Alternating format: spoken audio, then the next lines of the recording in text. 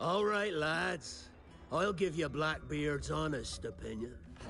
You ask me, can this new captain promise you a life of prizes, plunder, and adventure? Aye.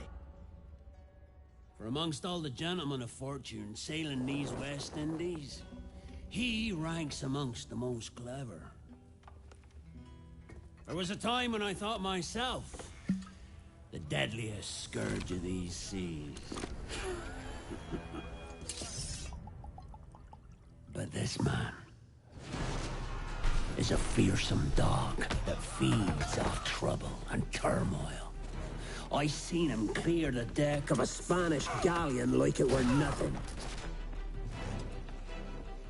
Fighting like a devil, dressed as a man. And he's a canny one. Knows his way round every crag and crevice of these islands. So if it's fortune and adventure you seek, then Captain Edward Kenway's your man. Only, don't meddle in his private affairs. For there's more mystery to that man than even I dare ask.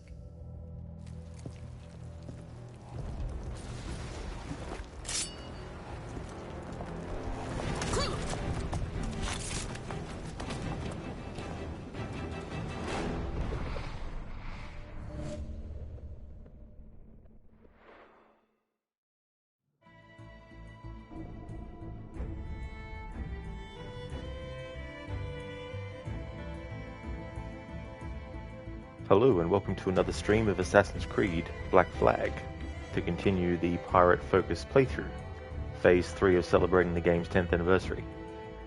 Hey there Metallica, all-time favourite Assassin's Creed game. This game is so good, I really do like it. It's hard to believe that it's another game in the series that has reached its 10-year milestone. Hey there Afro, welcome on in.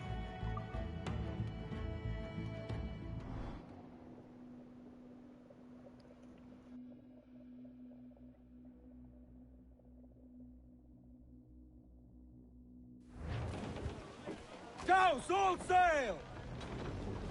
For the men!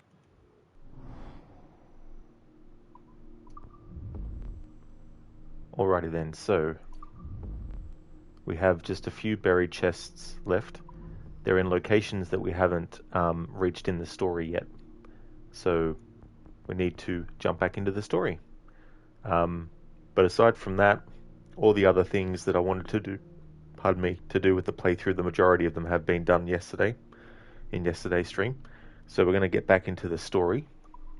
I'm going to fast travel as close as possible to where it starts, and then just do a recap of what's happened recently in the story, because I did like a 11-hour stream yesterday and didn't do any story stuff in it. Get the main! Metallica, you know he's a dangerous man when even the most notorious pirate captains won't mess with him. That is so true, you know. And there is a bit of a mysteriousness about Edward as well. Because obviously he has eagle vision, and that affords him certain advantages that the other pirates don't actually have. But it's not something that he's told every pirate. The only person that knows that he has eagle vision is Mary. Afro, so you met Demos after upgrading your spear and then went to Athens. So your question is, should you stop and explore other islands, or will the storyline take you to various islands eventually anyway? So there are some islands that the game will take you to, but there are others that won't. So you're probably best off doing as much as you can in Athens now that you're there. Side missions, but also contracts as well, from the message board. Personally, I don't like the naval contracts in Odyssey, so I avoid doing those, but if you don't mind them, you can also do naval contracts as well, and they'll give you a lot of XP also. Hey there, Fodder. Yeah, it was 11 hours or so. yesterday's stream. Trim the yard. So a pretty long one. It was good to get all of that stuff done in one stream because there was a lot of side content. I feel like sailing from Malus to the spear upgrading island, you went past a lot of islands and your OCD went berserk. Gallants and royals. Yeah, well, you know, you've definitely got main quests that will take you to certain spots. But yeah. But at the same time, it's also good to explore and synchronize viewpoints because then you might find you're up to a part of the story that requires you to go somewhere that you haven't been to yet. But if you've already been there and you've synchronized the viewpoint, then you can just fast travel there. You know, so there's certain things like that which definitely help. Larboard, come in! Sir, there's loot floating here.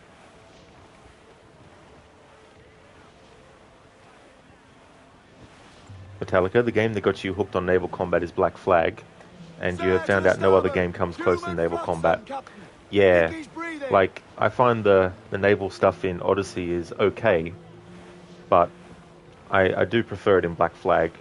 And I think too, having it be in the pirate age, the way that the ships are boarded is more exciting, whereas in Odyssey it's pretty much just like step from your ship to the next ship and then you're there. There's no big like oomph and thing like that, and spectacle.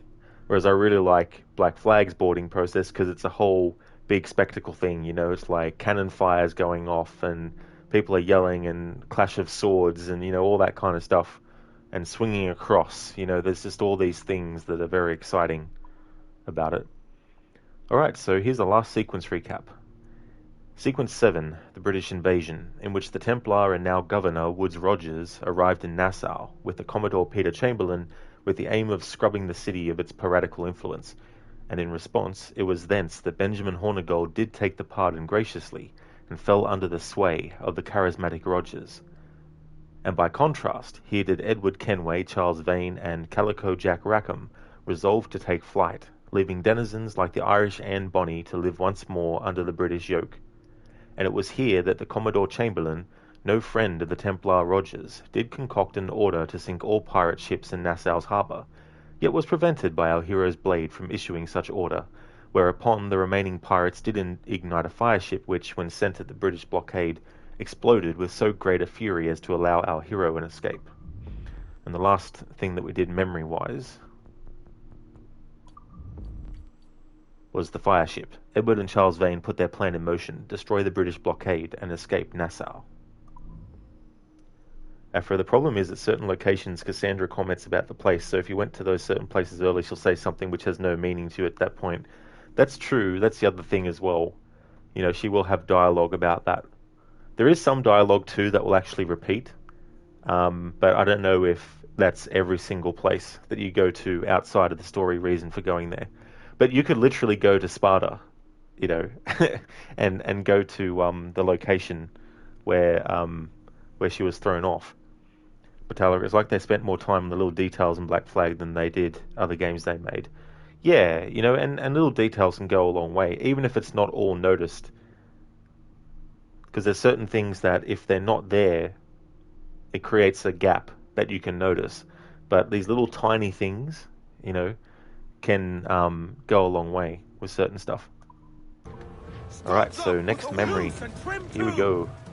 Do not go gently. Breathe in, all tops! Hearty now, my trumps! I'd not haze you!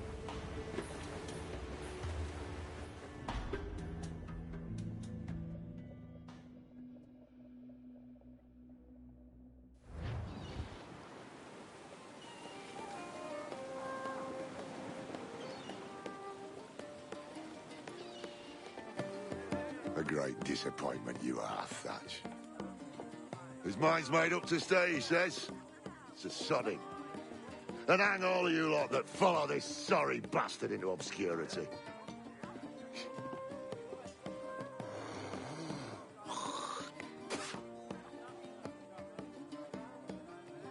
The man's a prick.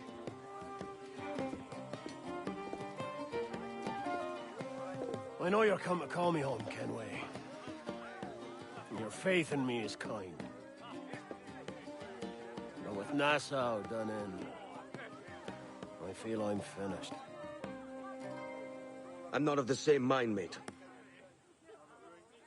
But I won't begrudge you the state of yours. You still looking for that sage fellow? Aye. Taking a prize a month back, I heard a man named Roberts was working a slave ship called the Princess. Might want to see about it. The Princess. Cheers, Thatch. Oh, don't sit there like a barrel of wet fish. We're celebrating my retirement! Uncork this man's breakfast!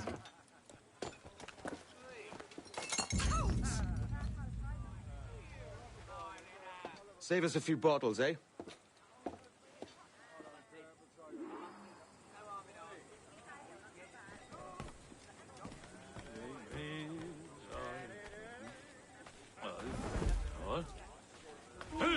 Yes?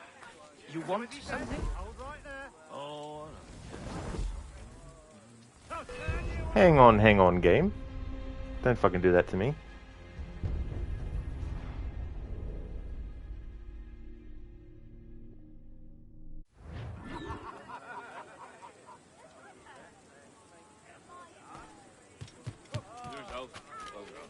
Oh, I does it.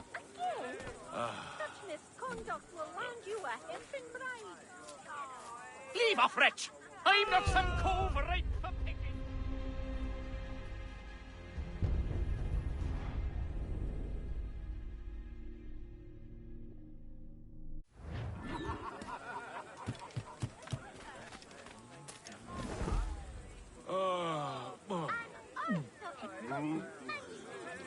My kiss and combo is famous for leaves.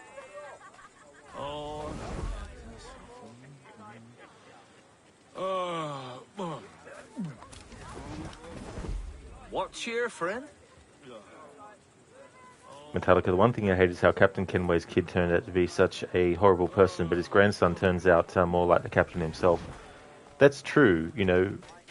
For a certain aspect, it's out of Hatham's control, but there does come a point in his life later where... Lads! Lieutenant! You out here? he's still actively doing things that he knows. Jenkins, what's the news? What was that? You certain you didn't bring some of those sand... What? Stay here. Look sharp. Shoot anything but evils. Make certain there's no surprises. There was a deserter among them who recalled my face. I sliced into his gullet before any word left his lips. Anybody see you? Don't think so, sir. But I reckon Kenway suspects something. He don't miss much. Tell me about the beach. A fair gathering, sir. Most too drunk to stand.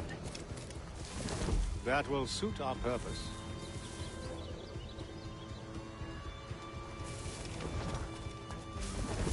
Tell me about Edward Teach. What sort of man is he? It's Thatch, sir. At least that's what he calls himself. But he's a mad bugger, he is. Cracked as a glass teapot, sir. Details, man. Stop talking in gibberish. Well, sir, he likes his drink, for instance. Only he makes them queer. Takes the usual rum flip and fills it with half a weight of gunpowder to top it off. Did I hear you were right? He drinks gunpowder? Aye, sir. Just for show. And only last week he rounded up a score of his crew and bade us sit in the hold of his ship while he burnt off sulfur and other sickening minerals. We just sat there like it was one of a million pits of hell and nothing less ordinary. Good God! What the hell for? Like to test his crew is all. Tease out their fitness and what. Of course, it always turned out he was the fittest of the lot.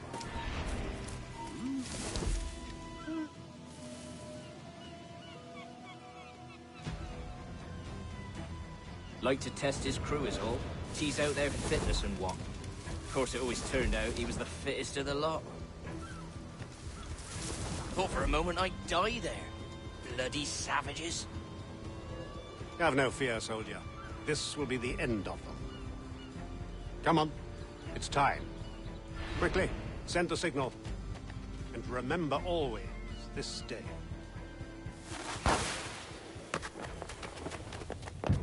of the devil.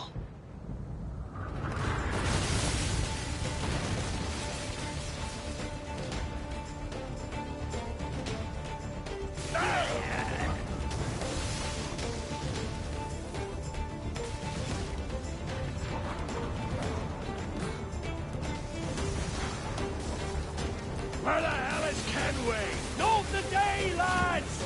Today we send the king's finest to their graves!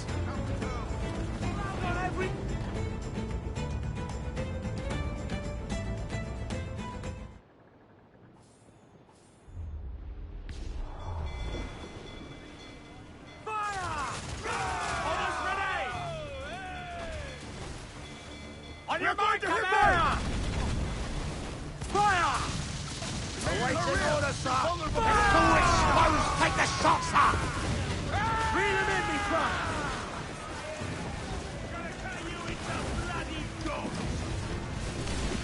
But yeah, Metallica, there's a certain point where Hatham could have decided to go a different way, but he was too indoctrinated in the Templar way.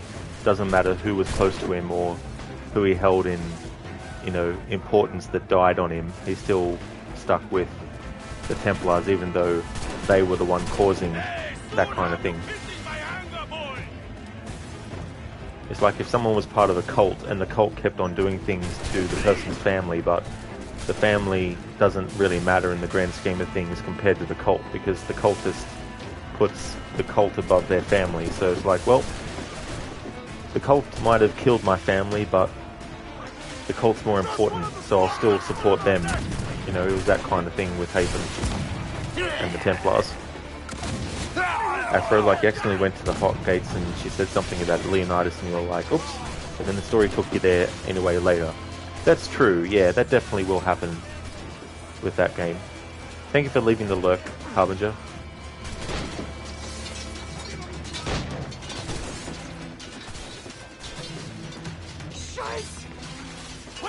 Come on, the head!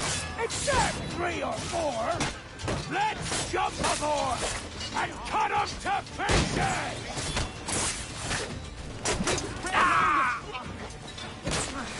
Bury them all, boys! Take no guff! I'll cleave you lengthwise, maggots! How you be doing, Edward, my lad? I'll not fall here today, bastards! Come at me! Huh? Press him hard! Can you fight free, lad? Can you make it clear?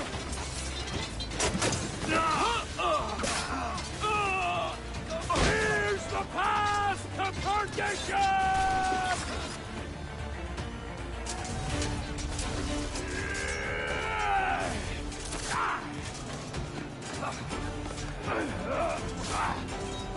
Kenway! Here! In a world without gold, we might have been heroes!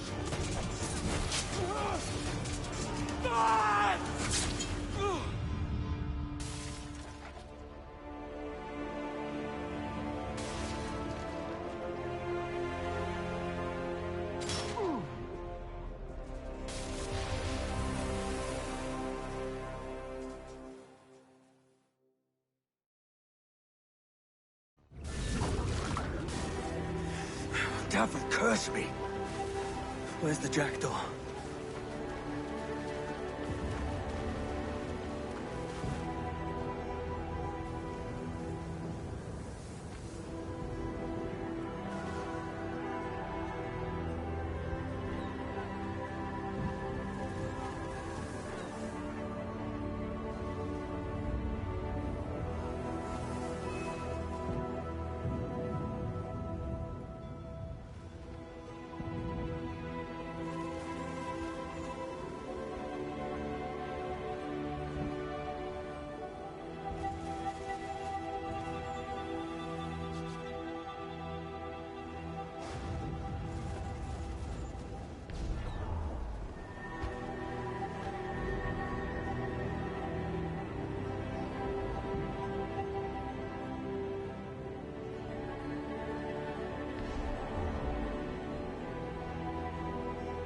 What of Thatch, sir? Did he fall? Captain? He drinks damnation.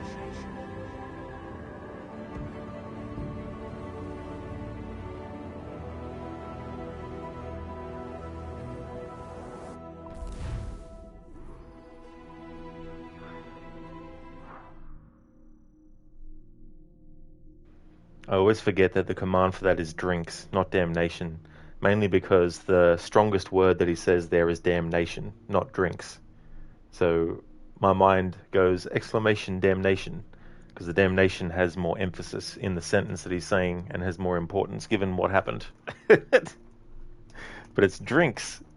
Maybe I should change the command around so that it says damnation and not drinks. Or that drinks isn't the word for it. Metallica, you find that messed up. Like, you could never do that. Once you mess with what you hold dear, nothing will stop you from killing every single one of them and everything they hold dear. Yeah, well, that's the thing too, you know. And like, Hatham was 10 when everything went down. He actually killed one of the people who was trying to kill, trying and succeeded to kill his father. So he had blood on his hands from a young age. Which, you know, someone that age is obviously going to develop some kind of psychological, you know, it's going to have some effect, you know, with them getting older and that kind of stuff. But the thing is, like, they got to him at that age, so they were able to indoctrinate him and brainwash him so that the ideology of the Templars is so ingrained in his mind that anything that goes against that programming, so to speak, he doesn't accept it. You know what I mean? And here's the thing. Everything that the Templars say isn't untrue, right? But just because something is true doesn't mean it's right and that we should like it and that we should agree with it and that we should accept it. You know what I mean? And that whole thing with the truth of stuff, you know, is something that the Templars like to do, but they also like to do the other as well. You know, they like to do misinformation as well. Whereas the Assassins, when they do misinformation, it's in order to sabotage Templar stuff, you know. But yeah, Hatham is so indoctrinated into the Templars at such a young age that as an adult, when anyone challenges him on that, he reverts back to the programming of, you know, we are the ones who are worthy of controlling humanity because humanity wants to be controlled. So if not the Templars stepping in and doing it, who would? You know, the Assassins, would you step in and control? No, you want chaos. But that in and of itself is a generalization. You know what I mean? And that's something that the Assassins don't fight for. They're not fighting for chaos. And that's why when Layla says that in Odyssey, it just doesn't make sense. Because the Assassins were never about chaos. You know what I mean? Sure, can something become chaotic that they're involved with? Sure. You know, but they're not fighting for chaos to happen. You know, but in any way, Hatham is, you know, challenged by Connor, his very existence, you know, and the fact that his son is with the Assassins. But in Hatham's mind, it's more important to him to turn Connor from the Assassins to the Templars than it is for him to accept that his son is an assassin, and to maybe look at the Templars himself and actually say to himself, are the Templars really the side that I want to be on, given everything, you know? So when he finds out that Connor's mother is dead, he does act sad, and I'm sure that he genuinely was sad. But the impact overall of him finding out that she died is the same impact of someone putting a pebble into an ocean and hoping that everyone's going to notice the pebble while a big storm's happening. You know what I mean? It doesn't register that strongly with Hatham, you know. And the fact that Charles Lee went against his orders, he's just like, tap on the wrist, not even a slap on the wrist. Tap on the wrist, Charles. You know, don't do that. But you have another Templar, you know, Benjamin Church, who does betray the Templars, you know what I mean? And he is sort of like seeing the Templars for what they actually are, you know, so he's like a Templar that stopped being one. He's not for the Assassins by any means either, but he's not for the Templars either, you know, because he says something on the lines of, you know, Templars who they themselves believe that they are just, you know, that they are right in their conviction and all that kind of stuff. So all these things happen, and Haytham's just like, oh, well, I'm still a Templar. I still support the Templar cause. Fuck it, you know. But he's too far gone by a certain point, and, you know, him being brainwashed when he was a child, and his father being killed, that's something he can't control. You know, it's an external thing that happened, that one morning he woke up and this was what was happening. You know, his father was being attacked and killed in front of his eyes. He killed one of the people, and his sister was, you know, basically, his sister was like sent away to be a slave because she didn't want to have anything to do with Reginald Birch, who was the head of the Templar Order, right? So she didn't want anything to do with him, and he had his eyes on her, you know.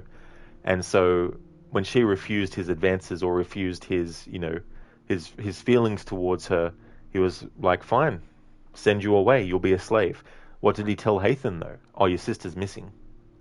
Knowing full well that he was the reason why his sister isn't there in Haytham's life anymore, because he sent her away to be a slave, but just tells Haytham, oh, she just went missing. So for all these years, Haytham believed that his sister was just missing. But then finds out that, hang on a minute, she wasn't missing. All these years have passed. Reginald Birch actually sent her away to be a slave. He goes and rescues his sister, which is good. But it's not enough for him to go, fuck you, Reginald Birch, and the Templar Order. He's just like, yeah, we'll just get revenge on, and they kill Reginald Birch. They get revenge on him, right? But after that, it's like, oh, that's okay though. I'll still stay with the Templars, even though they destroyed my family. And then, you know, the thing that happens with Connor's mother when he finds out about that, the thing about Charles Lee. So all these things were happening. That when Haytham's presented with it, he's just like, I'm still a Templar though. Doesn't matter what you do, you know.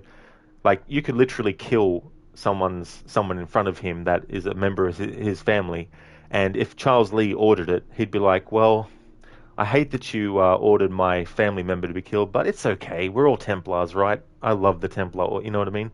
He's too far gone, you know, and Connor does give him a chance, you know. Connor is sort of like, you know, maybe we can sort of like create a truce. Maybe we can come to some sort of understanding, and maybe, you know, we don't have to, you know, maybe the Assassins and the Templars don't have to fight each other. You know, maybe there is common ground that they can find.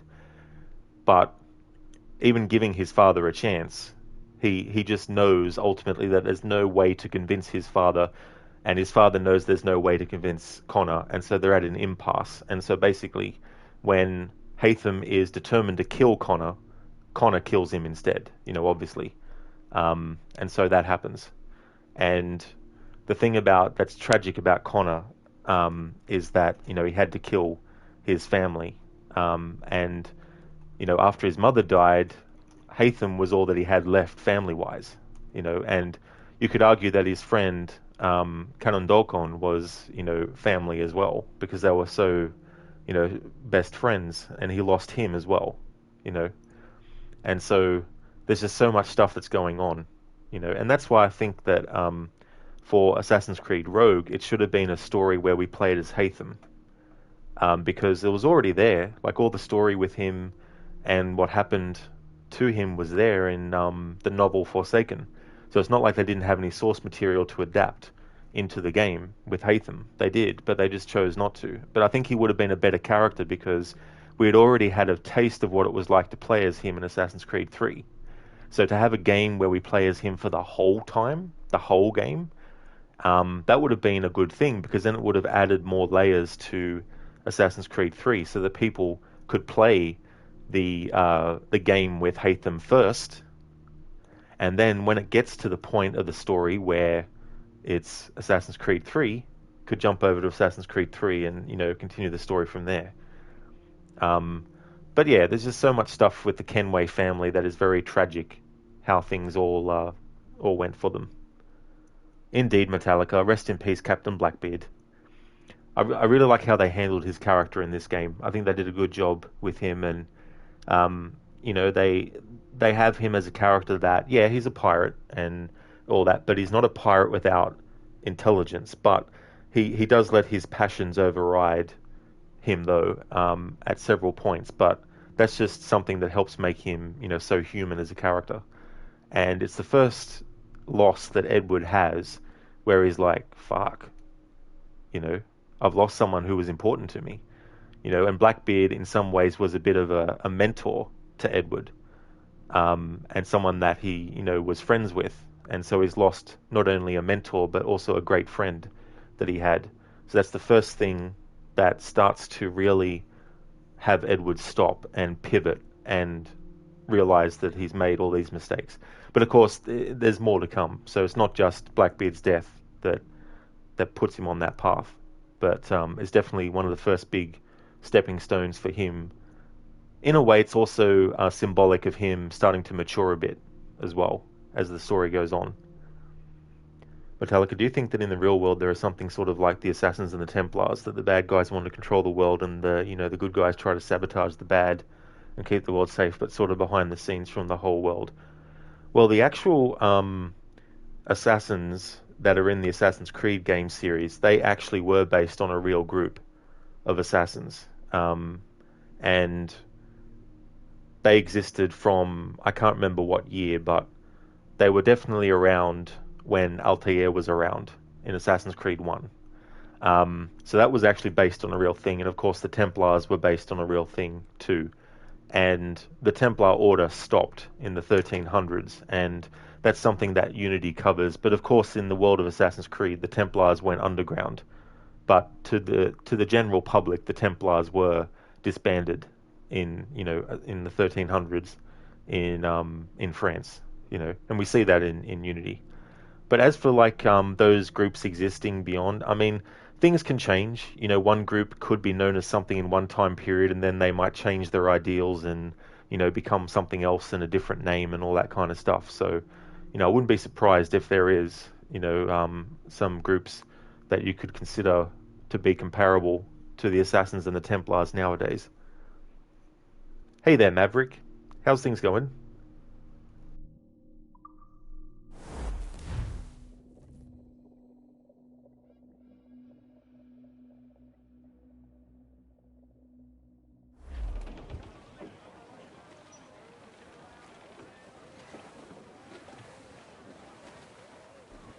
Yeah, Metallica. Yeah. Yeah, for a while I didn't even realize that the Assassins were actually a real group in history as well. But yeah, if you go to YouTube and have a look, there's probably a lot of documentaries based on that and give you some information about it.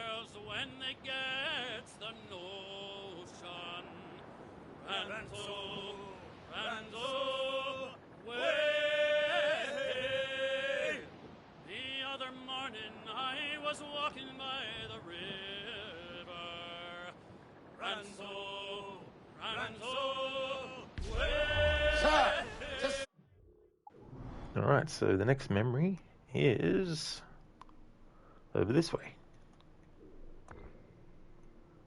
Vainglorious Bastards.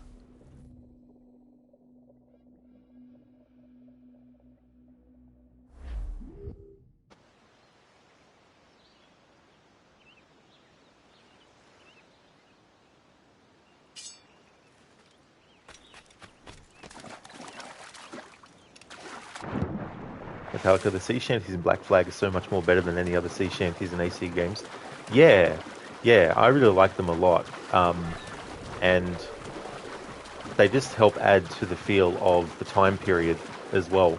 I think there's some Sea Shanties that are used that probably weren't around when this time period was happening, but I think sometimes it's okay to have artistic and creative, license to change certain things sometimes as well. Get off the squall! Loose the topsails and gallants! More sail! All sail! Ready to fire!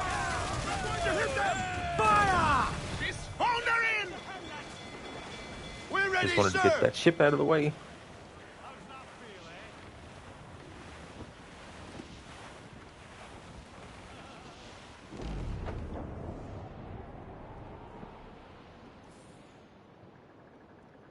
So there's going to be more phases of celebrating this game's 10th anniversary as the year continues to go on.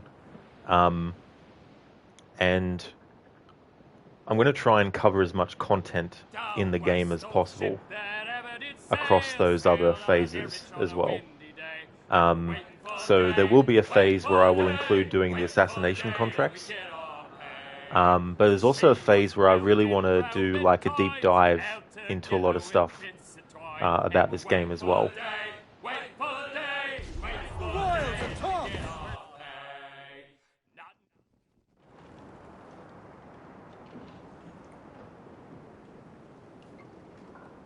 So Thatcher's been topped. Fuck's sake. He was outnumbered. I couldn't reach him. Devil damn the man, he was fierce, but his heart was divided. It's hard to let go of the life you know best. My own idiot father liked to brag about how he meant to purchase a ship of his own. I'll get a privateering contract, Charlie. Your old dad'll be a captain. Drowned in a whiskey bottle before he ever left shore. Right, Kenway. Been musing on this plan of yours. This observatory you're always going on about. How do we know it exists? We find a slave ship called the Princess. Aboard should be a man called Roberts. He can lead us to it. Well, them slavers work for the Royal African Company. Find one of their ships and start asking some questions.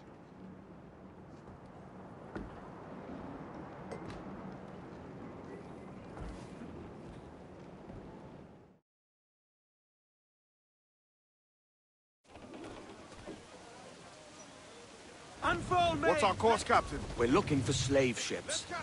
Any that work for the Royal African Company. You don't mean to traffic human cargo now, do you?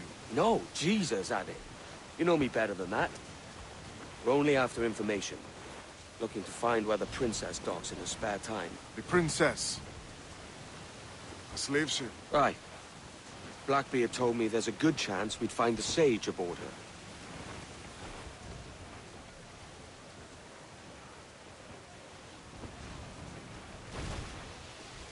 Captain, Vin's just from the merchant schooner. Damn! Can't that animal stay the course we agreed to? We're ready, sir! Incoming fire! Ready to fire, sir! Fire! She's vulnerable there! Fire! Clues up! Eat her sticks! Fire! That's where the most tender! Humpback ahoy! She's Scorrel! Almost ready, sir! Fire! She's weak as right there, Captain! They're on their bowline to get the mains free! Down they go!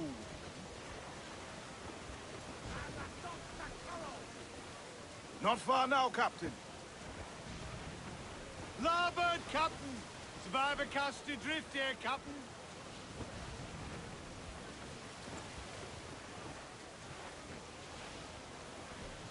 Ease off the wind! Metallica, what do you think if they made like an AC game, but like modern and more like GTA with graphics and mechanics and able to do what you can in GTA, but with an AC game? Well, it would depend on how it's done. Get the mainsails into the wind! It would already be difficult to do that style because the generalization that would be made is, oh, it's just a copy of GTA. Even if there was more to it than that, you know. But I've always said that present day should have more exciting things done with it. Like, have a segment where you're not just in a location and you're just going through the environment. Like, Assassin's Creed 3 was on the right path with their present day stuff, where you would go out on a mission as Desmond and do something. Expand that. That's what I would have liked them to actually do with present day, is actually expand it beyond what it was in AC3.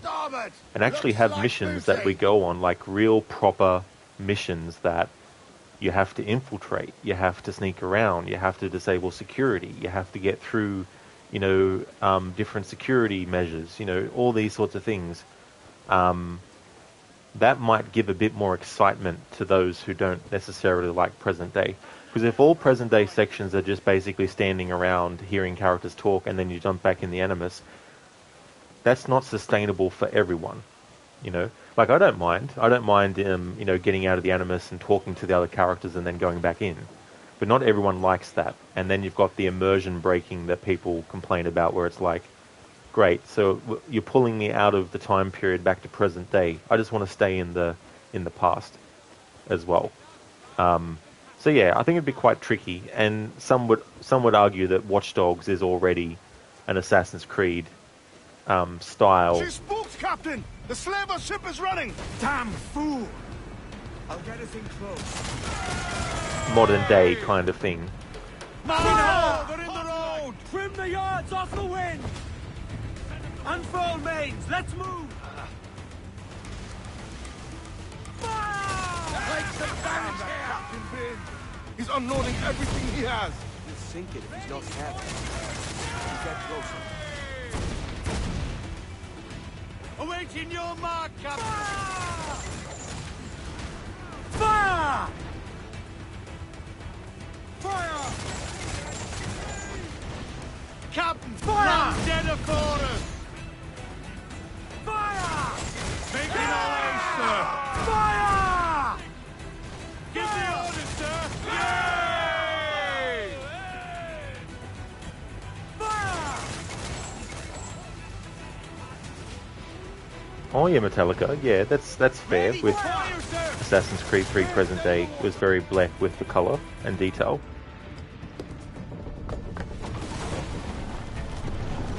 Lay aboard, boys! Fast as you are!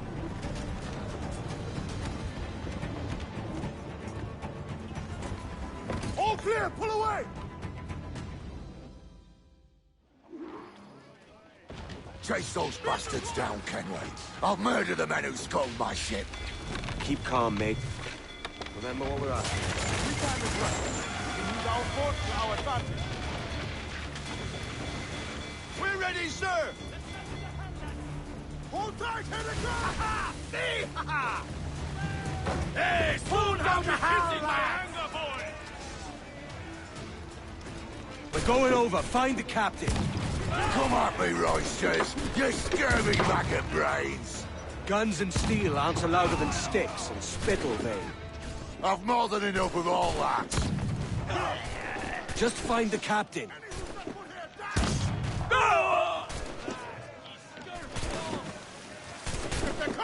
Hello there, Cheesy. Welcome on in. Metallica, what happened to the captain goes down with his ship? That breaks the immersion of pirating.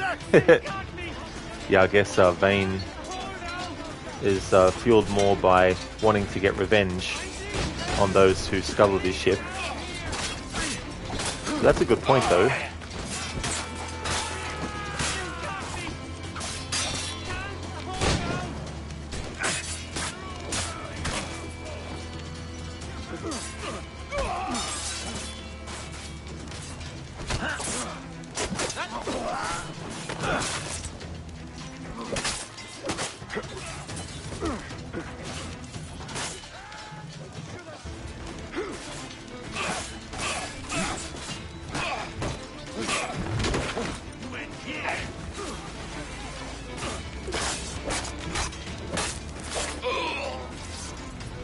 Cheesy. Pirate captains never go down with the ship, only the naval ones did. At times, depending on how they saw life and honour. Yeah, that's definitely an aspect that I haven't really looked into with this sort of like time period.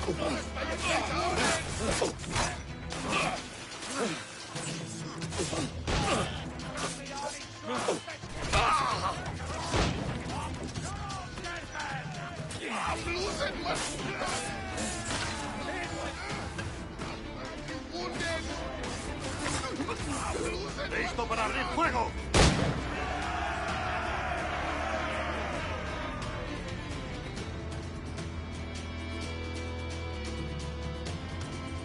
This captain claims the princess sails out of Kingston every few months. Right. We'll set a course. You made ash of my sails and rigging, jackanapes. You owe me a share. Damn it, Vane! Oh, Charles, what a surly devil you are. Don't fuck with me, Jack. Oh, but it's my mandate to fuck with you, Charles. Lads! See, the boys and I had a bit of counsel while you were wasting time with this lot. And, well, they figured I'd be a fitter captain than you reckless dogs. I'll cut you another cunt, Tracer!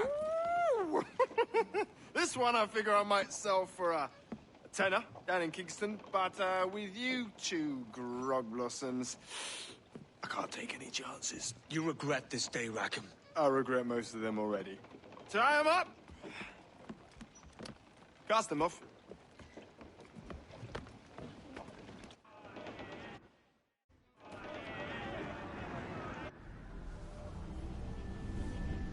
I'll gut you, Jack Rackham! I'll open you up, I'll tear out your organs, and string a bloody loot with them! Stop your goddamn howling, Vane! There's no bloody use! Well, well, the fearsome Edward Kenway speaks, eh? Pray tell us, Captain, how to quit this predicament. And tell us what genius you have for sailing a boat with no sails and no rudder. Shut your gob!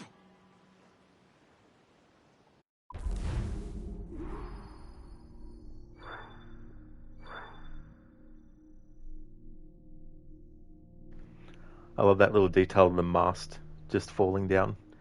It reminds me of RoboCop. There's a scene in RoboCop where Ed 209 is out the front of the OCP building, and RoboCop, it's towards the end of the movie, the original, and he's going inside, and Ed 209 is basically standing guard. And what he does is he uses this highly powered, I think it might be an explosive rifle or a grenade or a grenade launcher or some kind of gun that doesn't look like a rocket launcher, but it's like this friggin' big, huge rifle thing. Anyway, he shoots it and blows off the top part of Ed 209, and then all you see is like this little fan thing spinning as his legs tumble and he falls down. Little details like that, which add a little bit of humor to something that otherwise is serious, and that there with the mast is a little bit of humor, the fact that they're stranded and they're having this argument and it's all serious, and then this little bit of ship just is like, and falls off. It's also like in Secret of Monkey Island when Stan and Guybrush are on the deck, and they're looking out at the ship, and it looks fine, but then the mast falls down, and then Stan's like, "No, it's all right. You can keep it. You bought it fair and square." He was trying to get it back from Guybrush before that happened. I like little touches like that, little bits of humor. Metallica would love to play a game about just Jack Sparrow universe. Put a different spin on the Pirates of the Caribbean in video game form. That would be cool. I really like the Lego Pirates of the Caribbean game. That was really fun. I really like that one. That's probably one of my favorite ones, and I love how they were able to get Jack Sparrow in Lego form to run the same way that he does in the movies. I think that was really, really clever, the way that they did that. Hey there, Oz Jim. How's things going? Jack Sparrow? Right there. Yeah, I love his introduction in the first movie. How he's going down with the ship and he's on the mast and it sinks down and then he just steps off that onto the pier. So good.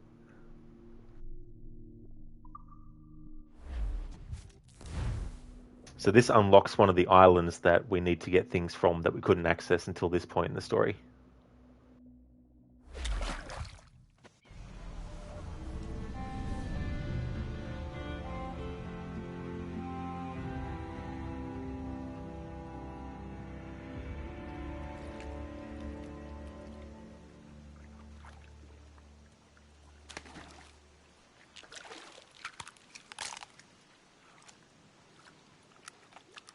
Keep still now. I'll take these oysters you've ordered. You mad sap. This island's crawling with food if only you'd care to look for it. Yeah, I am looking, Louse. Found some just here. Don't come following now. Do you hear me?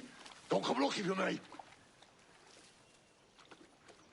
Wretched fool.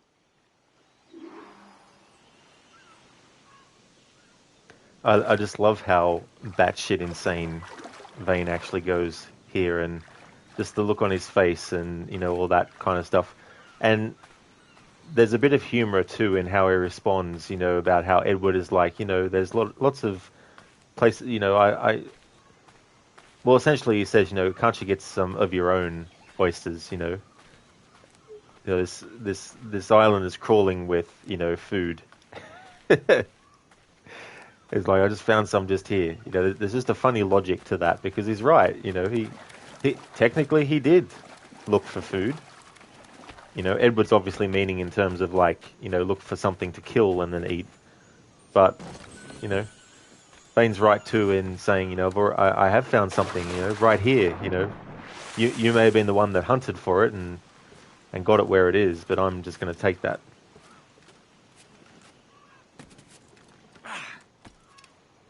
I highly recommend Metallica, especially if you like the other ones. But yeah, the Pirate of the Caribbean Lego game, that is probably one of my favorites in the Lego series of games. That and the two Indiana Jones ones. I like the Star Wars ones. I've only played the complete edition, which had episodes 1 through to 6. So I haven't played Star Wars Lego 3, the Clone Wars, or the latest one. Oh no, there was one after that too, the Force Awakens. I didn't play that one, or the most recent one. Message in a bottle.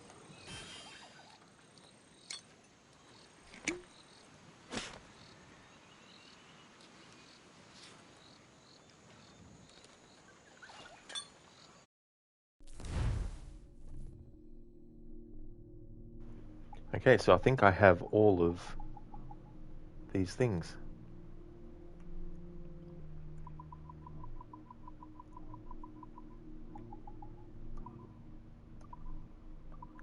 I will be reading them, but just not right now.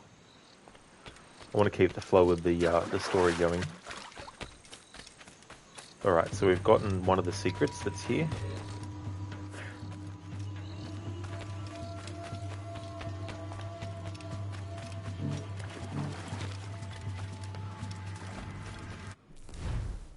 $992,422. Oh yeah, that's the other one. 502,44. Yep, so this is the island where it is. Let's just do that, and I'll pause my screen so I can leave that up.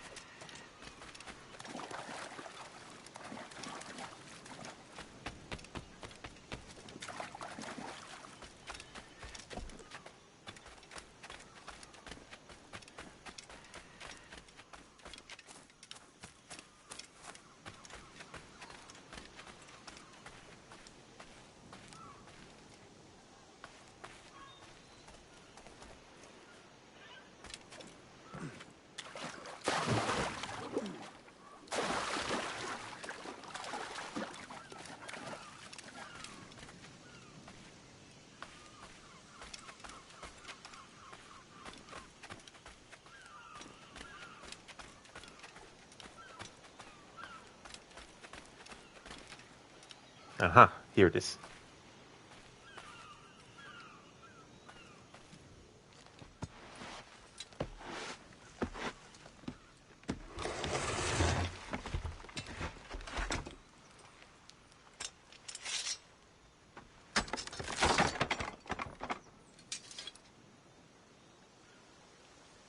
Alrighty then. That's the fire barrel storage plan. 18 of 18 plans collected. Now there's only a few buried chests left.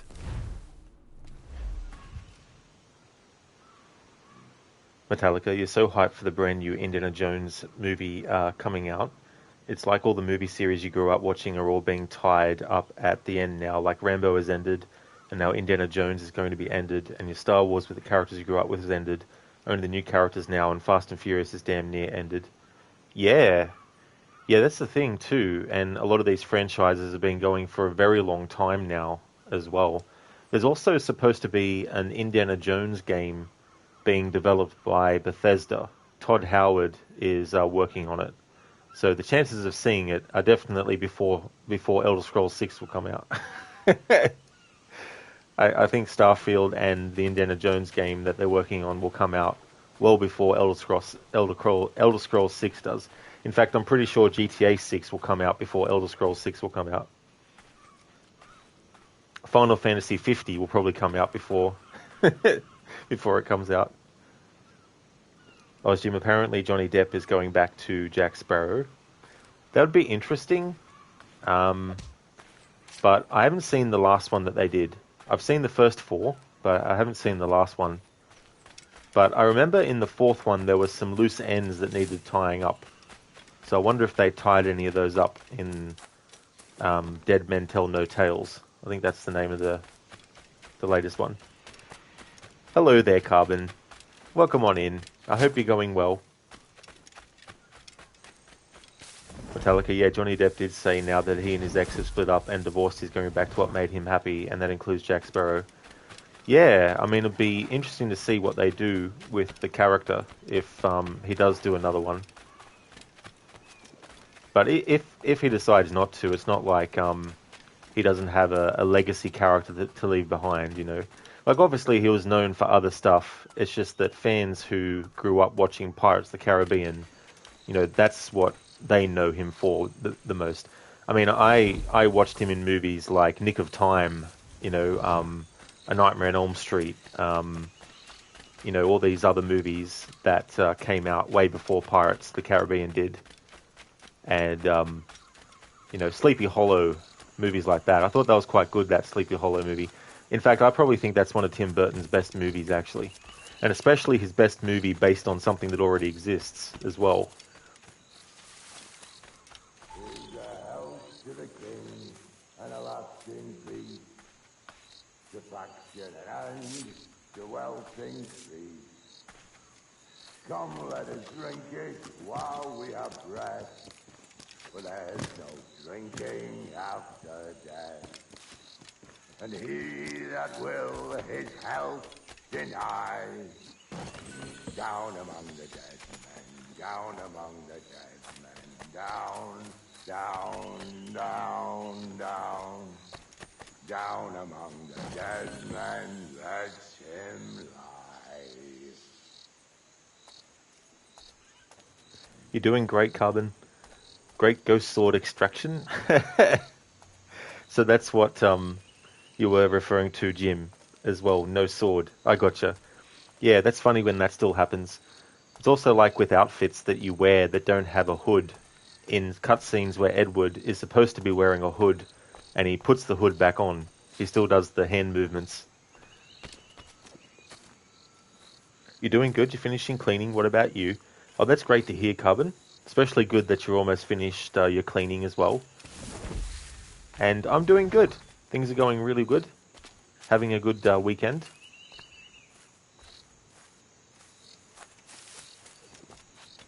Metallica, Edward Scissorhands. That's right, yeah, Edward Scissorhands. That was another big one of his movies. Donnie Brasco, which I haven't seen yet, but I would like to. That's another one that a lot of people would have known him for. Jim, so it's 21 Jump Street for you? Cool. Yeah, because that was a show that I didn't actually know of until the movies came out later. Still haven't seen those movies either. Yeah, Cheesy, poor Vane. Got to feel sorry for him, you know, and he is a bit unreasonable as far as Edward is concerned, but you know, there's definitely it's easy to understand why, you know, he feels the way about Edward that he does, that he blames Edward for their predicament, even though it was something out of his control. But the thing is, because there's no Jack Rackham with Vane, there's no one else that he can put any sort of like energy into hating, at least right now, than Edward. So it's just a convenient sort of thing. But he's also gone a bit crazy, you know, which is understandable too. So he's one of those characters that, yeah, he's a bit of an asshole for trying to kill Edward, but at the same time, he's not 100% in a right mind.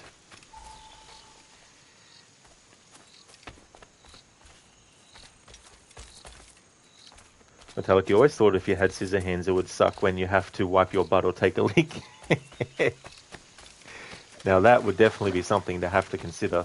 Go dance with the fishermen and their dories, Kenway! This island's mine! Come at me and I'll cap you, bastard! It was your bloody imagination that landed us here, Kenway! I'll be damned if I let that mind make one more decision for me! Will you not talk to me, Vane? Are you fixed on this madness? Madness? Nothing mad about a man fighting to survive, is there? I mean you no harm, you corker. Now let's work this out like gentlemen. Oh, God! I've got a bleeding headache on account of your jabbering. Now stay back and let me live in peace. I would if you stop filching the food I gather and the water I find. I'll stop nothing till you paid me back in blood. You was the reason we were out looking for slavers, and you was the reason Jack Rackham took my crew. Jim, Jump Street was his first major role in TV. That's true, yeah. Sorry, Vladimir, that kind of thing doesn't work with me as a streamer.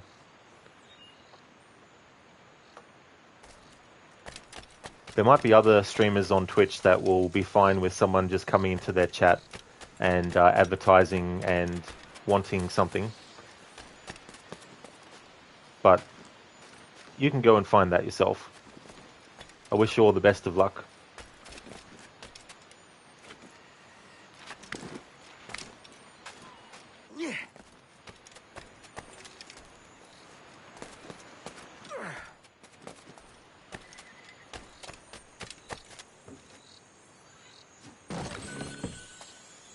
You gotta let things happen naturally. If people genuinely find your channel and you're playing Assassin's Creed Black Flag and they like what they see and they're a streamer, then that'll be an earned raid, not a demanded one.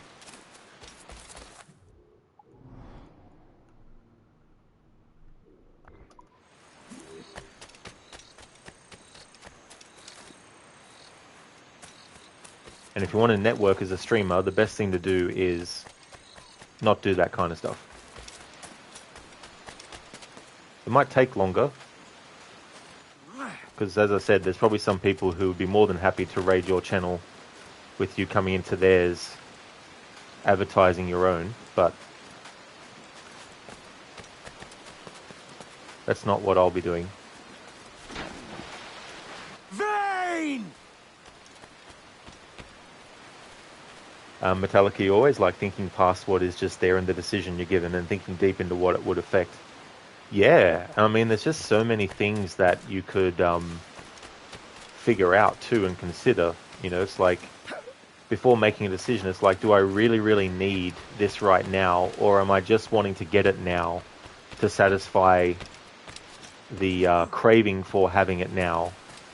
You know, if I can actually wait until another time, then that's a better thing, because then you might be able to save money for something that is more important, you know, priority-wise, and all that kind of stuff.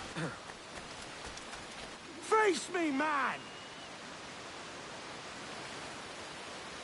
Yeah, there is, Ozjim. Not worried about them for this playthrough. But for one of the phases I will be getting them, because I want to have a playthrough where I show off the different outfits. At least the ones that are available to me. There's some outfits that I won't be able to show off, like there's actually Hatham's outfit. I mean, it's called that. But it's a different colour than what he actually has in Assassin's Creed 3.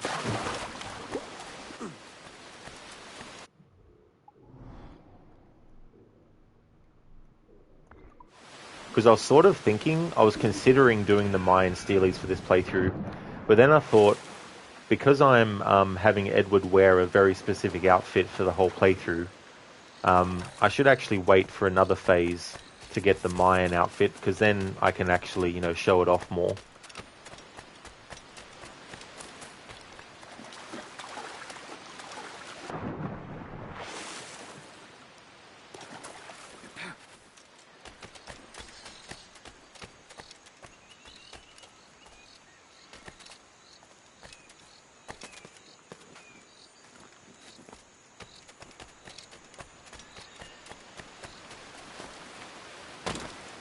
Edward's like, I'll duck under this thing. Like, no, Edward, I don't want you to duck under that. I wanted you to climb up above it.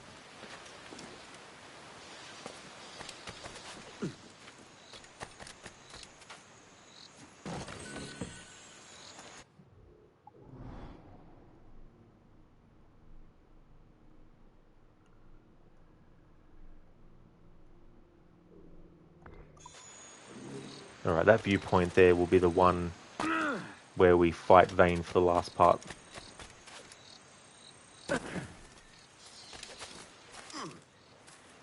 Carbon, it's really cool how you know much about the AC Saga at the point to see the game from multiple perspectives.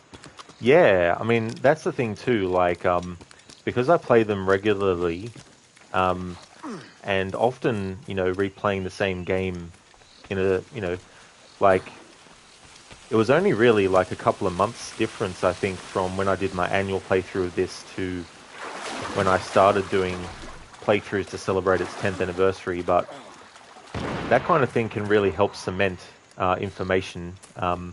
It's been a long time since I've read the database entries, so there might be even more things that are in the games that I'm just not remembering that are in that. Especially with games like Assassin's Creed Syndicate, for example, and that. Like, there's so many database entries. I said not to follow! Jesus, you've lost your head, man! It's a fair exchange for finding these flintlocks and grenados. Listen, Vane, we can hunt with those guns. And I mean to!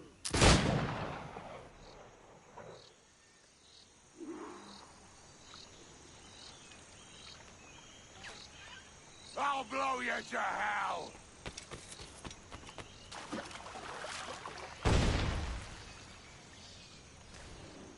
Blow off some limbs!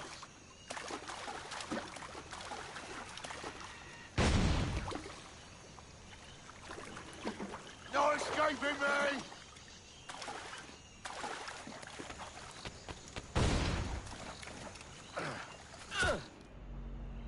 You can't hide, can we?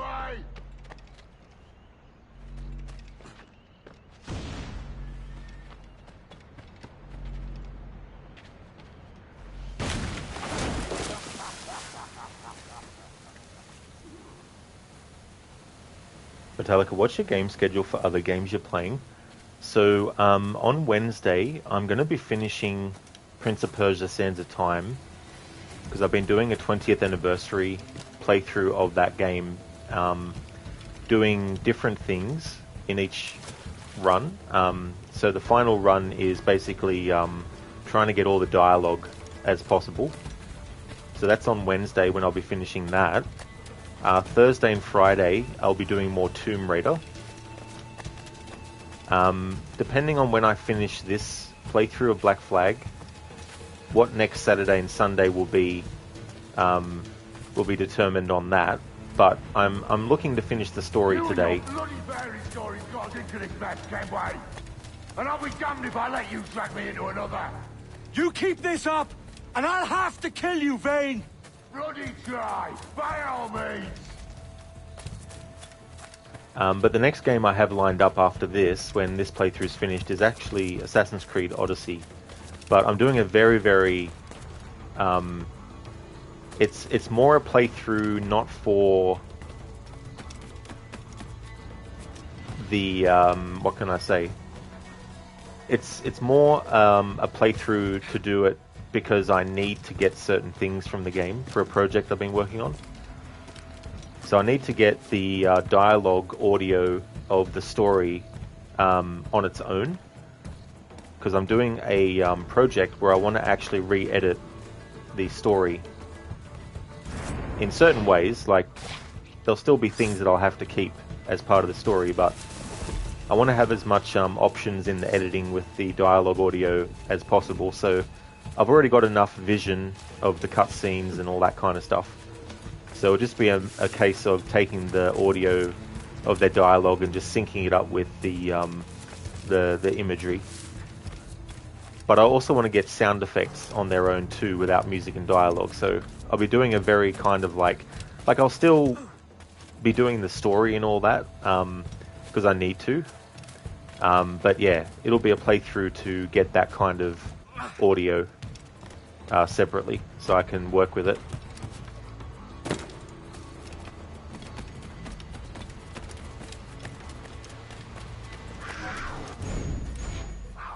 I won't be this year, Carbon, no. Last year I did a Prince of Persia marathon, which was cool. It was so good to actually do a marathon of the games. I had never played through the original from start to finish before, so I did that. I mean, it wasn't the original. It wasn't the Apple II 1989 Prince of Persia, but it was the 1990 MS-DOS version that I played. So I played that. And for a nostalgia playthrough, I played through the Super Nintendo version of it, which is very, very different. They added a whole lot of levels, and they really overhauled the way that the graphics looked, and all that kind of stuff. So I did that as well. And Prince of Persia 2, The Shadow and the Flame, I played through that.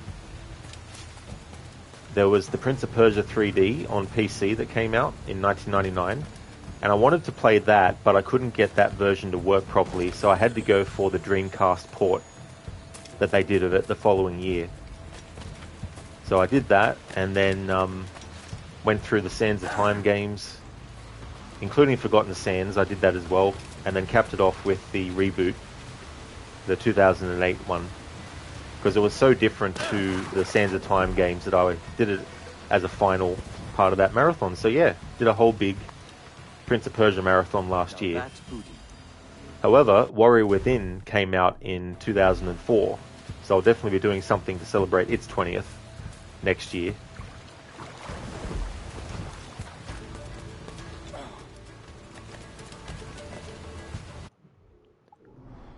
Maybe not when it comes out, Metallica. I'm still sort of like on the fence about Mirage at the moment.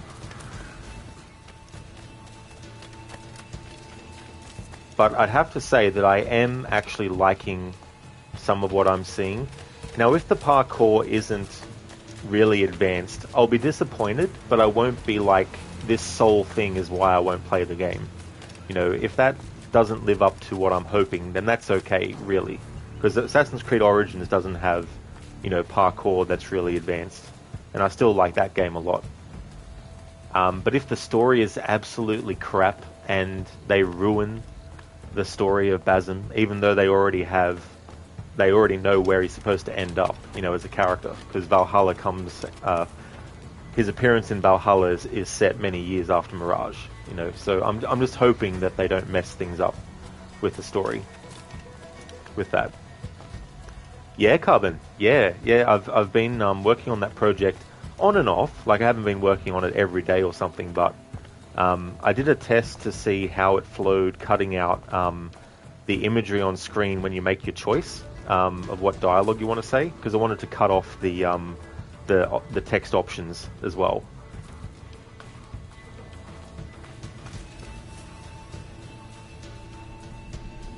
It's either you or me who's leaving this island alive, Welcher. Because I'm not going to sail again in a world cursed by your ugly mug.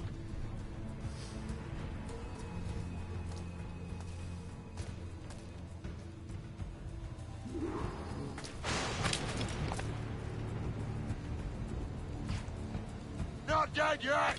Here.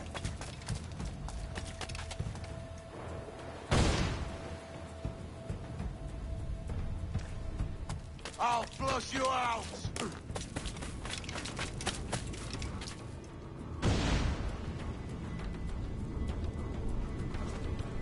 Bloody rats will be all that's left of you, Kenway.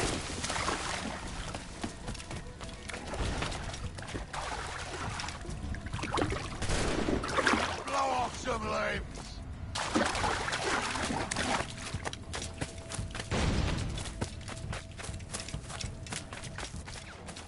You can't hide, Kenway.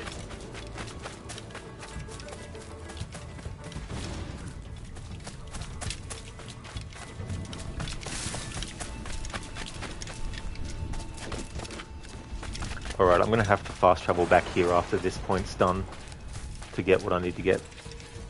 No escaping me. Never actually played that Ghost Rider game, Metallica, to be honest. However, there are a lot of PlayStation 2 era titles that I would like to actually stream and play. The Punisher game, for example, that was really good. I really liked that one.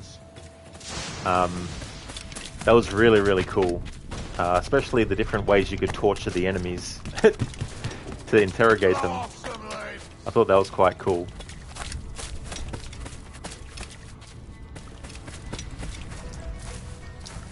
Carbon, you think the story is a key point for AC, isn't it? You always enjoy following it. That's why Black Flag is one of your favourites so far.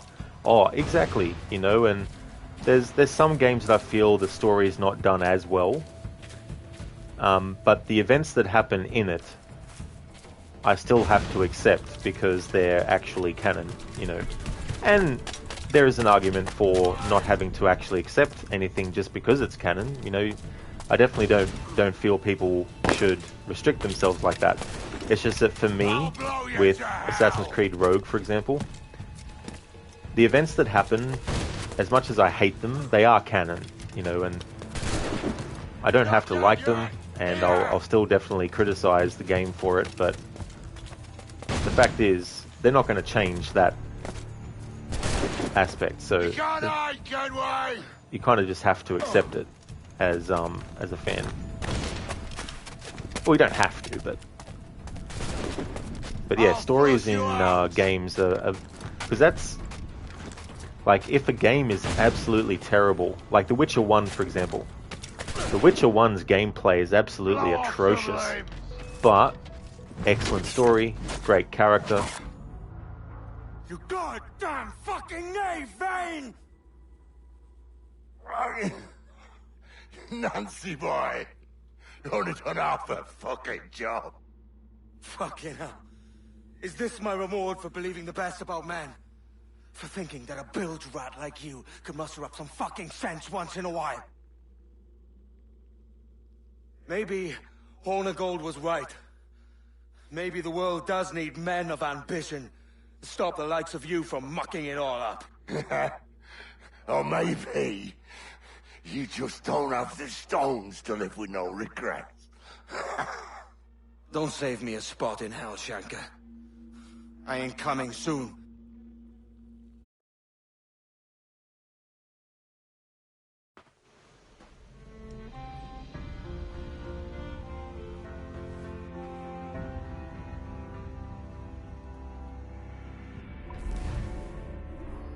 Edward is so lucky that a ship just happened to come by at that point. Metallica, have you ever thought of making your own games or working at a game development company? You've got to be honest, considering you're a middle-class person like all of us, you would generally buy games from you if you make them because you understand what we as players want and like to see done with games. Well, I'd have to be lying if I never thought of getting into game development and all that kind of stuff. Because I remember even as a kid, I started playing games when I was 5, and the big two games were Super Mario Brothers and Legend of Zelda, the original. And I'd get I'd have a little chalkboard, and I'd go up to the chalkboard and I'd, think of, game stuff. Not when I was 5, probably when I was about 7, and I'd, do things like that. And I remember with friends and stuff, like sitting around coming up with games and, this would be the levels and this would be the weapons you'd have, and all that kind of stuff. And I've dabbled with game creation, with this series of programs that are part of I don't know what they're called now, but there was a company called Click Team, and they had all these different game creation software. The one that I used was called the Games Factory, and I dabbled in that years ago, and never seriously though. I never took it seriously. I never was I'm gonna make games seriously. So it's never been something that I've actually tried to study for or anything like that. But as I've gotten older and the way that I think about stuff with video games and stuff, I do like to try and think of, well, what could you do next? You take a game and it's okay, what could you do if you were to do a second game that was the sequel to this one? Where could you take the story? And a good example of a recent game, recent as in the last few years, is Red Dead Redemption 2. And I think a lot of fans have their own ideas of what you could do for a Red Dead Redemption 3. But the actual looking at what is already there and trying to think, what can be added, what can be changed in a good way? Because I think that it's okay to change stuff, but it comes down to, at the end of the day, is the change a good change or is it a bad change? And if it's a bad change, then it needs to be rectified, But coming up with ideas and all that kind of stuff is definitely part of that whole creation process with the games. But as for programming stuff and all that kind of stuff, I just don't have the mind to learn that and retain the information enough to be able to competently do that as a skill. I can't really draw or anything either, so I can't really get into I couldn't get into game development that way. I'm not really good at writing. I'm good with coming up with ideas for stuff, but not actually putting those ideas into here's a 100-page document of the story. So in that way, you have a lot of people who are like that, though, working on movies and stuff, where they're just you know what, I'll hire a writer to do it. They come up with the idea, and they go, right, I've come up with the idea. Instead of putting it into a script myself, I'll hire someone to do it. That kind of thinking. But yeah, it's something I've never really seriously considered. But, I mean, it would definitely be something that would be fun to do, I think, as well. But also maybe voice acting, I think, would be quite cool. But the thing about that, too, is everything's changing with that sort of thing, too, with technology and that. Granted, you don't necessarily have to go to a studio and record your audio now. And for a long time, you haven't had to do that. You could sit in your own home and make sure that things are good quality, but, you don't have to go somewhere and sit in a booth to actually record stuff. If you've got good equipment and the conditions are good that you're recording in, then you can really come up with some stuff on your own. And I think that's why podcasts and all that kind of stuff has become so popular, is that people don't have to go physically somewhere else. Obviously there's podcasts that are filmed as well as just the audio. And so there is an element of someone going to a physical location to stand or sit in front of someone else, and that's how they have the conversation. But, you can do it over a phone call, or you could do it over a Zoom call, or whatever you want to, use, and all that kind of stuff. But yeah, probably voice acting would be really fun to do, I think, as well. But having said that, though, there's a discipline to that you would have to learn too as well. And it goes beyond just how you make your voice sound different, but it's also what techniques do you do to keep your voice healthy. For example, when I do my Gollum impressions, there's something I need to do to my vocal cords and my throat that doing it too much and for too long could, hurt the vocal cords. Whereas something like the Arnie impression doesn't really take that much out of my voice to actually do. But there's certain things that would be, taught to you if you went to get proper training on it and all that kind of stuff. But yeah, I mean, it would be so awesome to make games as well and that kind of stuff. Hey there, welcome on in. Yeah, it's funny how he says that, how he does that. Didn't even finish the job.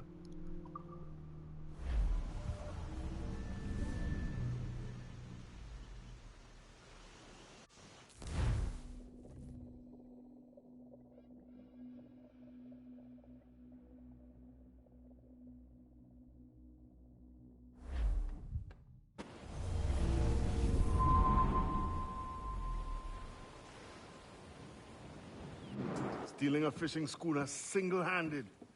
Damn canny, Captain. As is taking back my brig from this pillock. Once again, I thank you both. This Billy Huff didn't last 2 months with your ship before he came limping back to Nassau. Took the pardon straight away. I had to, lads. That Rogers was onto me from the first. Hold your tongue, Rackham.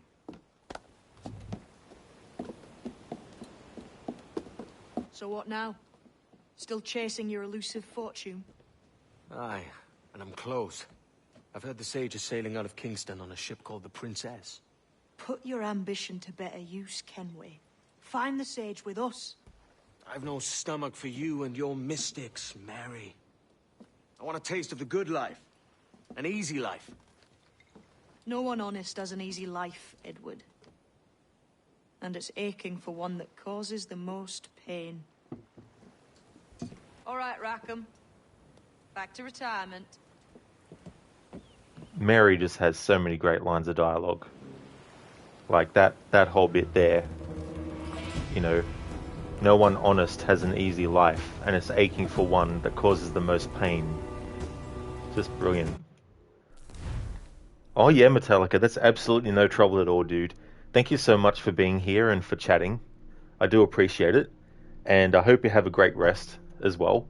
And thank you so much. I definitely would like to. Unfortunately, the game doesn't let you do anything to Rackham, but it would be cool if you could even just see him and, rile him up or something. But thanks again for being here, Metallica. I hope you have a good one.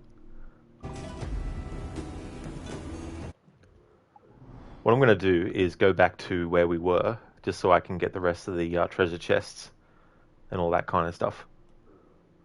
Isla Providencia. Yeah, I didn't synchronize the actual spot where that treasure is, but not to worry. Jim, which is true what she said. It really is, And it can be easy to fall into that sort of thing where you're wanting to achieve something, and sometimes what people do to achieve something can actually create more problems, which can cause, pain or whatnot. One way or another, you'll come. Trying to find shortcuts to stuff that are shortcuts which aren't beneficial, like the shortcut might be good because it gets you to where you want to go quicker or gets you to what you want to achieve quicker. But depending on what you're doing for that shortcut, like someone who is willing to destroy someone else's life just so that they can get successful in something they're pursuing is definitely not cool, And if being dishonest is the way that gets done, then that's even another big thing too, as well. Because dishonesty is something that's very difficult for people to forgive. And when Mary says, no one honest has an easy life, she's basically saying that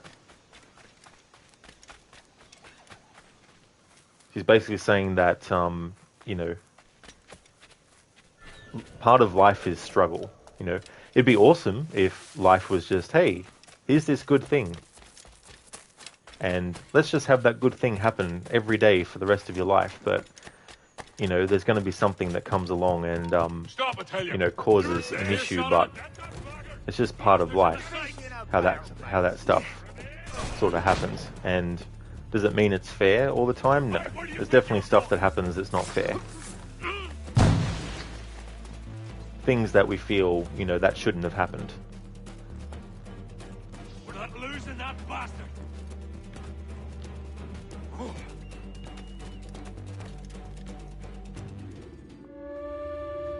Metallica do say before you leave that with Captain Kenway, he's a broken man that only wants the best in life to make good, but only seems to go farther from his goal trying to get everyone he cares about safe and right his wrongs from the past.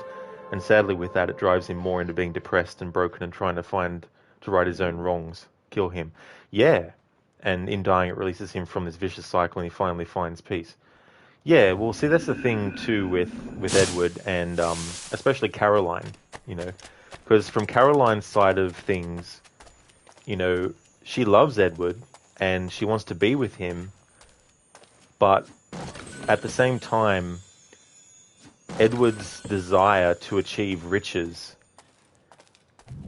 while it is good, obviously, to want to have a roof over your head and a stable one and actually have, you know, a stable income and all that kind of stuff, you know, Edward wants that at all cost and any cost, you know. And so part of that cost, as we see when he kills Duncan Walpole and decides to carry on what Duncan Walpole was going to do, he's doing it because he can see the financial rewards potentially in doing it. You know, he doesn't know anything about the Assassins and the Templars. He's got no stake in that conflict. So he's not doing that because he's siding with one or the other. He's just like, okay, this guy tried to kill me. I've killed him. Let's see what he's got on him. Oh, he's got a letter on him. What does this letter say? Oh, he's got this thing with him. The letter wants this thing delivered. Maybe I'll make some money off this.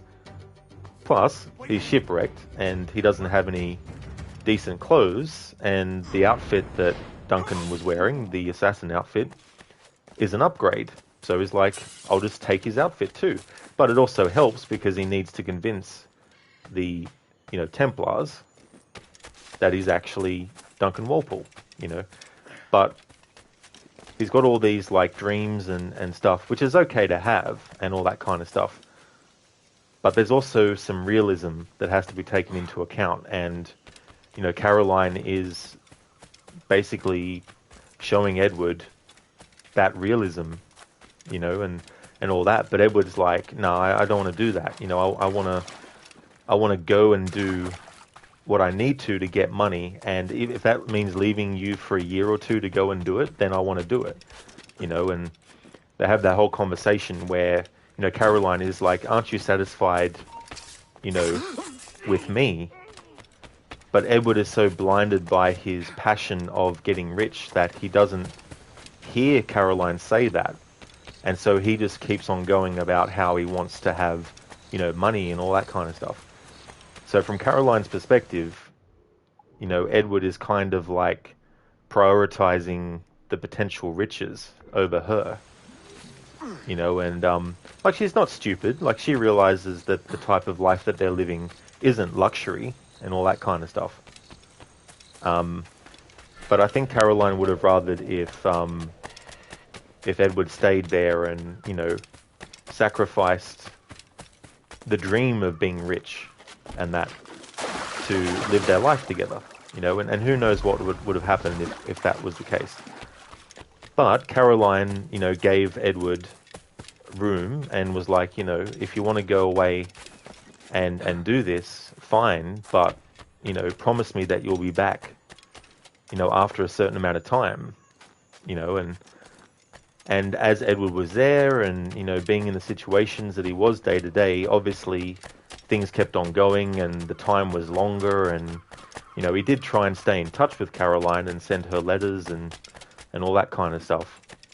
And he was quite faithful to her the whole time. Like, the only time we actually see Edward with another woman in a way that's just not, you know, platonic is when Mary Read arrives at Great Anagua, you know, after they've skipped out on Nassau.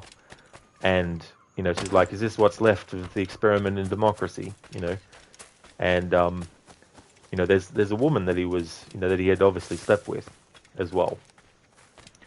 But that's what makes Edward a complex character. And, you know, you can have complexity which is bad, which is confusing people, and that's not good, you know. But if you're adding complexity to a story or a character and it still makes sense, then you're doing a good job with it as well. And with Edward going on this journey that he goes on, he learns the value, albeit unfortunately too late, he learns the value of the people that are with him in the present, you know. And when he loses Blackbeard, that's the first sting. When he loses Mary, that's another sting, you know. But the one with Mary really, really hits hard because Mary saw the potential in Edward, and that's why she was more forgiving with him having done what he did, you know. She saw in Edward potential, and she had hoped that he would see the error of his ways earlier than he actually did, you know. But I like to think that Edward, in becoming an assassin, he becomes an assassin not in the story of Black Flag, but I still count it as an important point in Edward's life, because we may not see him become an assassin. We don't see the initiation, you know. We just see the epilogue, which takes place quite a long time after the main game, and by that point he's well and truly an assassin already, you know. We never saw him become one and go through those first steps as an assassin, you know. But I think Mary would have been proud of Edward if she had lived longer.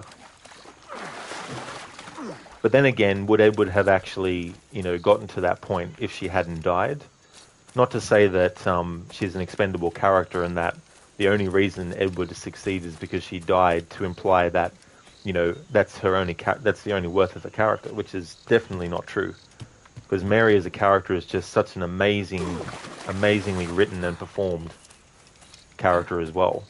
And she is the embodiment in this story of the assassin, you know.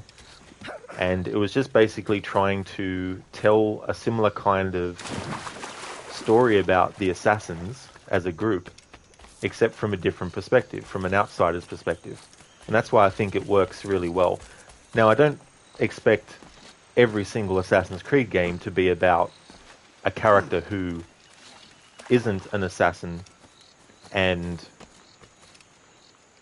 just do that for the rest of the series. So it is good that they're going back to that with Mirage. But yeah, it's just one of those things where Mary's importance is important to Edward's character arc. But she's still important as a character. She's not a throwaway character or a throwaway role or anything like that. And in many ways, she acts as the moral... She's morally... you know, trying to question Edward and have Edward question himself, you know.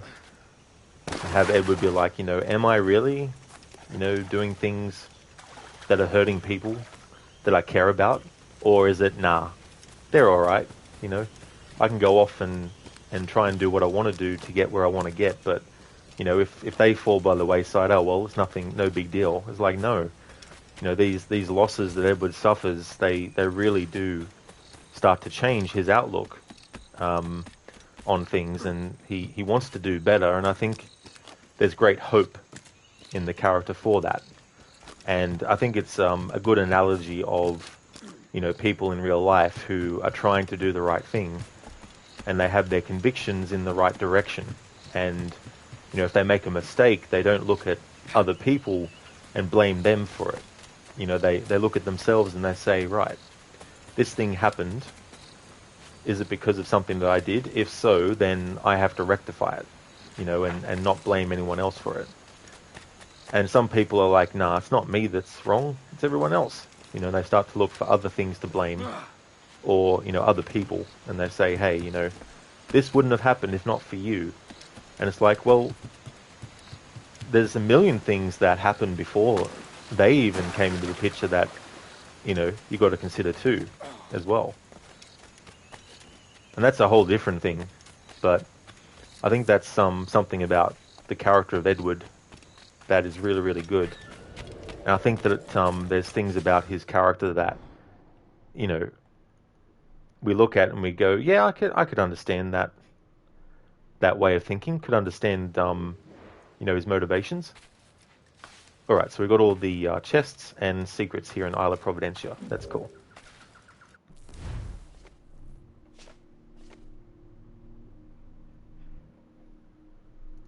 Sorry, Chad. I'll catch up now. I kind of went off on a tangent. Hey there, Ryu. Welcome on in, dude. How's things going for you? Hey there, Maxi. Welcome, dude. How's it going?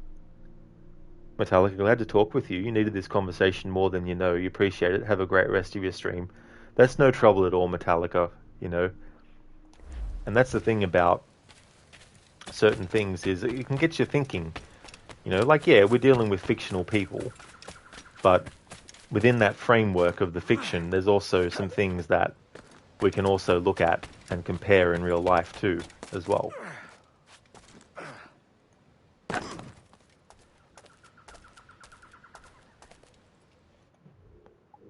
So 525, 253.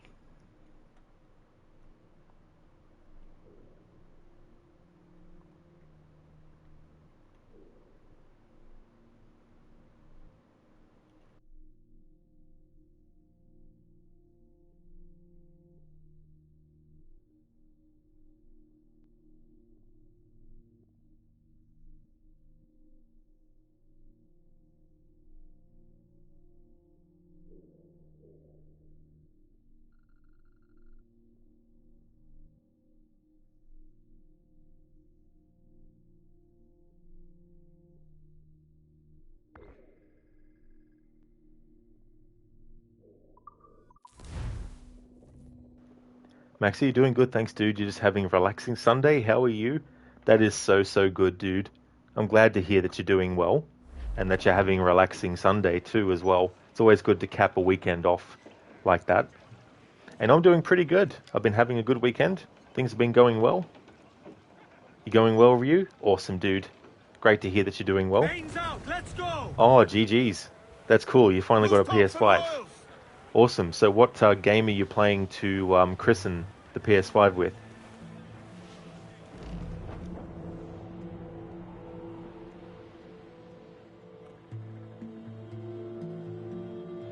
Street Fighter 6? Nice.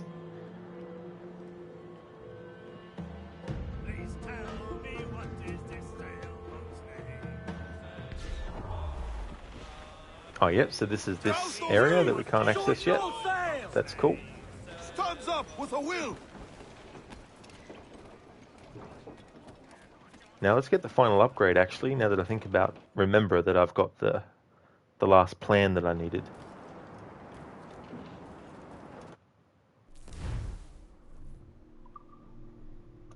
Hang on, I'll just sell this sugar and rum.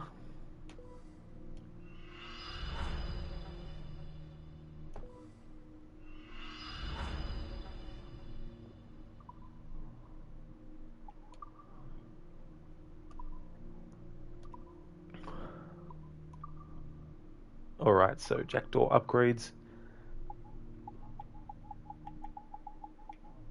Fire barrel storage. There we go. Alright, so the Jackdaw is fully upgraded.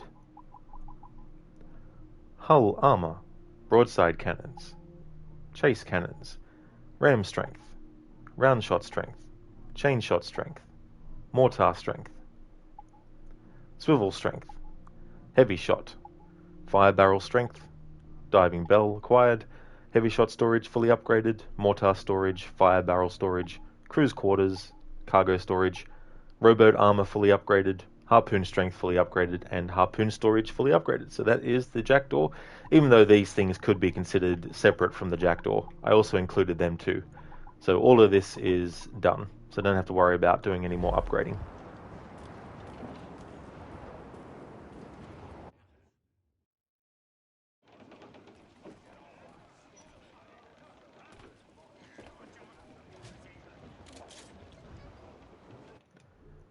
Alright, so if we have a look at the progress tracker, and we have a look at buried treasures, we've got 19 of 22, so there'll be more left.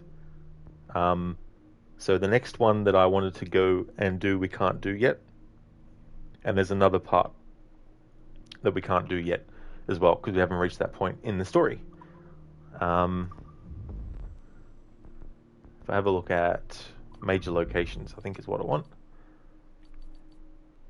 Yeah, so Principe and Long Bay, they're two places we haven't unlocked yet, but we unlock them through story progression.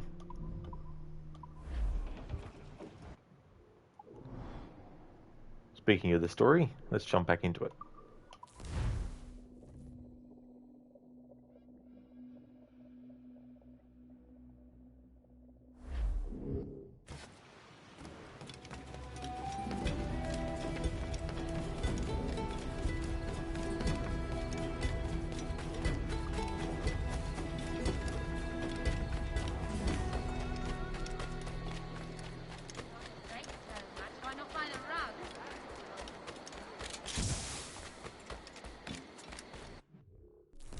So let's have a look at something for a moment.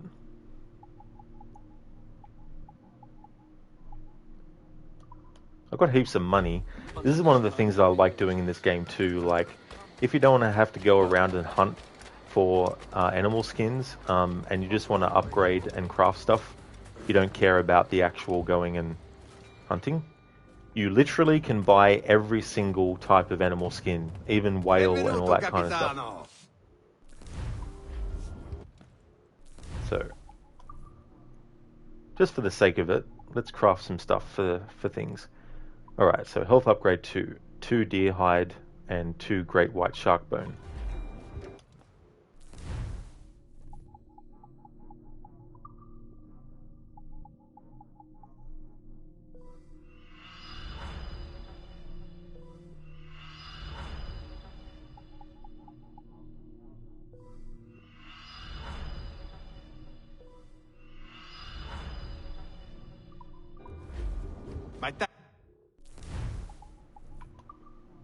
Alright, so health upgrade 2, craft that. Health upgrade 4, craft that. Alright, so smoke bomb pouch, Hushia 2 and rabbit 2.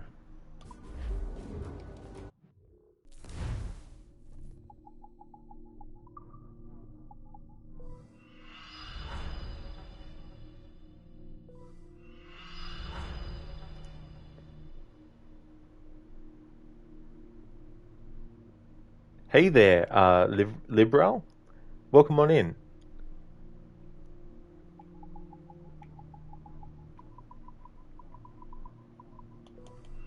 I was Jimmy, hoping Mirage is not like Fallout 76 was, because you really want to play it. Yeah.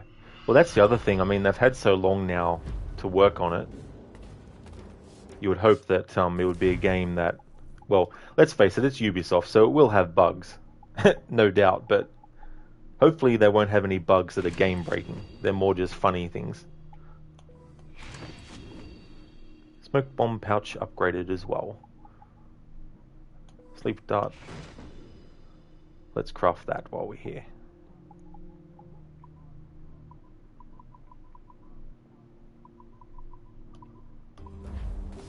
That'll do.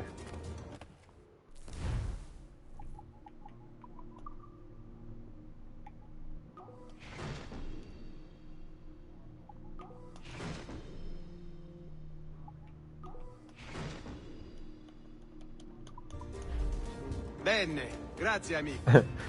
Edward still has a lot of reals. 157,192.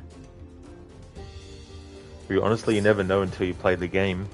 That's true too, you know, because sometimes glitches might not happen for one person, but they happen for someone else. You know, and the glitch that happens for someone can get a lot of attention, but someone else who plays it might not get that glitch as well.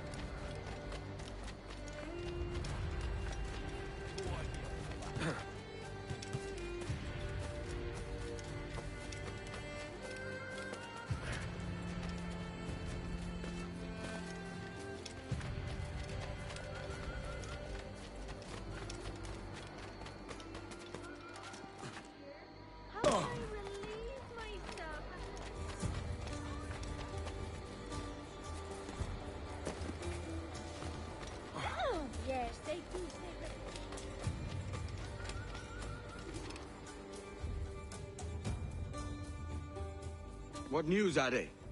This Barjon works for the Royal African Company. Tell him what you told me. I haven't seen the princess for 8 weeks or more, meaning she may soon be back. What else? I thought this buck belonged to the other men who was asking about the princess this morning. So I told him that... What other men? Haughty sailor in plain rags, and a gent with a scar just here. Where have they got to? Staying just round the corner, they said. I grow tired of chasing these fantasies of yours, Edward. As does the crew. Hang in there, man. We're getting close. Nice one, Ryu. Sorry, Edward, but your princess is in another castle. I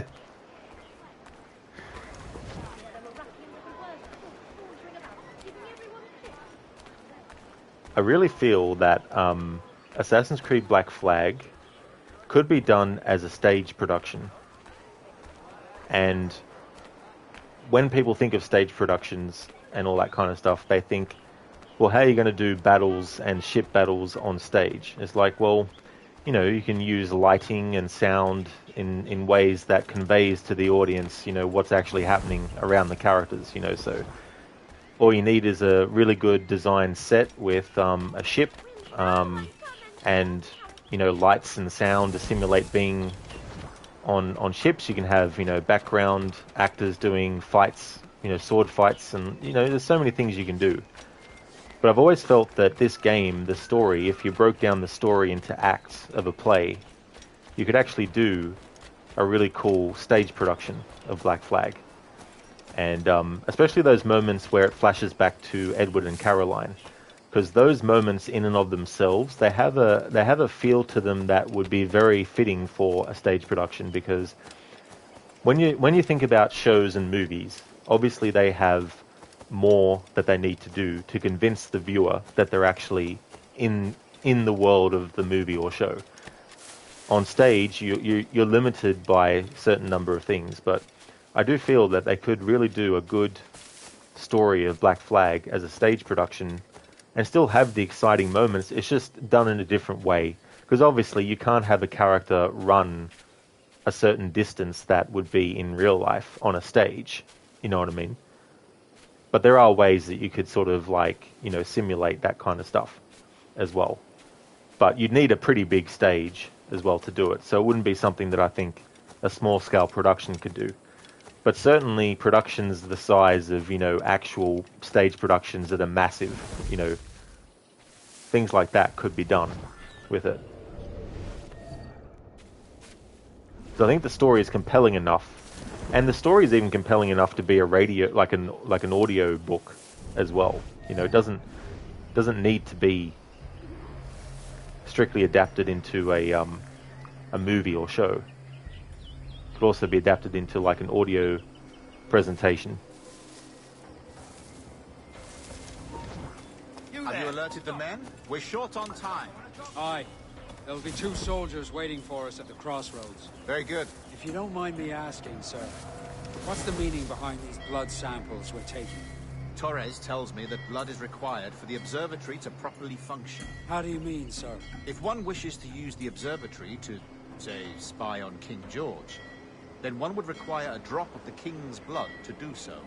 In other words, a small sample of blood gives us access to a man's everyday life. Does Torres mean to spy on me, then? For I've just given him a sample of my blood. As have I, Captain Hornigold, as will all Templars. It is a measure of insurance. And trust, I reckon. Yes, but fear not. Torres has shipped our samples to a Templar safe house in Rio de Janeiro. We will not be the Observatory's first subjects, I assure you. Aye, sir. I suppose it's a small price to pay for what the Templars have given me in return. Precisely. Governor, when you hunted pirates in Madagascar, what methods worked best? I believe it was my charisma that persuaded them. Violence and threats should always be a last resort. In Madagascar, I offered those pirates a choice. Take a pardon and return to England penniless but free men, or be hanged by the neck until dead. Just as you did in Nassau. Precisely. A pity Commodore Chamberlain did not live to see my thorough success. It's not like you to gloat, Rogers. We all deserve a moment, don't we? That cargo of pelts as usual. They're paying quite well still. I think we need to find lots of powder in case we meet pirates. I don't rightly know. Seems the costs have come down. Oh really, Ryu? It was. The Schumacher cut of Batman Forever exists and was also seen by certain folks. That's cool. I've always been curious to see what that movie would have been like if the things hadn't been cut from it that were. Because I really feel in all that there really is a good serious Batman and Bruce Wayne analysis, you know, that can be done.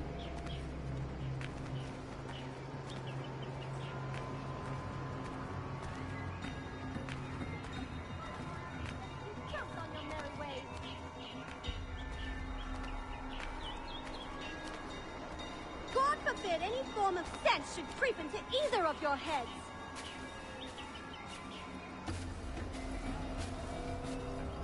I think you've had enough. Just listen to you. I'm sorry to make this discovery.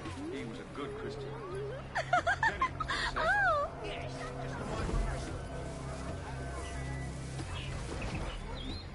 You agree, you do feel it had the potential to be just as good as the Burton movies, if not better. That's true. I mean, they had big shoes to fill after those first two movies.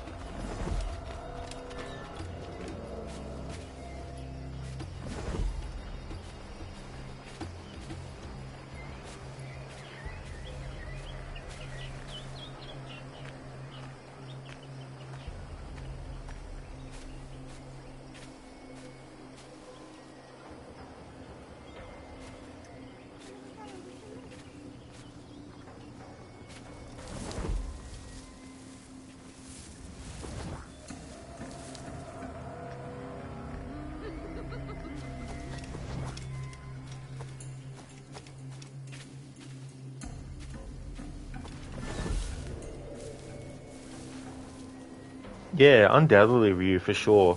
The funny thing is, though, I remember even thinking about that when I first saw Batman Forever, and then, because, of course, it was when it came out, they were showing on television Batman and Batman Returns, and I remember even thinking then that the 1989 movie felt to me at that point a little bit outdated in comparison, but I still think it's a good Batman movie, though. Hold mine.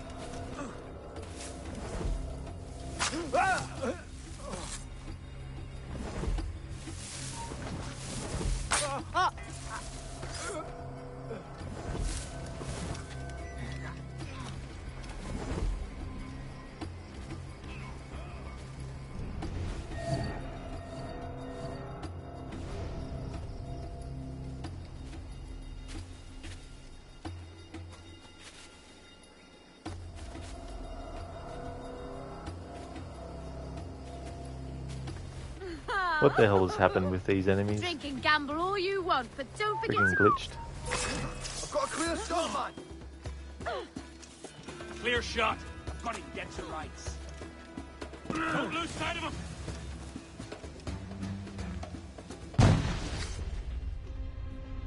him. Target died. That was definitely broken because they're supposed to well and truly be talking at that point now.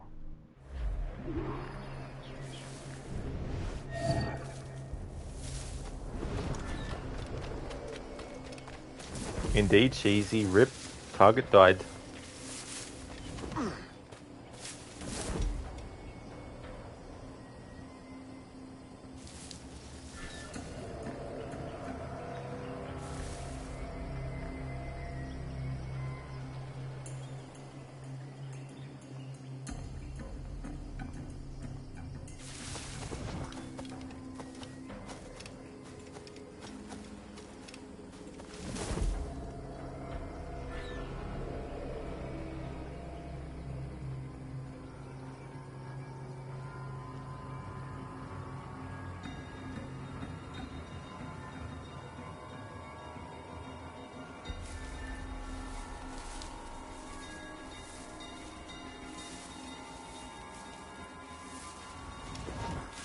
Get back here! We've lost a filthy prat. You then, stop!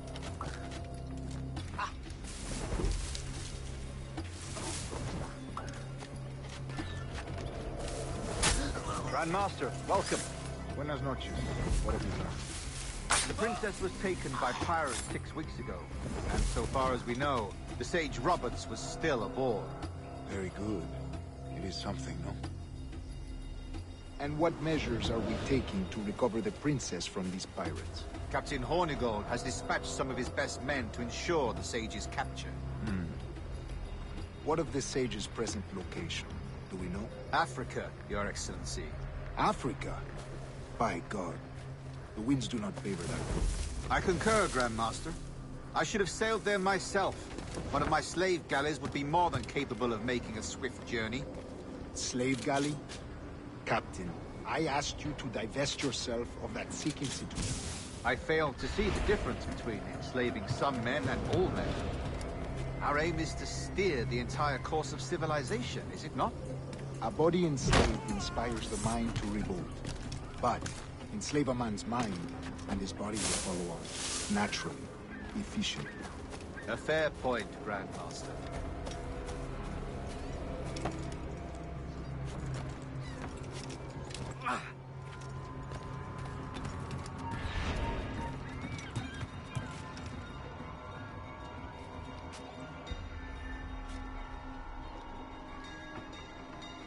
Yeah, well, that's true as well, you know, and that's definitely not necessarily a bad thing either, you know, because sometimes people want the genuine experience of what things were like when they first came out.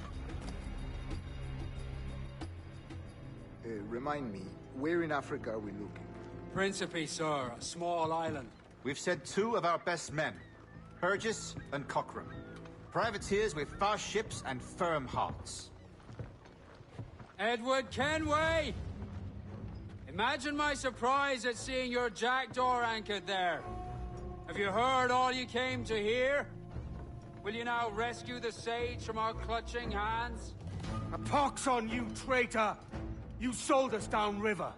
Because I found a better path. The Templars know order, discipline, structure. But you never could fathom these subtleties. Goodbye, old friend. You were a soldier once, when you fought for something real. Something beyond yourself. Escape!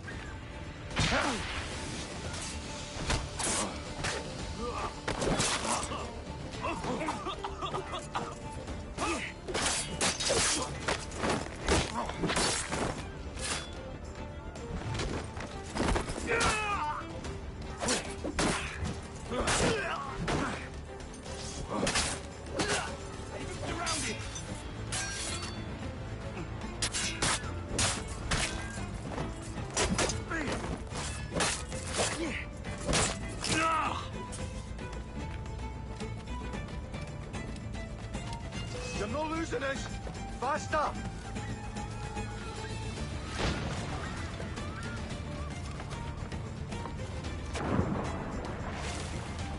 Can't it get away, God? That's true, Ryu, yeah, just like video games, you know. Like, there's been a few retro games that I've played in recent times that I could have done save states, you know, playing it on an emulator, but I wanted to have more of the genuine experience of what it was like, you know, to play those games without that benefit. You know, not being able to just save when you wanted. As in, like, you know, instant save and then, you know, if you fucked up, reload and all that kind of stuff. Cheesy fuck order. As Kenway would say, maybe, I am the order. I am the order. Yes, sir, we understand that. You're here to buy and order something, but yelling at us that you're the order won't actually get us the information that we need, sir. You need to actually tell us what you're ordering.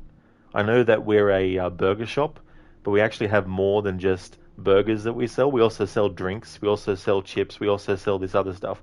So yelling that I'm the order in front of me just will not cut it, sir. We need to know exactly what you want. So what do you want? I am the order. Well, how about I order you to get the fuck off the premises because you're not buying anything. Goodbye.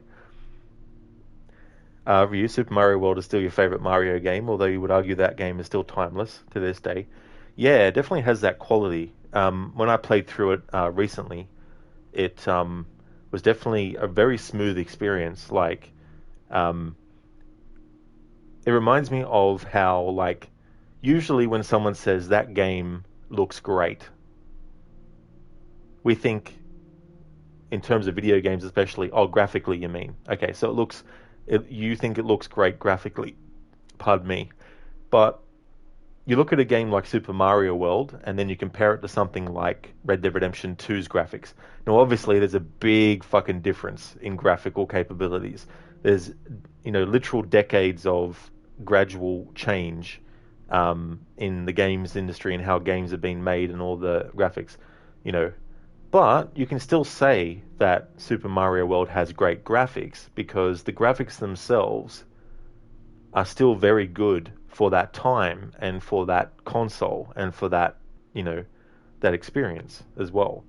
And I think a lot of the time it can be easy to mistake what people are meaning when they say this game still has great graphics by assuming they're talking about how advanced they are. So obviously, if a game is less graphically advanced than something that's modern, if you were using that measure and you were saying, hey, this game has great modern graphics in it, then that would be one thing, you know.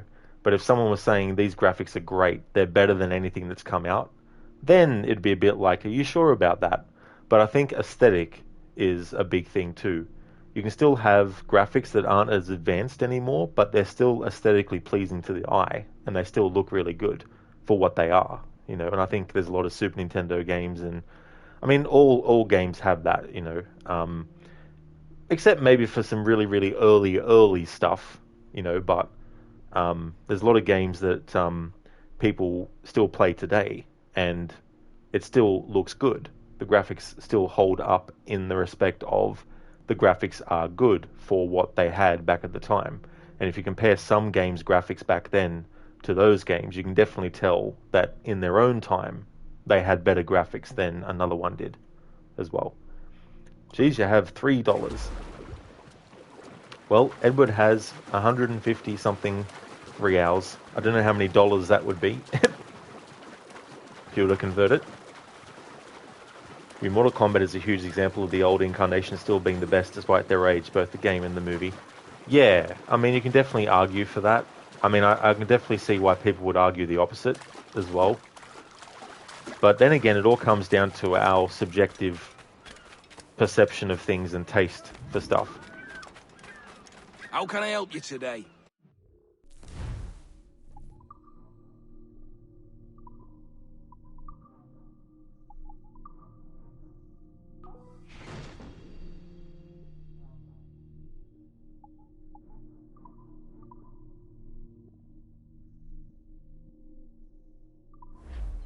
Mutually agreeable, I'm sure.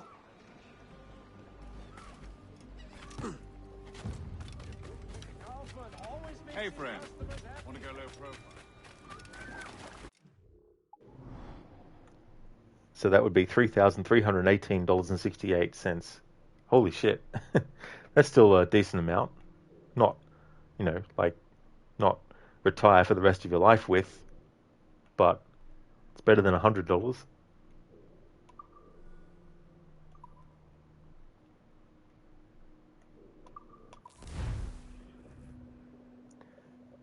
So it's 2,583.43 to pound sterling.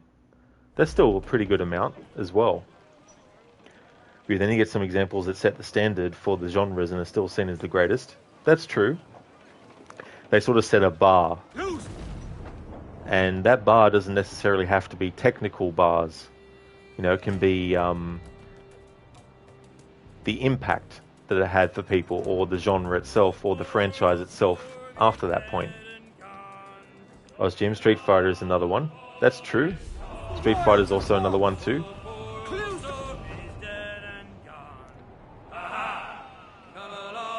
These games that still stand the test of time, and while not everyone will want to play them, because at face value they might look at the graphics being from that time period and they'll be like, I'll give it a pass. But that's what I like about a lot of streamers and stuff too, is that it's not just streamers, it's people, you know, who don't stream, who are playing these retro games and still enjoying them as well. And it still keeps them going, and it's part of, you know, video game history as well. And there's so much that has changed, but there's so much stuff that has changed, that has stayed the same, in a way. You know, like the basics of stuff.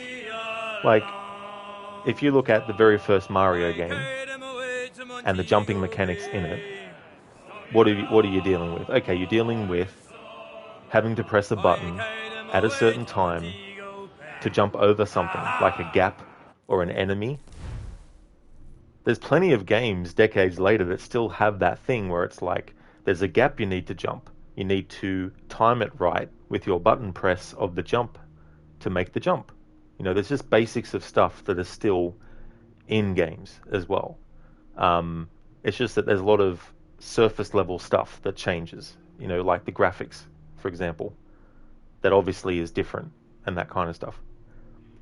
Street Fighter 2 is arguably the greatest, most influential fighting game of all time. Newer Street Fighter games add newer mechanics and refinements, but the legacy and impact of Street Fighter 2 can never truly be denied. Yeah, and that's why they took so long as well, I imagine, to move on from Street Fighter 2 in terms of like, let's do Street Fighter 3. You know, because they had so many iterations of Street Fighter 2 that had come out that they were further fine-tuning and improving things as well.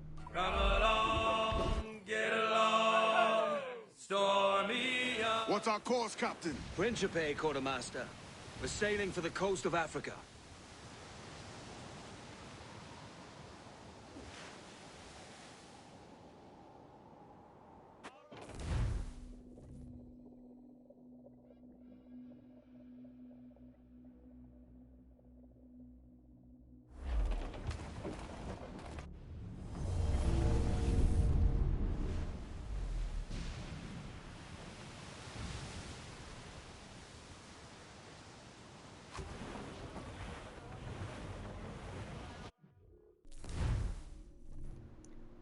I'll be back in a few moments.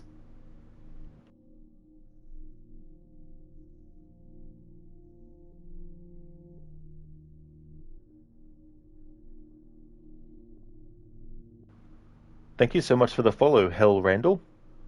So I'll be back in a few minutes. Not taking a break, but just need to do some things for a moment.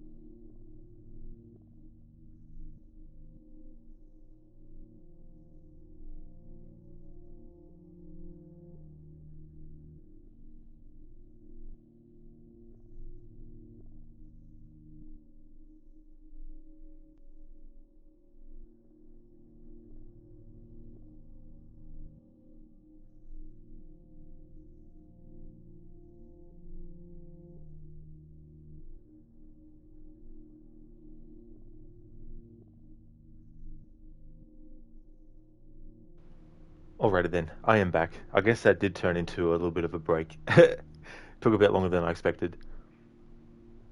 Jim, you can't remember, didn't Connor make a guest appearance in this, or is that DLC? So that's in Assassin's Creed Liberation. There's a memory where Aveline meets Connor for a mission.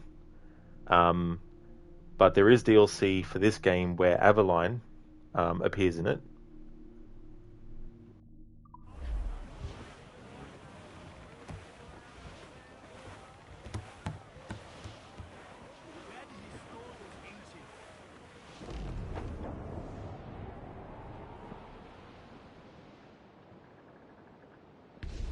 Sail! Get off the squall! Beat the quarters!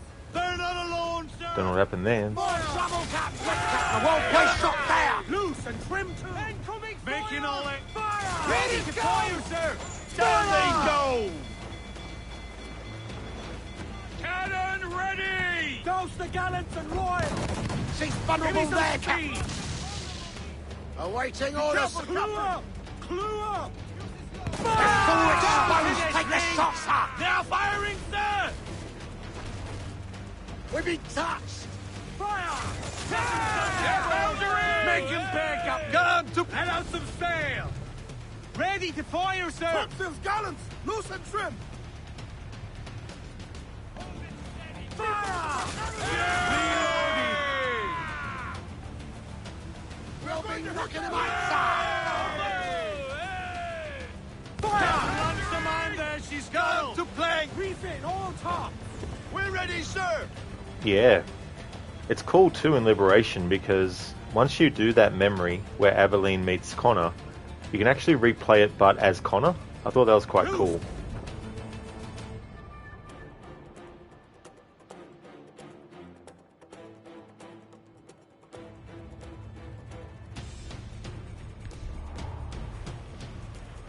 Haul in the stunsail! Give me some speed! It should be nearby, Captain. Douse all but mains! I'm off to find Roberts. Don't stay long. The crew's getting restless out there.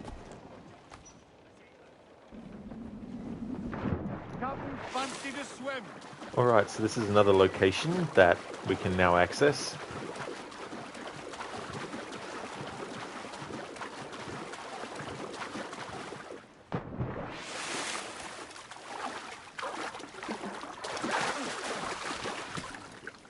While I'm here, I want to get whatever we can get.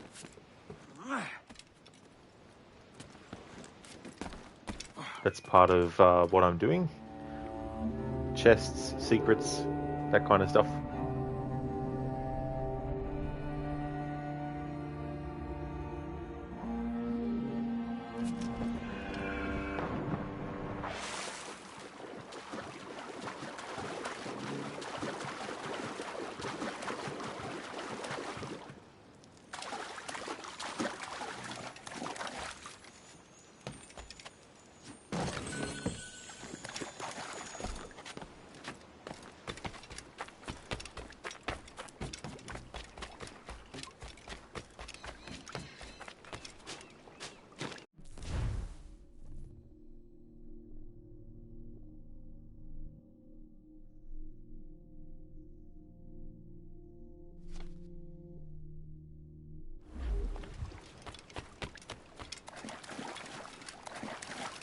Do you remember having to go to one of those forts to fight someone? Yeah, you go to one of them for Torres, that he's holed up in, as part of the story that is.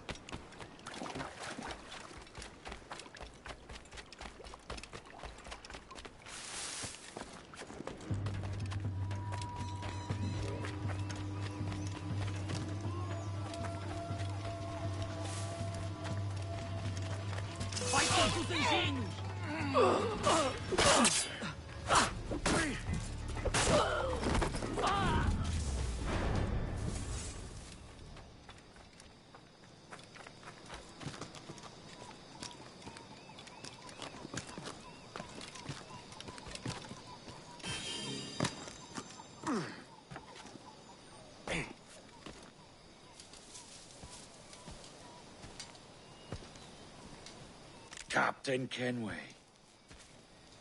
Yet another dire situation, Roberts. We really must stop meeting like this. Stop tailing me and your wish had come true. There's no need for this. You know I'm as good as my word. Our Captain Howell was killed today in a Portuguese ambush. Headstrong fool. I warned him not to go ashore. It was orchestrated by the Templars Burgess and Cockram. The same sort that took you to Havana. Ah. I see now there is no escaping the Templars' attention, is there? I suppose it is time to fight back. I do like the sound of that. And I know just how I'll do it. But these men, Burgess and Cockram, they cannot be allowed to leave with word of my escape. They won't. Count on it. If you spot any men from my crew, do them some kindness and send them here. I'll do all I can.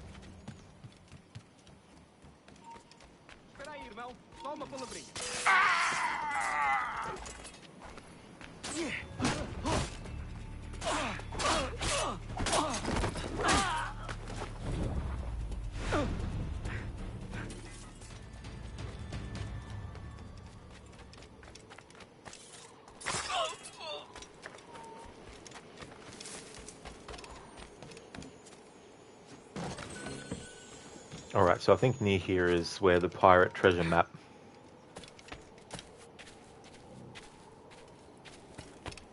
It's pointing towards. Here it is.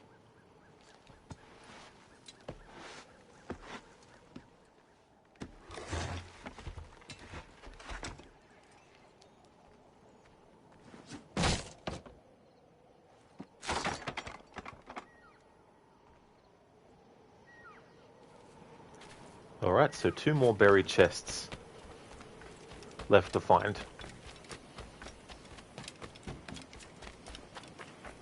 I'm not worried about optional objectives, so if these guys die, they die.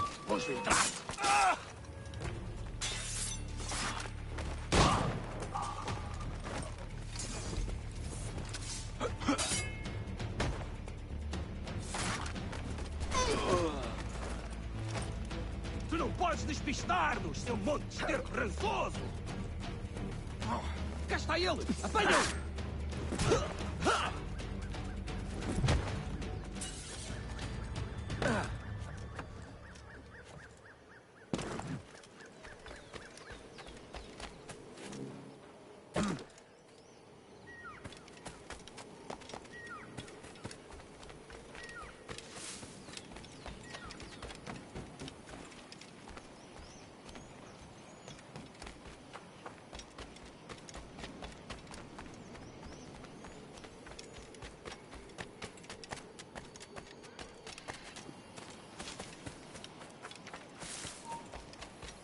Estás morto!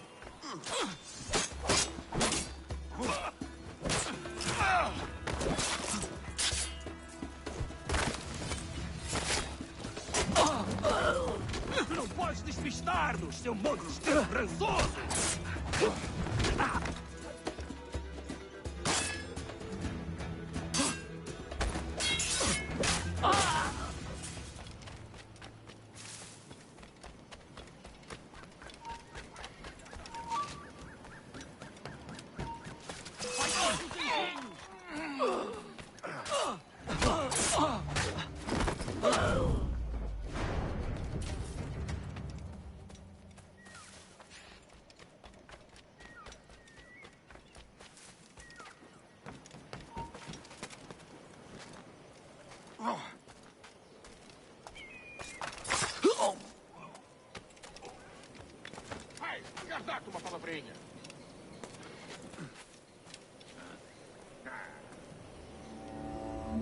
Like, goes like, ah. He's like, I don't know where he went. Couldn't possibly have climbed upwards.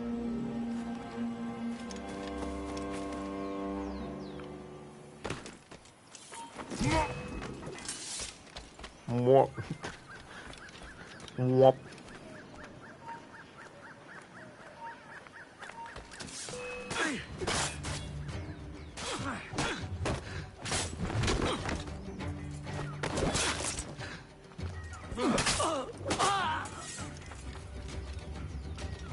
Alright, this will be up here.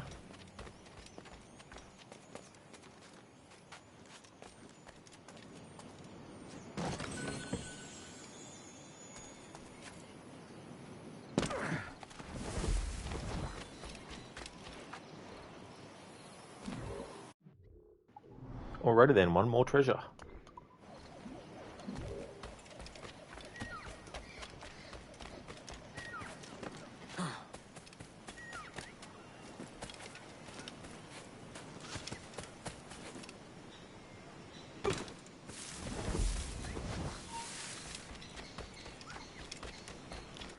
Because this is a pirate-focused playthrough, because you don't have to do this stealthily, we're not going to.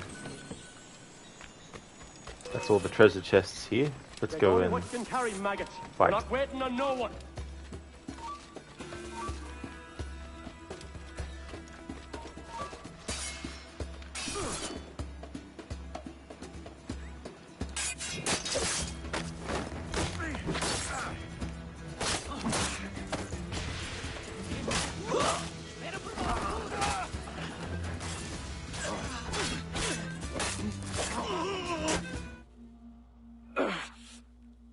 You done us good, Kenway. Proved yourself a true bravo. And for what? His own bloody pride. You stepped in the path of my prize. Not a thing a man should do. A cocksure, Cully. Just like Hornigold said. That Templar scab means nothing to me. None of you do. And you're worse for it, Kenway. It were the Templars who took us in when all else went to shit. Not our king. Not our country. The Templars. The Templars is our family. Where's yours?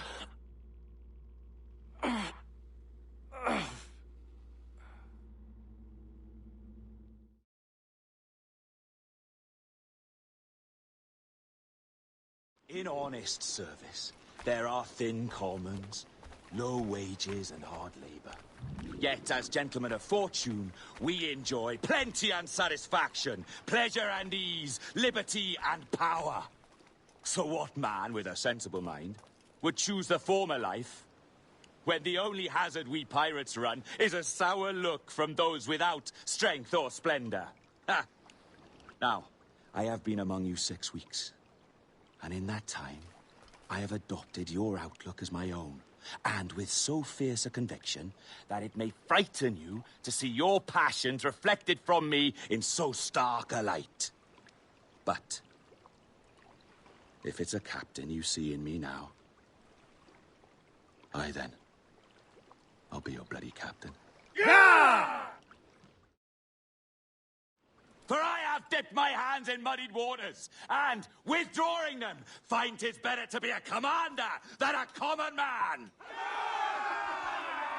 Oh, you flatter me with your persistence. I'm looking for the observatory. Folks say you're the only man that can find it. Folks are correct. Despite my distaste for your eagerness, I see in you a touch of untested genius. I'm Bartholomew Roberts. Edward. I've no secrets to share with you now.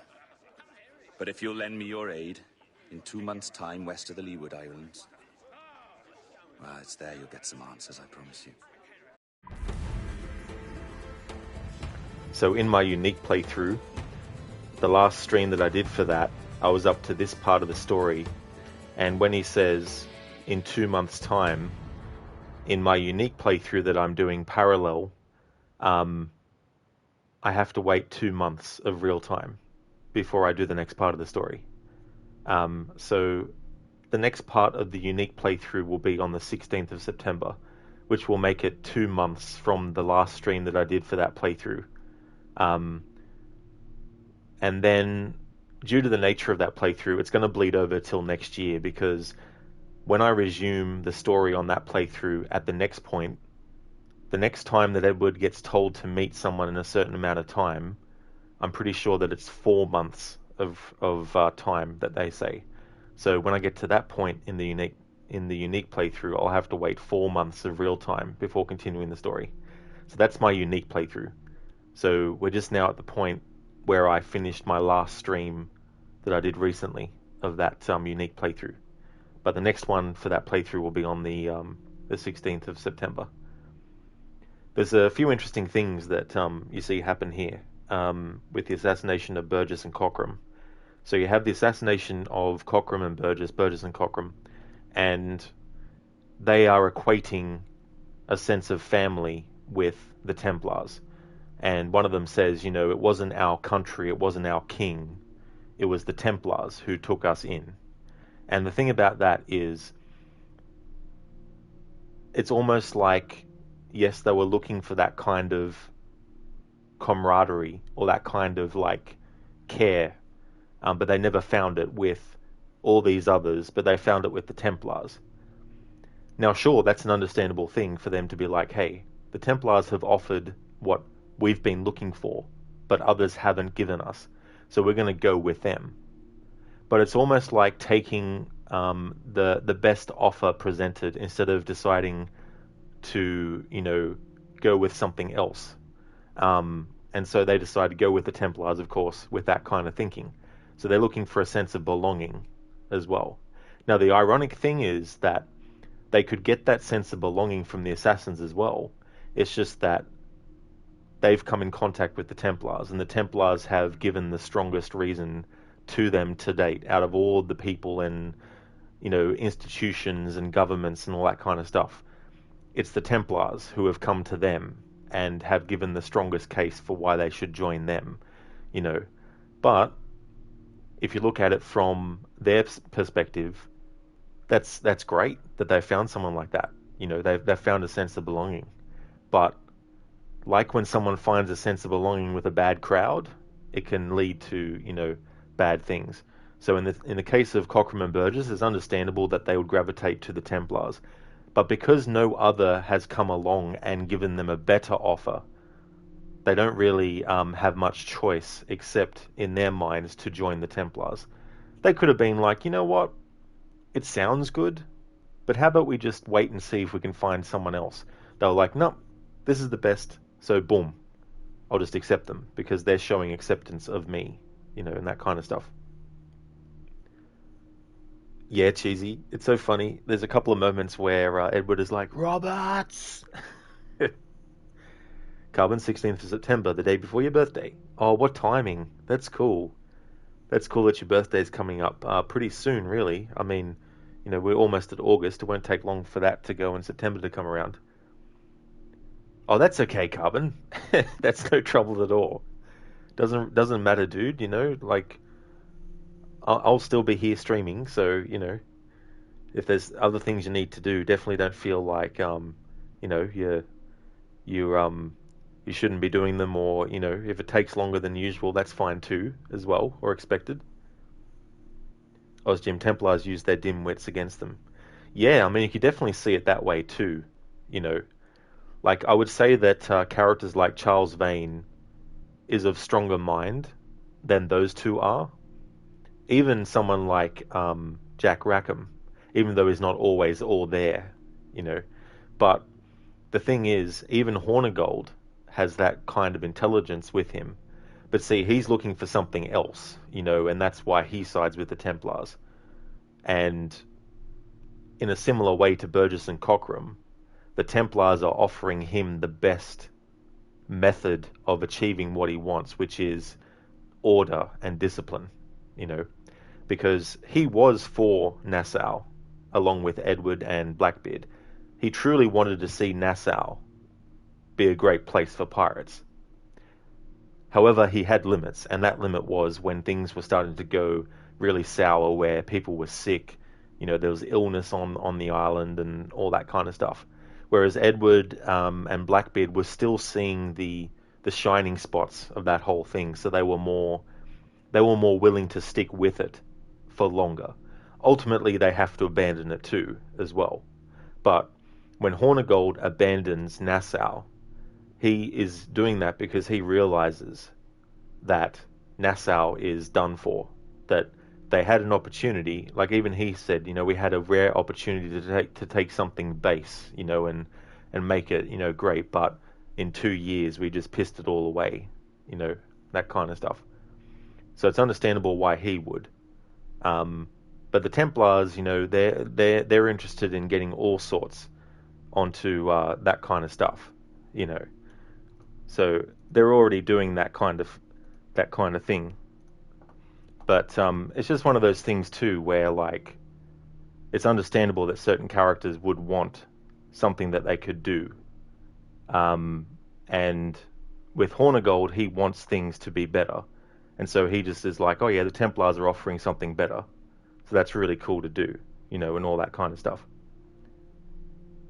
Jim, Nassau is still around today. Yeah, that's the interesting thing too, And I guess at this time period they wanted, it to be sort of like a place that was a haven for pirates, but ultimately turns out not to be.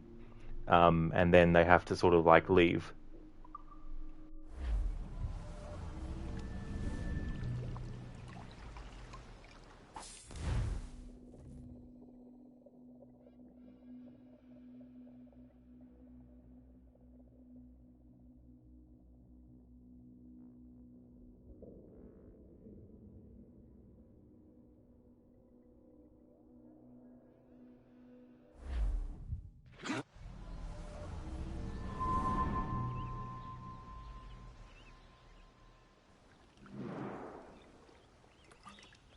Funny that.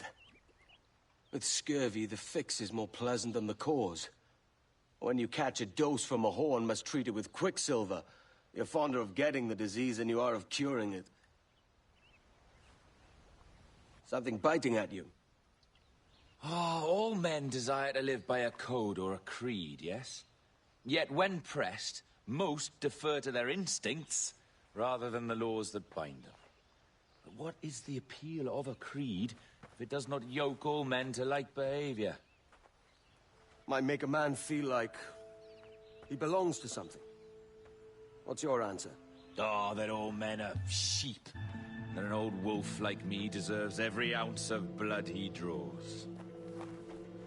Sail to this location. Bring only those you trust.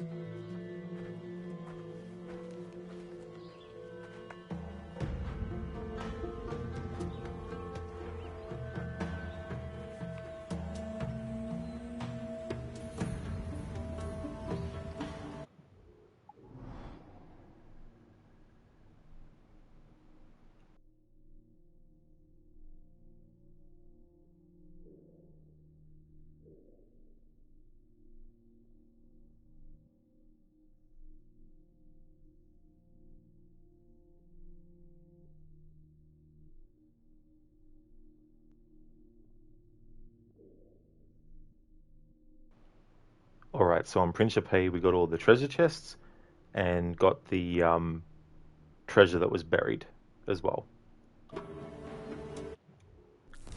Hey there, Keone, welcome on in. How's things going?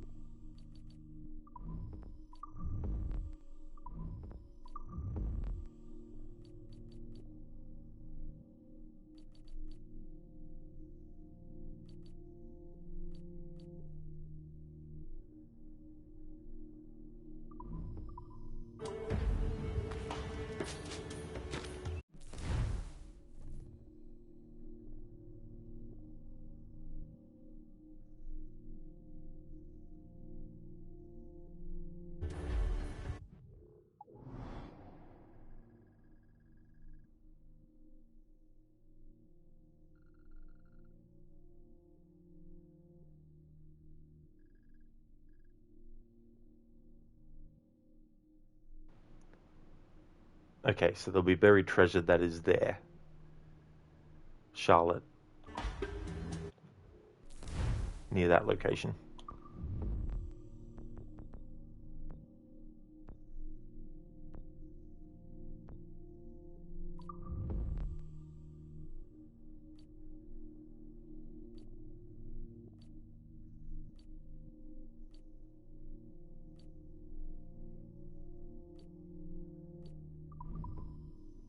Alright, so we continue with the story.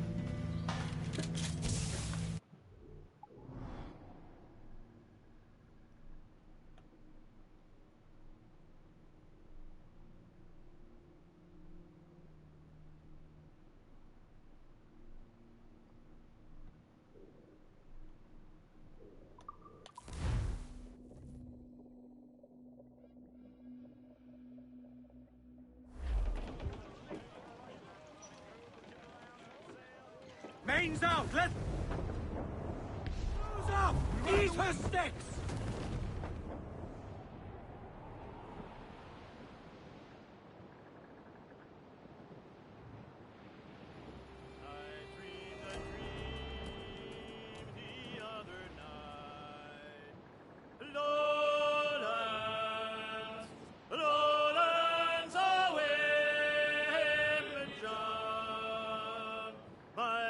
She came dressed all in white, lowlands away. I dreamed my love came in my sleep. Lowlands, lowlands away, Madame. Her cheeks were wet.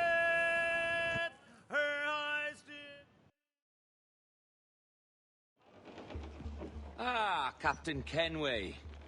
Shall we use your ship for this next scheme or mine? I'd first hear the details before deciding. Oh, it's a small gambit.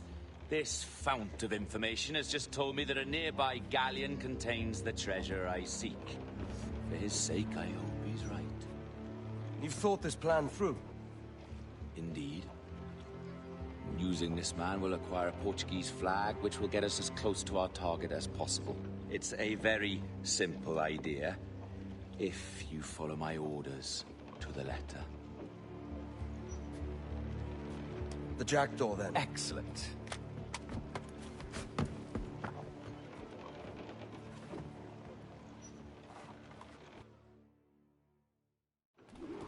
We're underway, Roberts.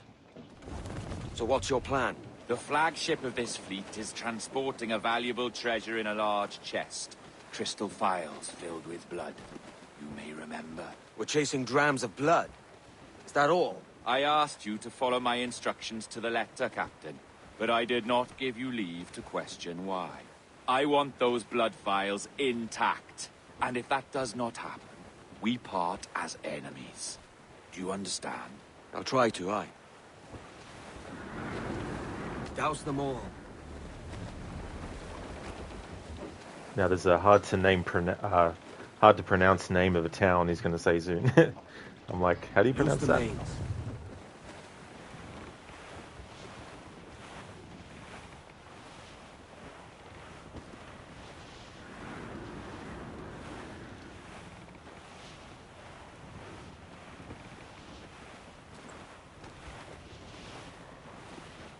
Ease the trim, reef tops. Let's get moving. Come off the wind, someone.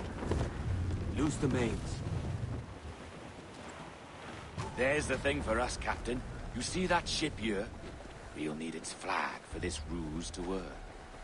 If I can steal their flag without disturbing so much as a flea, I'll do it. By all means, try.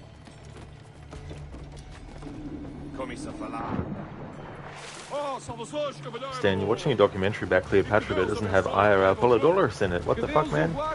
It doesn't. But they were very important characters.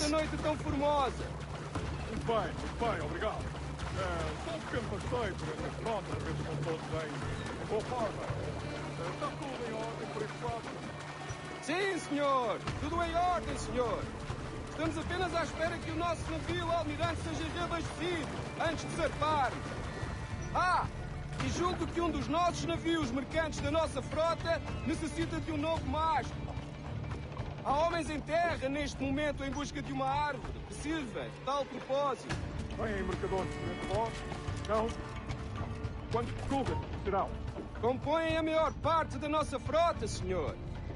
Dos nossos 42 navios, diria que mais de 2/3 são embarcações mercantis. Um número considerável. Nesse caso, não duvido que estejam com receio dos piratas. Então? Sim, senhor, exatamente. Daí as nossas precauções. Com tantos piratas nestas águas, esta frota necessita de bastante proteção. Não é uma tarefa leve guardar quase 3 dúzias de navios.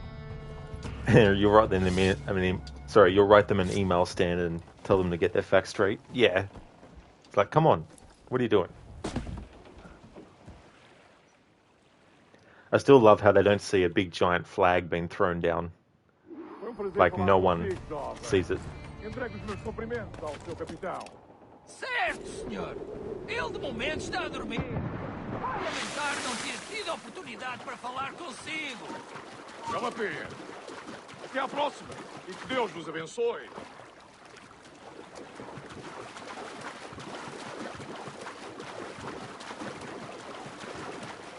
It might be the wind stand, yeah. That's what it always is. You got the flag? Aye, and we're flying it now. This should do nicely. I'll keep my distance. Slow and steady. Aye. The flag we stole won't protect us from eyes that pry too long. Por favor, senhor. Imploro-lhe que considere aquilo que está prestes a fazer. Now é possível. What's he whinging about? He's not whinging. He's ecstatic. Put on some sail. Ease the trim. Reef tops.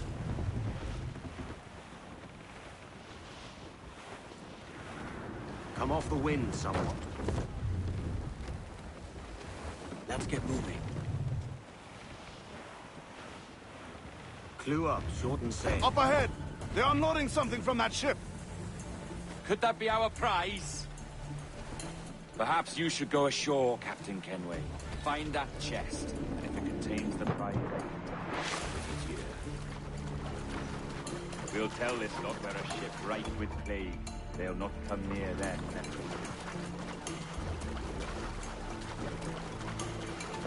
Yeah, Stan, they can definitely be annoying, these optional objectives in this mission sometimes. Olá, olá. É o próprio. Peço perdão pela minha resposta. Deixe mais notícias para transmitir. É possível que estejamos infectados pela peste. O quê? A peste? Por Deus! Como foi isto acontecer? Imagino que terá sido mercadoria infectada. Se estarem em paz, quando? Encontraremos uma forma de organizar uma quarentena para evitar a contágio. Certo, senhor. Nós transmitimos a mensagem.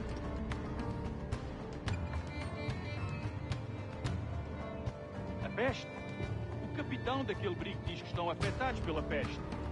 O que vamos fazer? Rafael! Desperta uns quantos homens e uma história sobre um espanhol que veio visitar o nosso almirante. Eles foram atacados pela peste. Isto era uma traição. Sim, ouvi dizer que se chamava Torres. Tempos estranhos estes em que um espanhol pode andar a passear.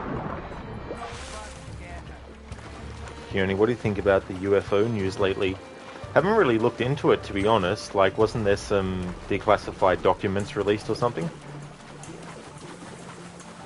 Por muito que amaldiçoe a marinha, a verdade é que nos faz bem à disciplina. Convés deve ser organizado e tão limpo como o rabo de uma baleia. Por isso não é por rancor que o capitão nos coloca a esfregá-lo. É senso comum.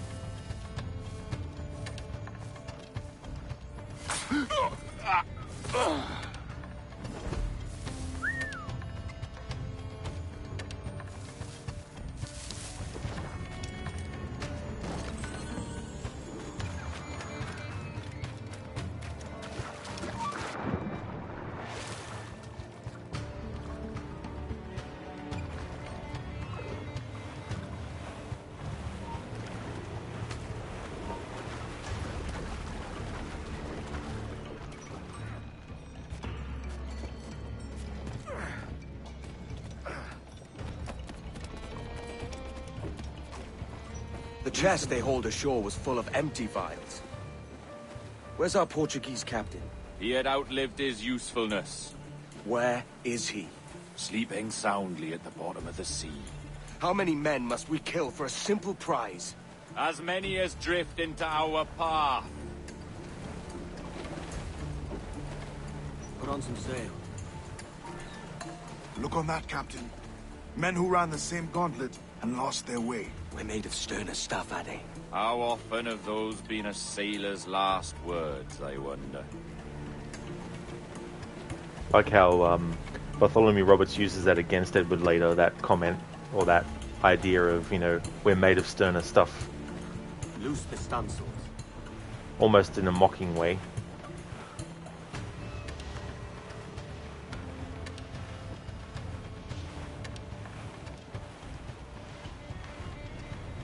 Clew up, shorten sail. More sail, all we've got. Come off the wind somewhere. Let's get moving. Ease the trim, reef tops. Loose the mains. Our treasure must be aboard that galleon. Why don't you take the ship itself and save us a bit of time? Aye, that's the way I'd play it. I can bring the Jackdaw closer, but those lookouts will be a problem. Well spotted. I'll clear them off first.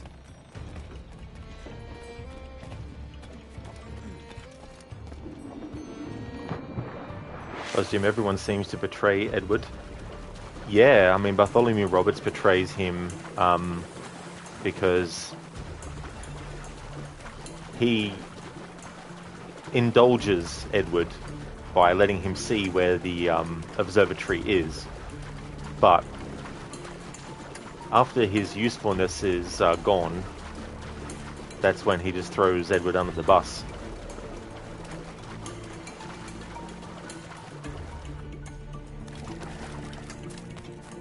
Estou cansado desta rotina. E também não estou ansioso pela viagem de volta a Lisboa. Ouviste falar do que aconteceu àqueles piratas britânicos em Nassau? Dom Jorge enviou um dos seus homens para os tirar de lá. E parece que ele fez um bom trabalho.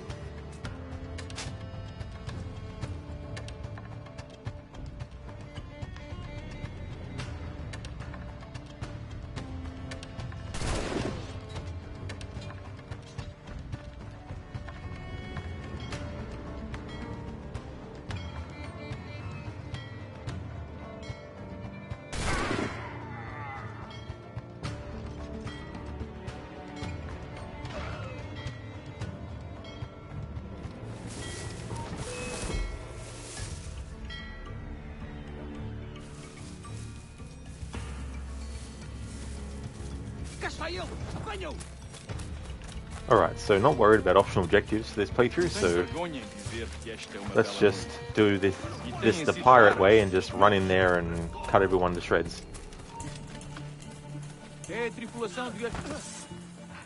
Trabalhem em grupo e mantenham-no ocupado.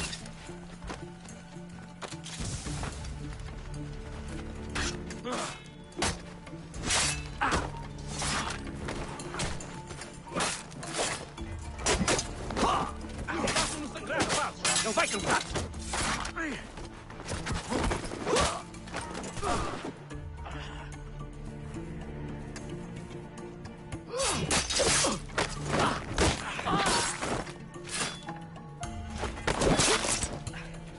Não pode despistar-nos, seu monte de esterco rançoso!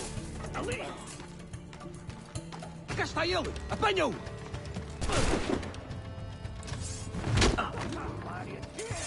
Não podes jogar as cartas do que houveres!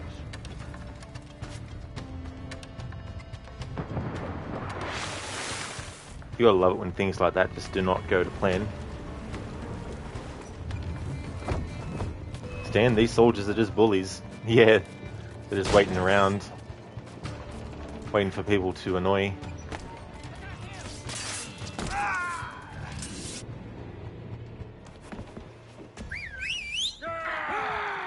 Thanks for the follow, Locase Guy.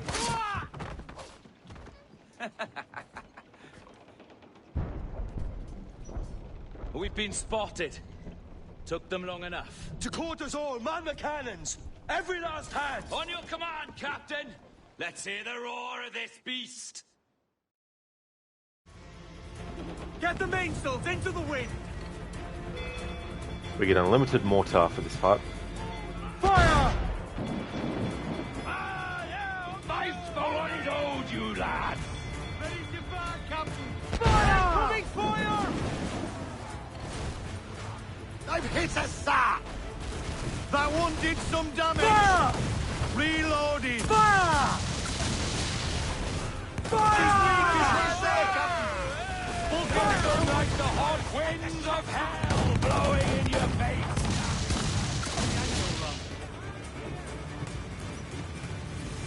Fire! Almost ready, sir!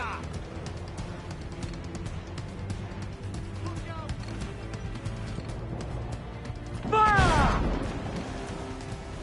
Look out! Fire! That's where the most tender! Fire! We've been scorched! Fire! Yes, in your mark, Captain! No mercy for those who stand in our path! Sun's exposed! Fire! There, Captain! Fire! He's weak, he's right there! Fire! Fire! Fire! They're on the bowline to hell! Fire!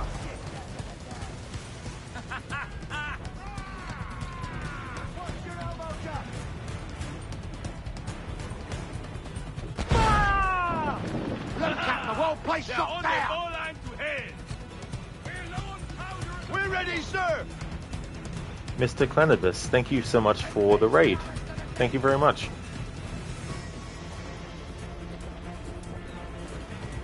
Fire! Hold down and crew up! Fancy a wee swim! Fire!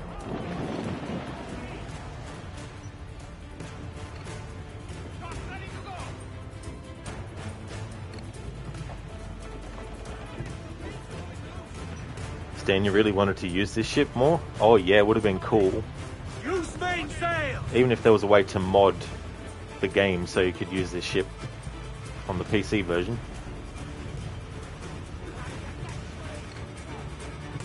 Fire! She's vulnerable there, Captain! On the bowline!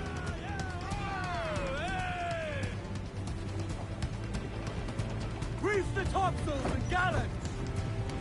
Ease off the wind! Haul it all, sir! Here's my prize!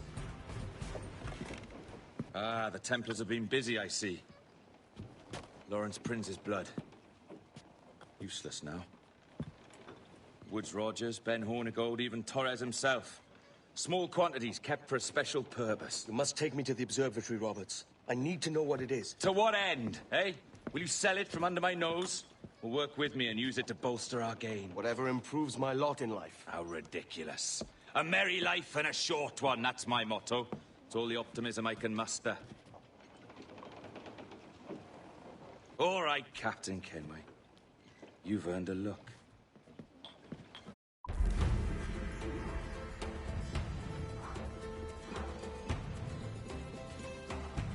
I do too as well, Keone. That's part of the fun in this game of attacking a ship, getting its health down low enough to be able to board it, and the whole boarding process and the excitement of it and all that kind of stuff.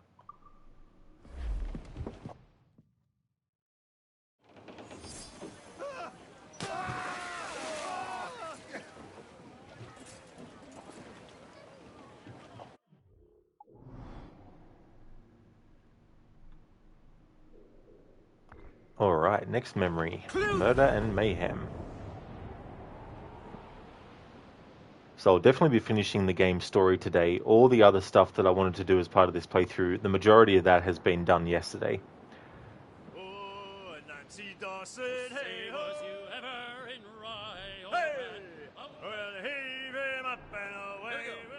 We are outward bound for King's. Now we are ready to sail for the Horn. As high rolled out one more. Hey boys, out down, just here. Farewell and adieu to you, Spanish ladies. Farewell and adieu to you, ladies of Spain. For we've received orders for to sail for old England, and we may never see you, fair ladies, again. We'll rant and we'll roar like true British sailors. We'll rant and we'll roar all on the salt seas until we strike soundings in the channel of old England. From ocean to sea is 35 leagues. We hold our ship to ease off the wind from southwestward. We hold our ship unfurl mains. Let's move. To take just 45 fathoms with a white the gallants and royals. So we squared our main yard and up channel did steer. Haul in this. Rant and we'll roar. Can you feel it, Addy? We're moments away from the grandest prize of all. I feel nothing but a hot wind in my ears, Captain. Come on, man. When we take this treasure, we'll be set for life, all of us. 10 times over. As you wish. Ahoy, Roberts! We'll cast anchor and meet ashore. You were followed, Captain Kenway. How long for, I wonder? It's Hornigold! Burn and flay that turncoat. Deal with your old friend in haste, Captain, before I regret my favor to you.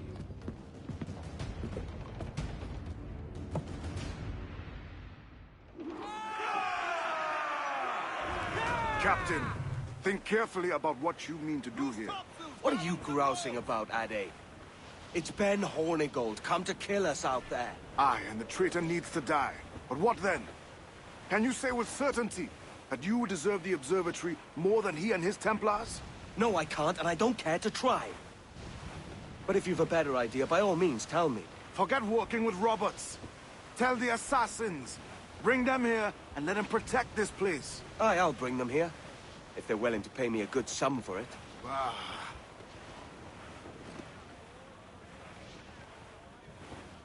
We'll have a hard fight if Hornigold draws us any deeper into this fog. We're nearing the Devil's Backbone. You mean them crags that look like the backbone of a beast? Aye. El Espinazo del Diablo, the Spaniards call it. I think we've lost them, sir. Already have for this year, Ozjim. I did my annual playthrough of it. I play it at least once a year, so we've already done the annual playthrough this year.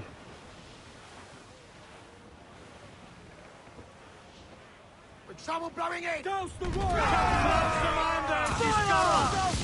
Grappled ready. Just say the word. Incoming fire.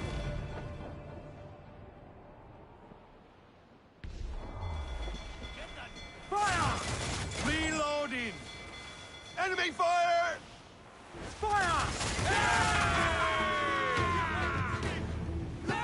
We can board and take her! Fire! Get up! Shorten sail! Get off the squall! Stan, they should have called this mission Mrs. Robinson. Loose and trim to! Trim to! Fill those sails! Locate the Mrs. Robinson. Incoming fire! Concentrate on the task at hand, sir! Yeah, it's one of those games, Ozjim, as well, where I do find it hard to do more than one playthrough a year, because the game, even doing the story on its own, can be very, very time consuming.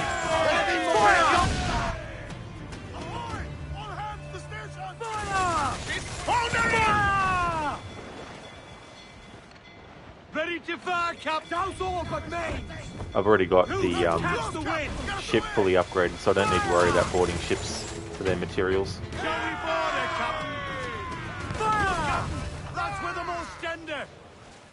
Mrs. Robinson, you're trying to sink me, aren't you? Trim She sure the is. yards off the wind! All sails loose and stays tight! there was a year where I did 2 Valhalla playthroughs. One was a bow challenge, where I could only use the bow as a weapon. Bring it on!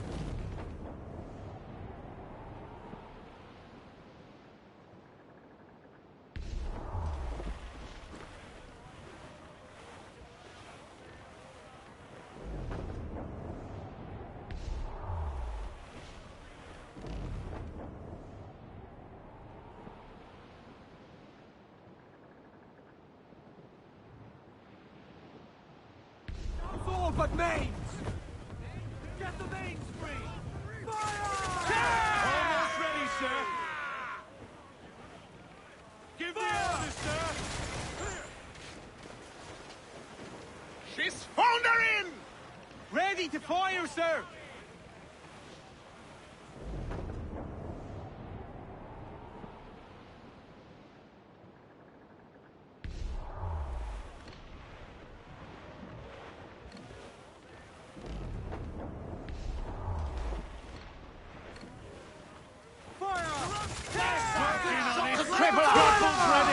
Just say the word. Fire!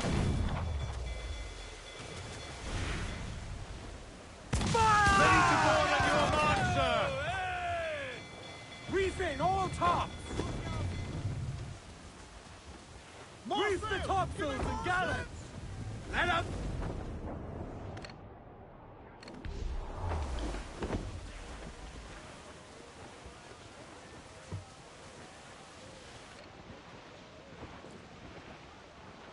There's Hornigold.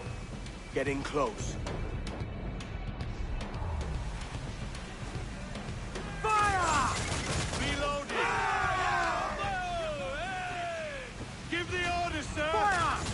Let's all expose. Take the Fire! shot. Ready to fire, sir. There, sir. Good shot.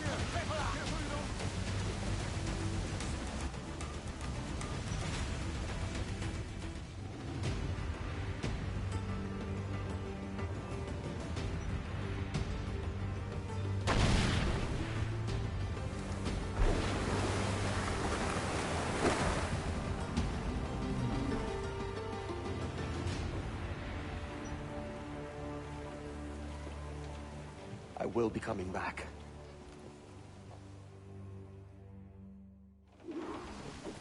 Alright, time to kill Hornigold. Hands in the water! We're gonna give him a pirate fight.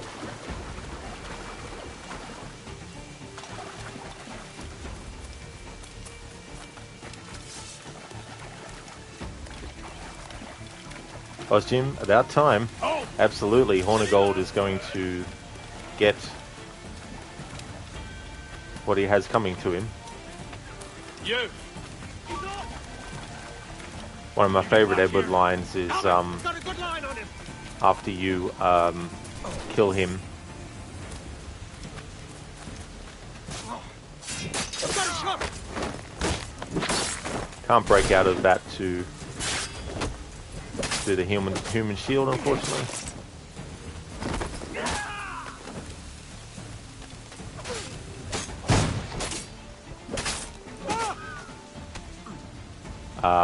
No. No. I was pressing the brake defense.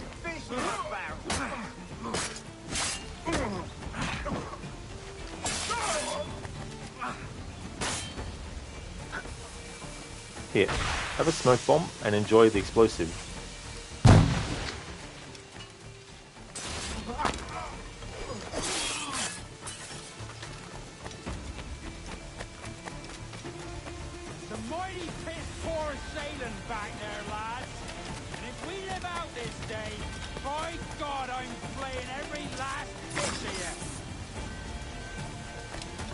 Steady up! And keep your backs together, lads! This fight ain't over! Alright, stop.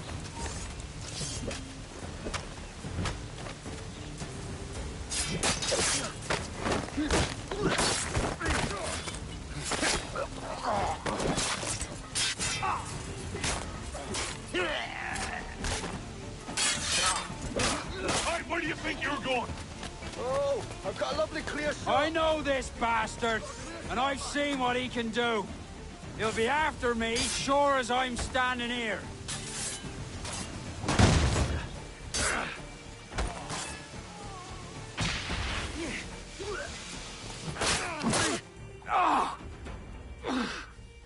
You could have been a man who stood for something. But you've a killer's heart now. With nothing but metal to show for all your blunders. Damn sight better than you, Ben.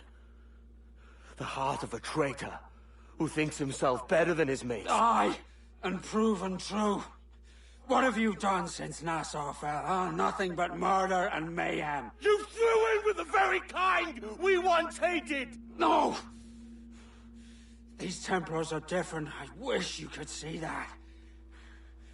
But if you continue on your present course, you'll find you're the only one walking it. With the gallows at its end.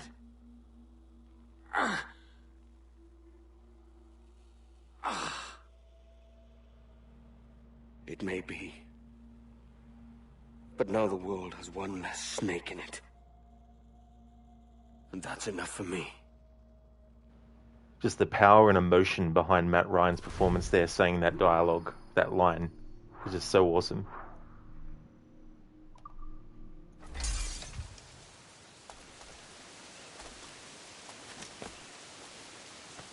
Hey there, Lurch. Welcome on in. Absolutely, yeah, we're finishing off the playthrough today, actually.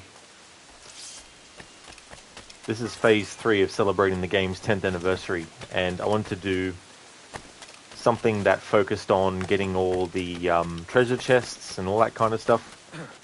So I wanted to do a pirate-focused one. So I also have Edward wearing this outfit. Edward just took care of some business. As Jim well said, it really is. You know, I mean, I'd say all the actors in this game just do a wonderful job. But they definitely cast well with Edward. I mean, I never saw the Constantine show, so that wasn't how I became a fan of his stuff. But it was this game that I first experienced that Matt Ryan had worked on. This game was amazing in its time. Yeah, I would still classify it as a great game now. I do, yeah. Yeah, I like the fight parts and the combat and all that kind of stuff. Now we're at Long Bay, which is the location that we need to get the last 2 buried treasures at.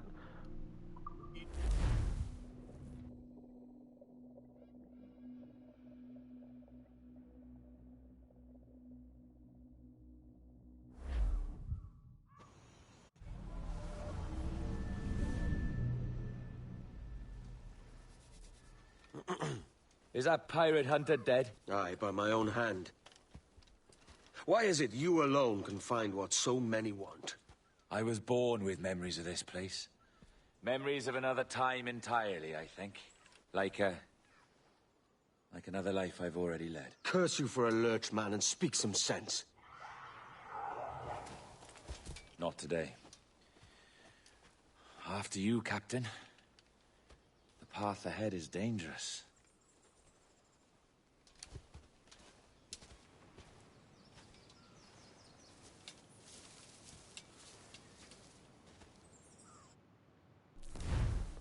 Alright, if there was ever a point where it would be good to read the messages in the bottle that we found, it would be now, because we have, of course, the Sage right here with Bartholomew Roberts, and the messages in a bottle that we actually found are related to another Sage as well.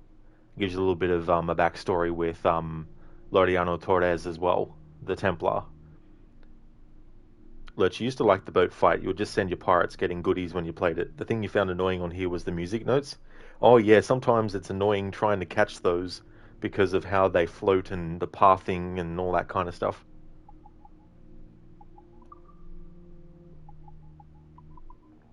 NMS database, and I think it'll be in documents. be in letters. Here we go. Yep, so I've got 1, 2, 3, 4, 5, 6, 7, 8, 9, 10, 11, 12, 13, 14, 15, 16, 17, 18, 19. So it's been a very long time when I've done a playthrough of this game, including reading some stuff like this. Lurch, do they still have the boat upgrades on here? They still do. Yeah, they still do have that. I've got the ship fully upgraded already. On my name and origin, to any and all who may read this missive, know first that I am Tom Kavanagh, born in 1652, formerly of Boston, now of the world, living in the year 1706, taken to isolation long ago in the place of my ancestors in pursuit of peace and steadiness of spirit. My story is a singular one, though I make no claim to greatness or nobility, yet there is such an amount of strangeness in my blood it bears mention. With the wish that a better understanding may come from my situation, and with the hope that, if there be any others in the world who suffered the same perturbations of mind as I have since birth, they might find in me a kindred soul, and a friendly voice to guide them to the calmer shores of sanity. In plain words, I was born a creature of two souls, one being my own, newly minted and fresh upon the world stage, yet the other being an old and wise thing, a soul as old as the universe itself may be. Two souls, therefore, in a single body, competing for supremacy. For as long as I have been a thinking being, I have felt these two tides stirring within me. How this mysterious incorporation should have occurred shall be the subject of future letters. So when someone like this guy is born, he has his own mind, but also the mind of Aita, who is Juno's husband. Early opinions of my condition.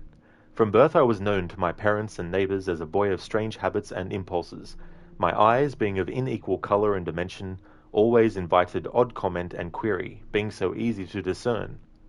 But my behaviour was also noticeably queer. I was given to gesticulations of a mysterious sort, signs and symbols that appeared to my parents to portend a meaning they could not decipher. It was also said that I never did cry or protest. Strange for a babe, but likely a comfort to my dear mother. I gained the gift of speech in my 12th month, my first words being my love and beloved. My parents seized upon this as a good sign of robust intelligence, but could not have been much pleased with what such words implied, and right they were to be anxious, for at such a time that I should have called these kind shepherds mother and father, by the age of 2 years I had already taken to refer them Elizabeth and Thomas. A queer sort of quirk for an infant, it needn't be said, but this was my impulse, and until I passed through adolescence was a practice I stuck to. Lurch, so can you send them hunting then to pick up goodies? No. You can do Kenway's fleet, which has its own sort of like system of resources that you can get and also money that you can obtain and all that kind of stuff. But yeah, you can't physically send out crew to do things for you like that. Thank you for redeeming the Sea Shanty Lurch. I'll definitely get to that as soon as I can.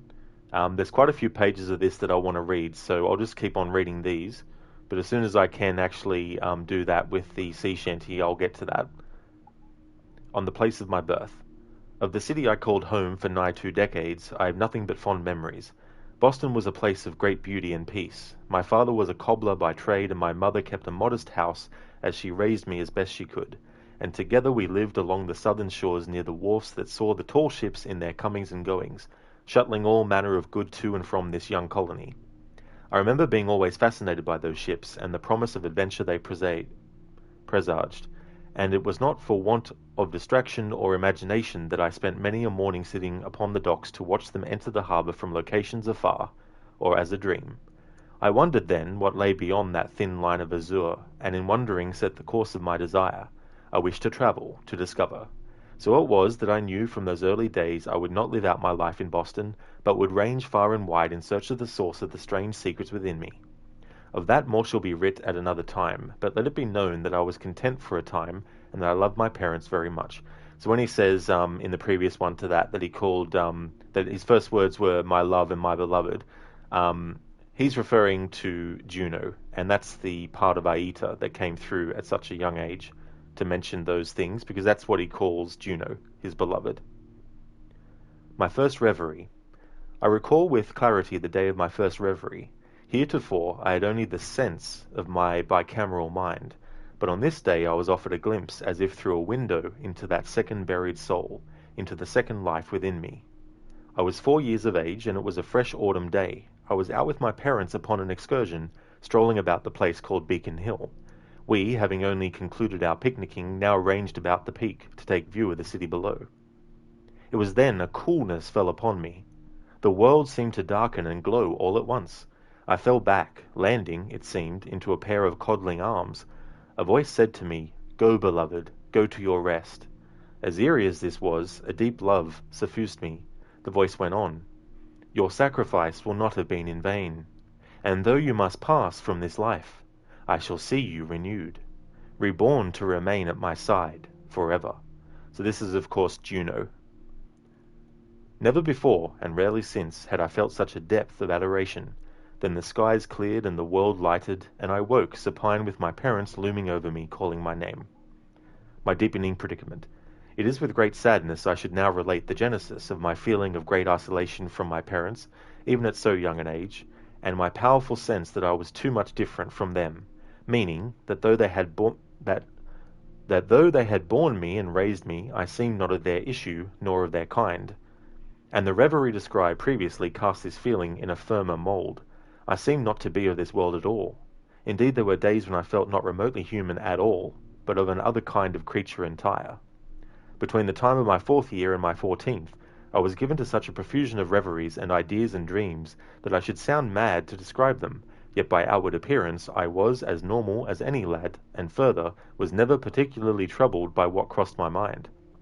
Visions of great cities made of glass, portraits of beautiful men and women in great flowing robes, machines that generated lightning as easily as thunderclouds, vehicles that flew in the skies as birds. As I say, ideas and visions too fanciful to be entertained by any sane minds, yet all too real in my head to be ignored. Almost said it the way it was actually spelt. So he's seeing visions of the past. You would think the future, but the ones who came before, later known as the Isu, were living in a time that was before our creation, and they had advanced technology that we ourselves would look at and think as futuristic, but it's actually not futuristic technology. It's really, really old technology to them, as old as like VHS tapes would be to us as humans. That's how old the technology that the Isu had would be to them. It's like, oh yeah, we can do these things. We can, fly around. We can have these shields that deflect bullets. We can do all this stuff. That's general technology. Whereas to us, it's like, holy shit, And to certain civilizations, it would be magic, but it's not magic. It's actually technology. 6. My apprenticeship. When I was aged 14 years, my father, feeling I should discover some better skill or trade sensible to my habits of mind, apprenticed me to a master carpenter joiner called Jonathan Davenport of Boston. Master Davenport had then many slaves and 2 other white boys in his employ, one a bricklayer by trade and the other a carpenter, both not terribly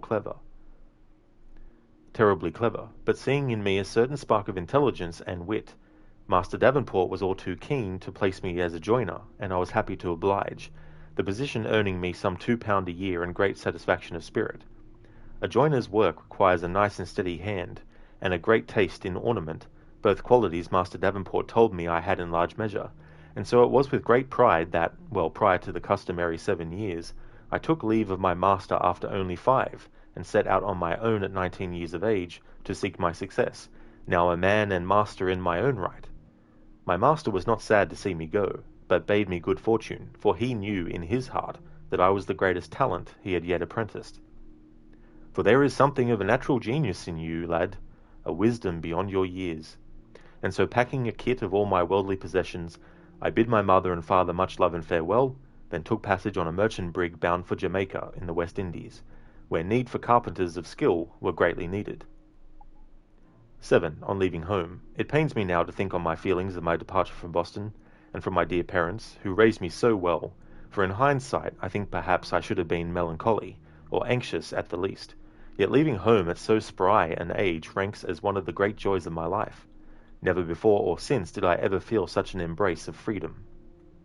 Yet not all concerning my leaving was joyous, as it was around this time that the voices came upon me strong, much like a man whispering in my ears. These voices were neither sinister in nature, nor did they prevent mature dealings with my fellow man. But, unlike my reveries, which came to me in my sleep, or in daydreams, these voices came upon me at times inconvenient to my present purpose. Day and night they intruded without provocation, and though they were not constant, they were certainly frequent in nature, and strangest of all, had the qualities of memories.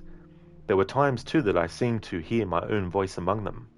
Was it possible that I heard conversations from a previous life, memories of those I knew, memories of engagements long past? In the next letter I shall relate what were perhaps the most confounding snatches of conversation. 8. What the voices said. Here I relate one such memory, repeated ad nauseum through the whole of my life. Myself, a man, and 2 women. A woman, as biological traits are passed from one generation to another, why should we not engineer the humans to pass learned information to their offspring as well? It is well within our scope. And here another woman interrupts. Never. Already we have made them sturdy and strong. Why should we gift them with new advantages over us? We are dying. The war is tilting against us. We should discover a means to our own salvation, not theirs. So that is Juno speaking. The other woman would be Minerva. And here the man disagreed. Our time is done. The instruments of our will shall soon be our masters, and we shall fade away. Perhaps not in 10 or 20 years, but certainly this century is our last. Why not therefore gift the humans with added faculties for wisdom and growth? Why not let them pass on the accumulations of their learnings from one generation to the next? By ever ascending degrees, the humans shall be as wise as we are. Now that is actually Jupiter speaking. And here I seem to speak, Aita. It can be done. By simple manipulation of the code within their blood, we could improve their lot. And here the second woman screams, absolutely not, and then the memory is ended. A curious incident at sea. Upon my route to the West Indies, a curious incident aroused me in a revelation. It was a wanton act of violence that I witnessed, one that proved fatal only to its instigator, a pardoned pirate named Savory, who had come aboard to work off his debts as an honest Christian, yet died a devil full of drink, after mistaking the reasonable abjurations of his fellow men for insults. He was taken by a self-inflicted pistol shot, sustained as he attempted to load his piece in preparation for the first of 6 duels which he had arranged as challenges against our group. All of us were sad for his misfortune, but none were sorry that our crew grew quieter in his absence. And yet, at seeing the poor chap wound himself so, and witnessing the blood freely flowing from his body, a notion sprung upon me like an idea long dormant, already within me, yet awaiting a chance to reappear. Thence came the phrase I had heard before springing to my mind, the code in their blood. Suddenly it was sensible to me, the code of life, like a shipbuilder's drafts in miniature, yet responsible for building each and every man and woman on earth. How was it that such an idea made perfect sense to me? How was it I understood already that which had no precedent in the most modern philosophies? The code of life, in our blood. Imagine. These ideas swelled within me for many weeks upon that voyage, spinning in such a maelstrom of thought, I could not articulate them. Now how weird would that be? You have memories of a life that is not your present life, things that have happened before, and certain conversations that you remember. I mean, it's one thing to visually remember something from a long time ago, but imagine being able to literally hear something from the past in such a way that it almost sounds as if you're listening to a recording. How trippy that would be. Finding steady work. Reaching Jamaica, I pushed all idle thoughts and fantasies from my mind and set about finding myself employment.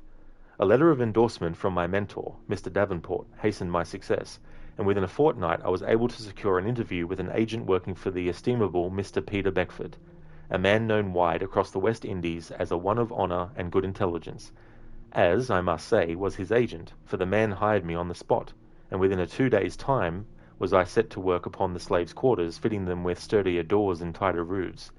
For my own accommodations I am well pleased to tell that they were fine. 3 windows had I, 2 of which looked upon the cane fields. When opened, a light breeze filled my room, one scented with the raw perfume of the nearby sea, and the distant sound of the hushing ocean surf.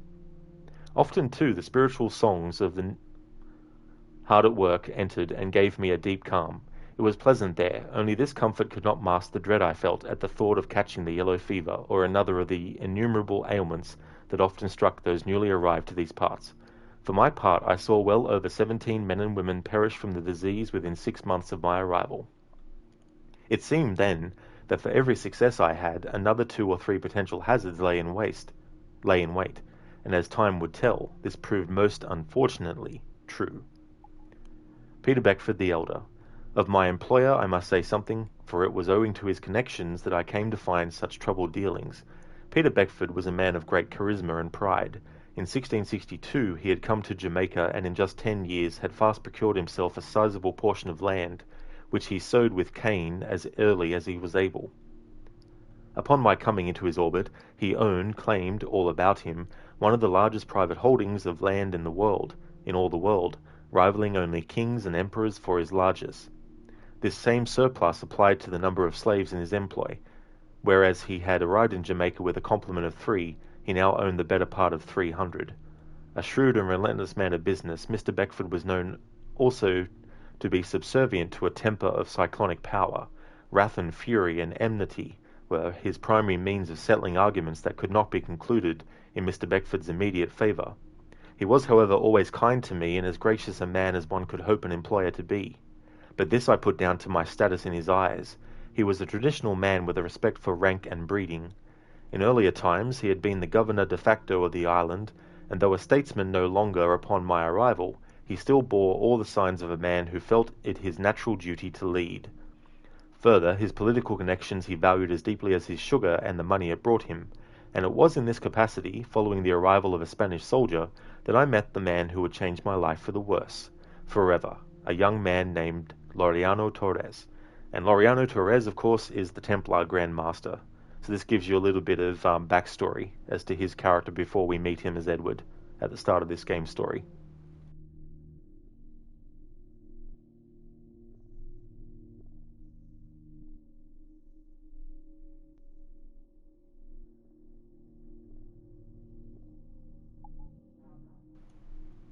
The Templar arrives. It was in April of 1673 when I espied the galleon in Kingston's harbour, flying the colours of the men of Holland, which I thought queer but not unlikely. This was a ruse, however, for the ship's cargo was most assuredly Spanish. A gentleman called Torres, once a soldier in the Spanish army, now an emissary on behalf of his king. Or so said he to Peter Beckford. I learned later that he called himself a Templar, and had made his visit to Beckford's plantation to look upon Master Beckford's strange collection of collected manuscripts. Torres was 2 days with Mr. Beckford when another object took his full attention, namely me.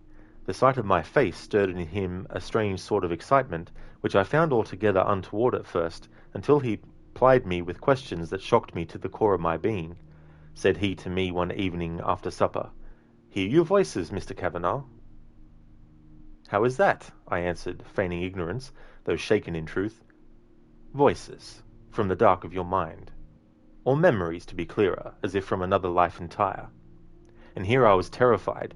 How was it that this man knew the odd riddle of my life, as if it were a banal fact of history? "I know not what you mean, Master Torres," said I, and took my leave of him, so anxious as I was. "Good night to you, sir," said he, as I departed. "We shall speak again when you are rested, and ready to talk." Still shaken, I bade him good night and made for my bedchamber, feeling another reverie coming strong upon me. When I reached my bed, I fell into both. Another frightful reverie. Here I relate another reverie, myself and a woman. "Beloved," said she, a voice so intimate and familiar, "our colleagues conspire against us. They dither and sigh, resigned to their fates, content to champion the humans. But there is hope for us. There is a chance we might inure our bodies to the chilling world, the poisoned atmosphere, and the war itself. Will you aid me? Will you submit?" And here I hear my own voice in answer, "Yes, beloved. What must I do?" "Transference," she said. "The shuttling of our minds from these old bodies into new forms, mechanical bodies perhaps, or into those of our instruments, our humans. In short, I believe there may be a way to transfer all we know and all we are into other forms. In this way we may survive the coming cataclysm, and live to see our people repopulate the earth, and recover her from those we foolishly set loose upon it. Transference, I said aloud. Our minds into alternate vessels? A dangerous prospect, but reasonable. Yes, said she. And who better to make this leap than you, my beloved husband, with a mind unparalleled, a constitution unrivalled, architect of the observatory, overseer of Eden's tools, the brightest light in our civilization. If you are not capable of making this leap, perhaps no one is. And here replied I will do this for you, beloved, for us and our people. So that is another memory that this sage in this letter actually has of his past life. Hey there, Lucinda. Good morning to you. Welcome on in. Hope it's going well. How's Black Flag been going for you today? Really good. Really, really good. Doing a lot of story stuff. That's really all I have left. A little bit of collectible stuff, but we're at the part now where there's an island available to me where I can get the remaining treasure chests and all that kind of stuff. So we're getting close to getting all the side stuff I wanted to do done. So it's been going good, and I'm just reading all these messages that we found in the bottles that we collected. Sorry, Lurch, I haven't forgotten about your sea shanty. I will still actually get to that. I'll just have to finish reading this. There's only a few more pages left, and then I'll be able to redeem that. The Assassin. Lost as I was in my reverie, I failed to see the envelope slipped beneath the door to my bedchamber. It read thus: Dear Sir, forgive the alarm I must have raised with my queries, but you have the exact likeness of a man my colleagues and I have longed to meet. Allow me an audience and I will explain all. Your friend, Laureano Torres. I pondered this letter for some time that evening, wondering what it could mean that I had the exact likeness of a man he knew, and why it should raise so much intrigue. I wondered at this for hours, pacing about the room with a mind to slip from my chamber, when of a sudden I heard a rapid succession of reports from pistols and rifles outside in the garden. To my ear it sounded as if war had begun, with me a bystander at its centre. I dropped to my knees and hid on the far side of my bed, away from the window, and shut my eyes. But as I did this, a voice called out to me from my chamber door. "Mr. Kavanagh," it said. I raised my head and opened my eyes, and there saw a figure cutting a terrible outline. Hooded and robed in dusky sienna, the man lifted a small pipe to his lips and blew. I felt a sting upon my neck, as if from a mosquito. I opened my mouth to protest, but thereupon a wave of fatigue took me and I fell fast asleep. So I'm pretty sure this is Artabai. Yeah, Lucinda, so we'll be finishing the playthrough. We're getting closer to the end of the story, but I don't know yet if I'm going to jump into the next AC game I've got lined up afterwards, though. Just have to wait and see how I'm feeling. Oh, cheers, Lurch. Yeah, I definitely will get to it, and then be able to listen to one. I'll also show you what sea shanties there are as well, just so you know. I mean, I think I've got all of them anyway, but I'll still show you a list of sea shanties in case there's one that sticks out, or if there's one that you already know that you are looking for.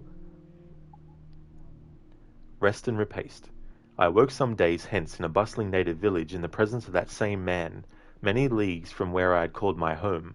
A native himself, with a strong and serious but gentle face. He named himself Barlam, and bade me not be frightened. Oh yeah, it's not Artabai. I think it might be his mentor or something. Strangely, I was not, for his demeanour was calm and his words were kind. I asked him why he had brought me to this place. His surprise seemed genuine, and he told me, "You are a sage. Your face tells it plain, your eyes most of all."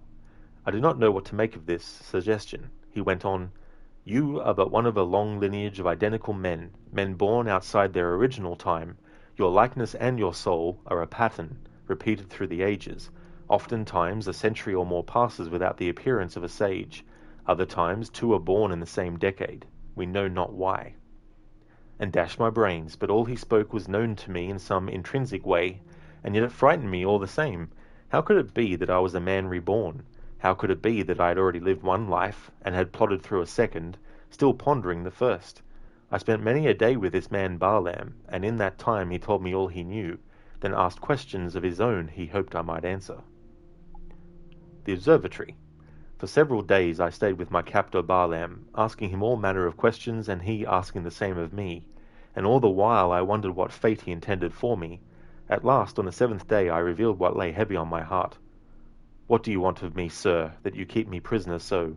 And at this Baalim laughed, and answered, "You are no prisoner, sage. You may take your leave at any point. Only tell us where you wish to be dropped, and if it be in our power, we shall transport you thence." This answer surprised and angered me. "Why then did you spirit me away with such diabolical method? Kidnap, no less." And he said in answer, "Your master hosted a Templar, and he may now be one himself. Such men are not to be trusted with a prize so valuable as you.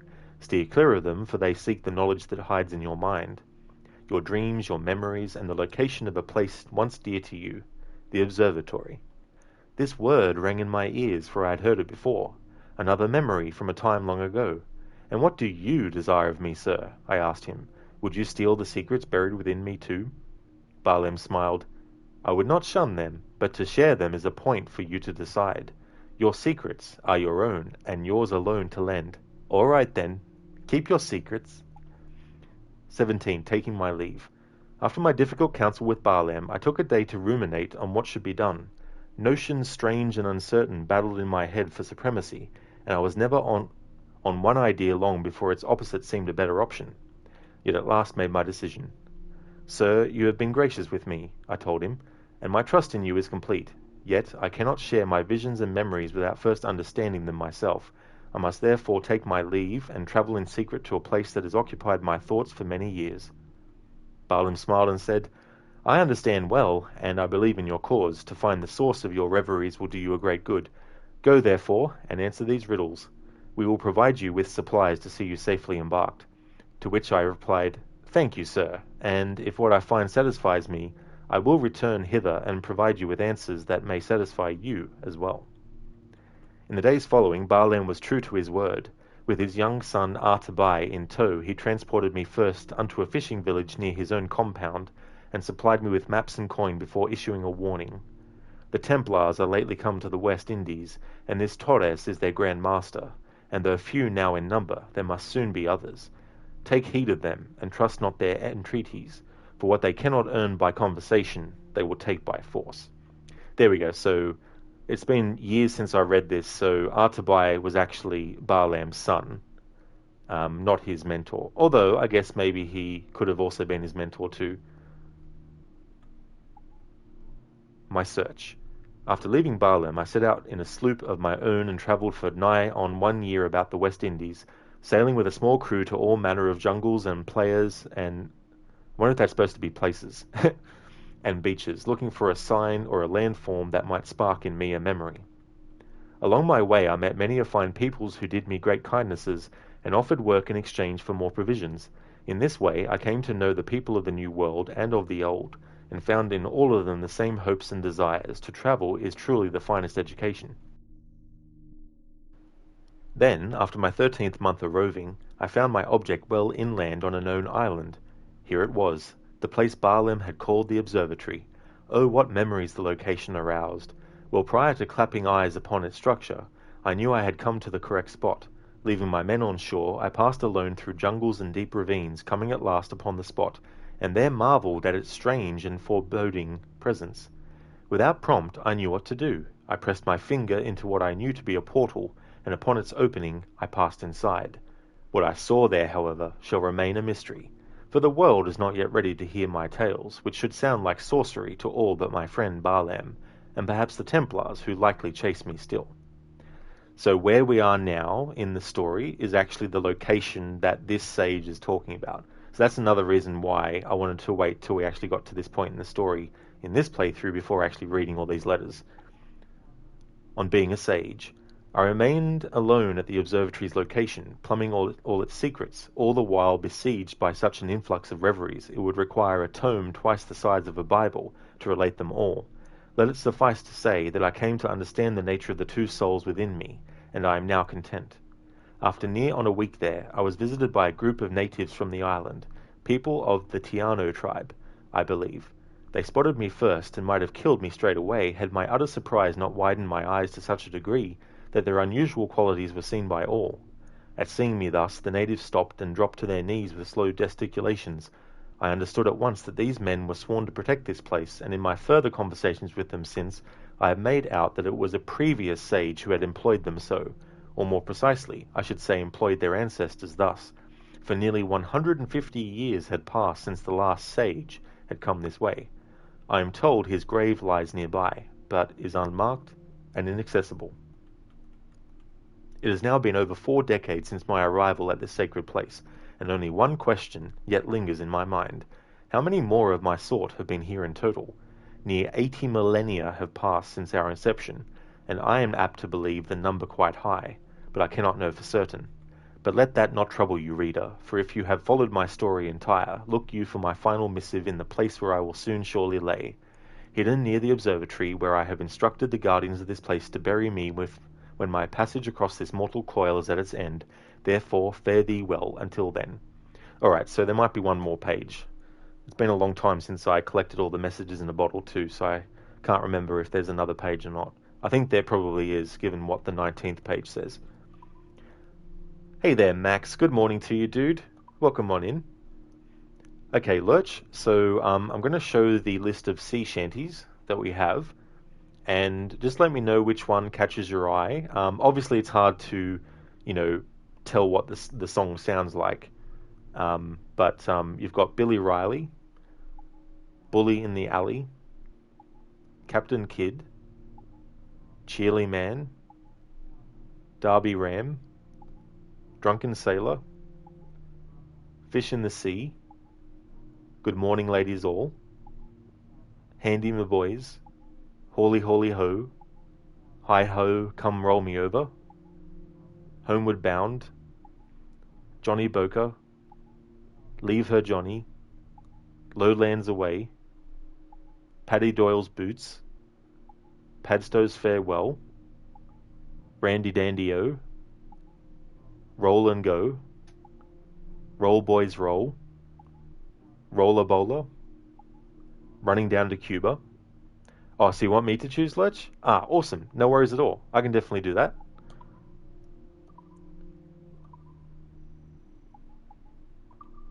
Okay, so let's exit the memory and go to the open sea, and then I'll select a sea shanty and we'll listen to that, and I won't talk over it, and we'll play it from start to finish.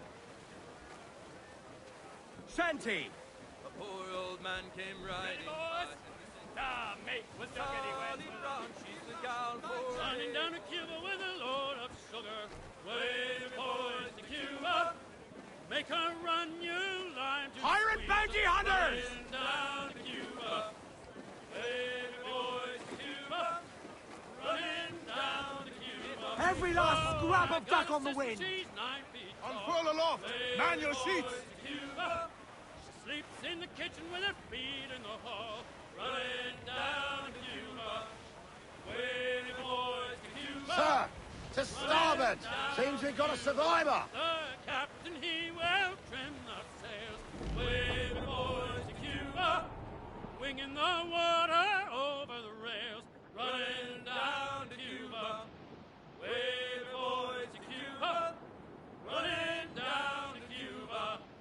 Give me a gal can dance fandango. Way boys to Cuba. Round as a melon and sweet as a mango. Running down to Cuba. Way boys to Cuba. Running down to Cuba. Load the sugar and homeward go. Way boys to Cuba. Mr. Mate, he told me so. Running down to Cuba.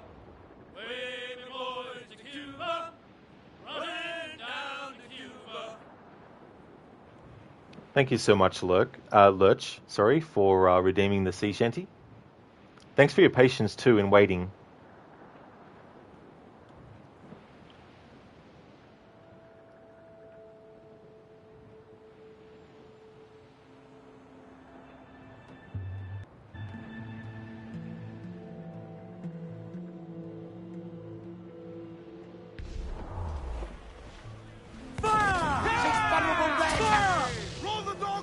Ready to bark!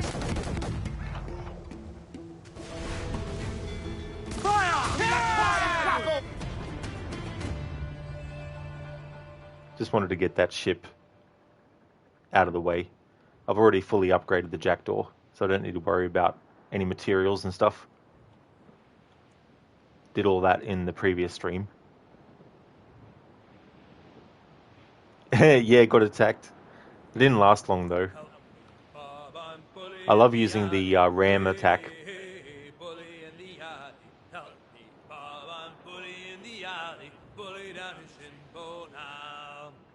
Sally is the girl that I love dearly. Way, bully in the alley. Sally is the girl that I splice dearly. Bully down her shin bone now. Help me, Bob, I'm bully in the alley. Way. Hang on, did it actually? Oh yeah, it did. I had to double check to see where the game put me.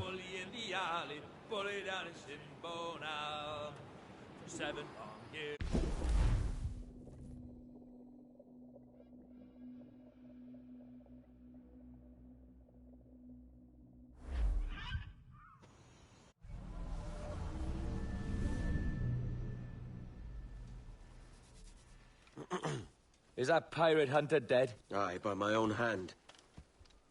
Why is it you alone can find what so many want? I was born with memories of this place. Memories of another time entirely, I think.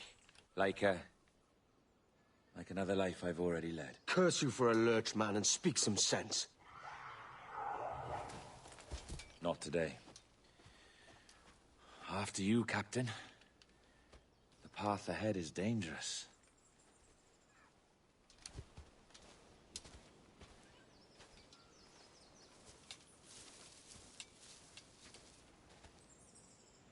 The men native to this land will put up a fight, Edward. Are you willing to push back if necessary, huh? To kill if needed? You'll hear from me soon. Alright, let's wait and see where they stop.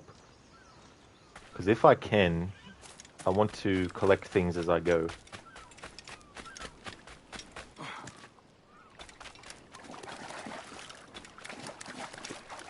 Lurch, so a sea shanty in this game then. What do you mean by that, Lurch?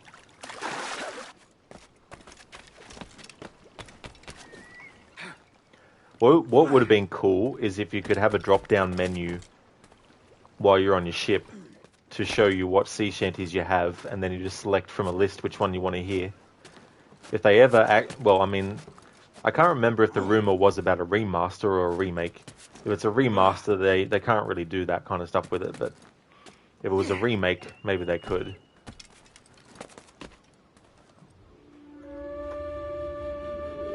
The songs. Yeah. So, what do you mean, though, about the sea shanties?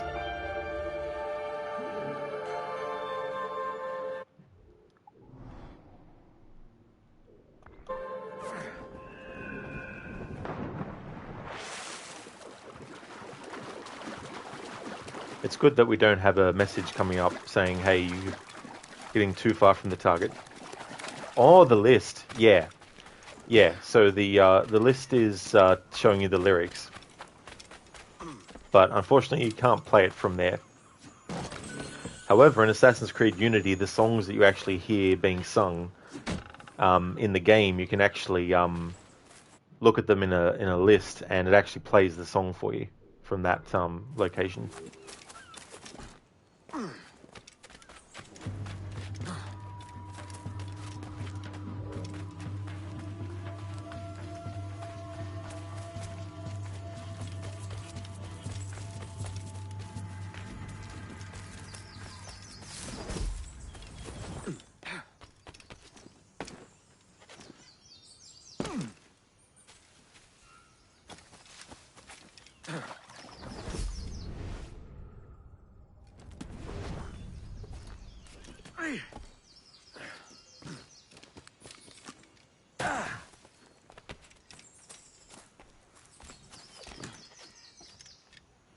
Oh, you do, Lurch? Oh, cool.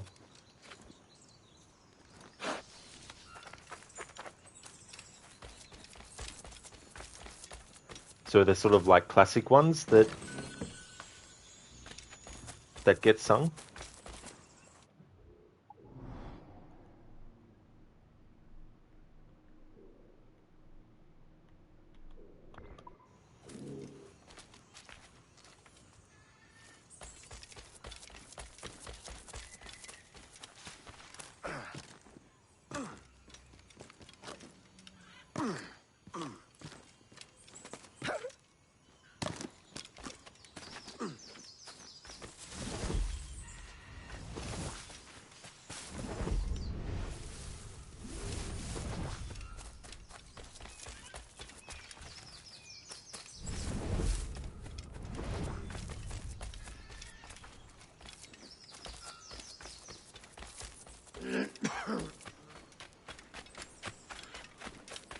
You don't sing them, but you like them. Sometimes you play them when you're letting the ship go. Oh, that's cool. Yeah, it's one of those things too, you know, like some things, even no matter how old they are, can still be used again later for certain purposes. I mean, it's like with classical music. I'm not a fan of classical music per se, but there's a lot of music that even today utilizes techniques that were done with classical music and still gets used and all that kind of stuff in certain, you know, contexts and stuff. You do the mooring, do you, Lurch? So how long have you been doing that for? Is that like what you entered into that industry with, or is that something that you moved on to?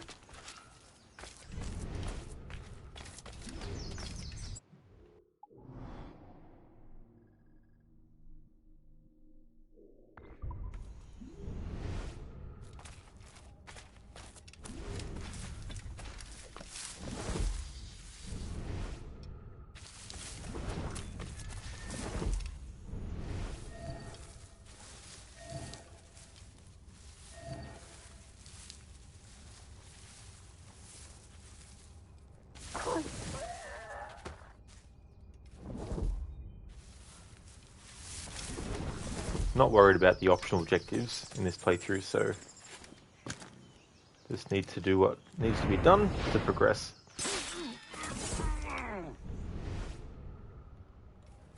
Lurch, 3 years, you moved on to it, and now you're a supervisor. You started as a bog standard baggage handler. Well, that's cool that you're able to progress to another aspect of the industry, you know, and I guess it's all about, too, what we are striving for, and also knowing what you're going to be happy with, too. And, you know, if some people are happy with certain positions in an industry that might not be the most recognized or the most glamorous, or, you know, whatever the case may be, as long as they, you know, still enjoy the work that they're doing and that.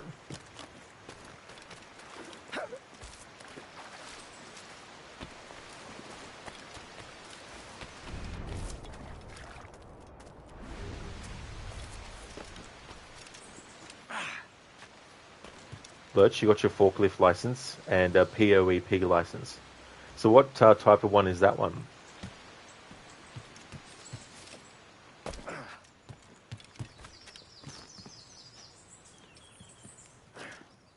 Now you supervise about 30 people. Oh wow! I mean, that is a big number of people to you know, supervise and.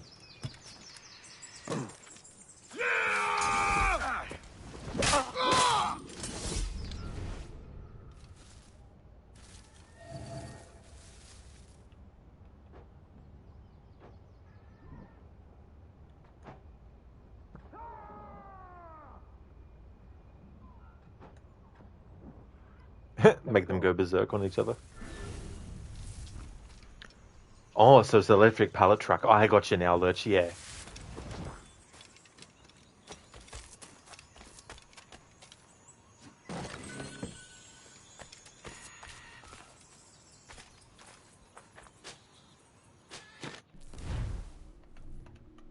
Alright, so this is here. But it looks like it's in a spot that we've already passed by. Although, there is another viewpoint where it could be as well.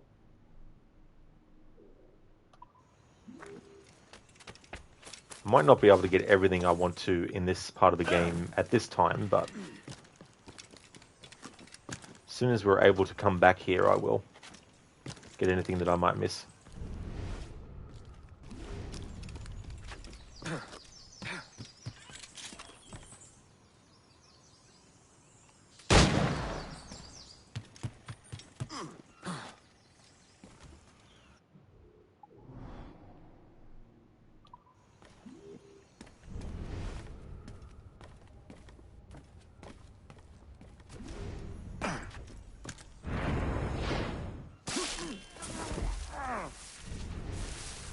Lurch, and you should be doing your telehandler soon as well. So what does that actually entail, Lurch, and what kind of things do you have to do in preparation?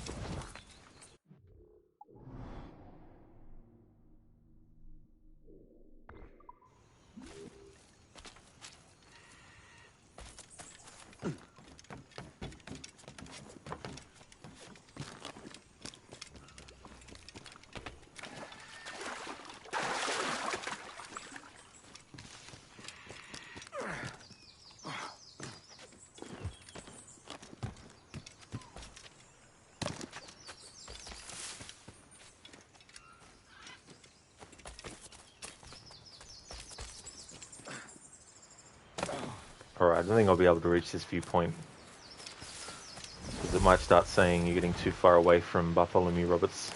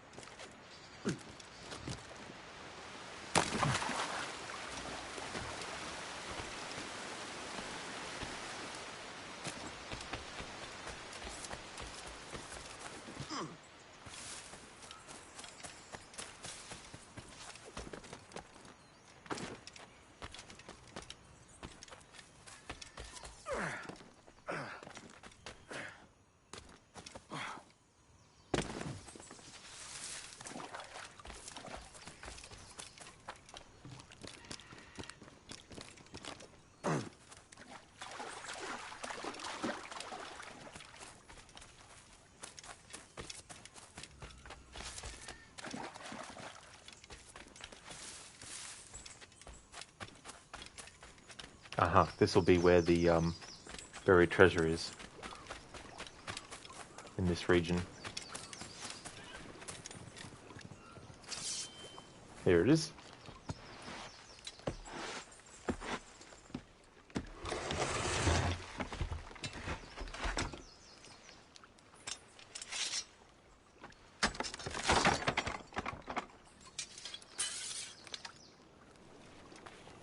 Alright, so there's one more buried chest to find.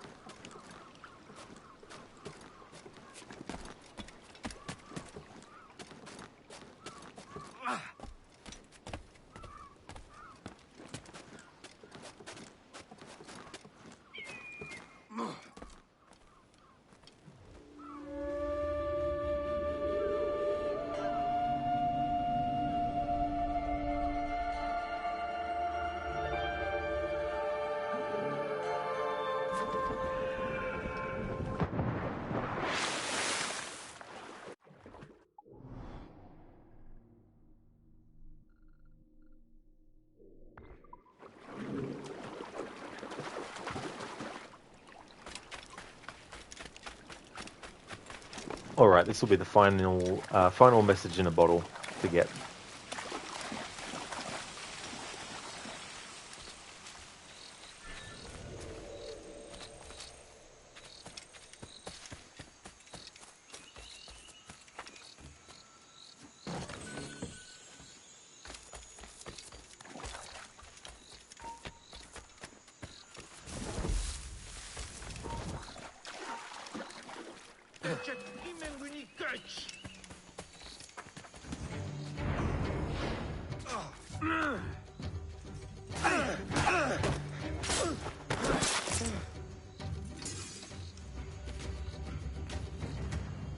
Message in a bottle.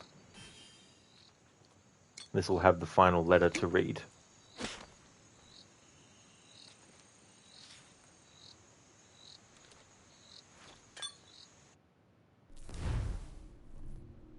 A secret incomprehensible. As I write, the year is now near upon 1706, and I am sickly and in poor condition, and so must tell what little else I can of my condition. All I tell here I have dredged from the dark void of my memory. I cannot confirm or prove what I argue, but perhaps if some others like me were to see this, they too would understand, and feel not alone, as I so often have. In my original life, I died in the midst of my beloved's experiment. This method of which she spoke, of the transference of mind into machine, and from thence into a human body, was a failure, yet an instructive one, I believe. For in my last moments I recollect her comforts to me, and a clear promise that my death would not be an end, but a beginning. "There is another way, beloved," said she to me, "imperfect, yet possible. Firstly, I will agree to carry out Minerva's experiments, her terrible gift to the humans. Yet my purpose will be contrary. My purpose will be your immortality. In collecting samples of the code in the human's blood, I will add my own augmentations, samples of your code, transfigured in such a way that when the proper pieces come together, it may further transfigure the zygote of a newly conceived child. In this way, you shall be reborn again and again throughout the ages. With luck, this recessive recurrence shall never die out, but travel on like a raft downstream along the tide of inheritance. I was dying as she spoke, there in my beloved's arms, but I understood her meaning well. Look for me, beloved. Your death will not be in vain, for I will be with you again, entombed, lying in wait, ready to emerge again when the time is right. She then pierced me through the heart, thus ending my life. How truly bizarre it is that I can claim to have memory of my own death is a ludicrous idea, and yet I know now that it happened, and that I now live again, many centuries from that time, waiting for the final piece of this riddle to reveal itself. Yet how this will be, I cannot say. Thus, to any and all who have read this and understood little, be not upset, for there is more mystery than sense in the world, and our only purpose is to endure it. TK 1706. There we go. That's the final message in a bottle, written by one of the sages. And this letter was written in 1706. The start of this game is in 1715 as well.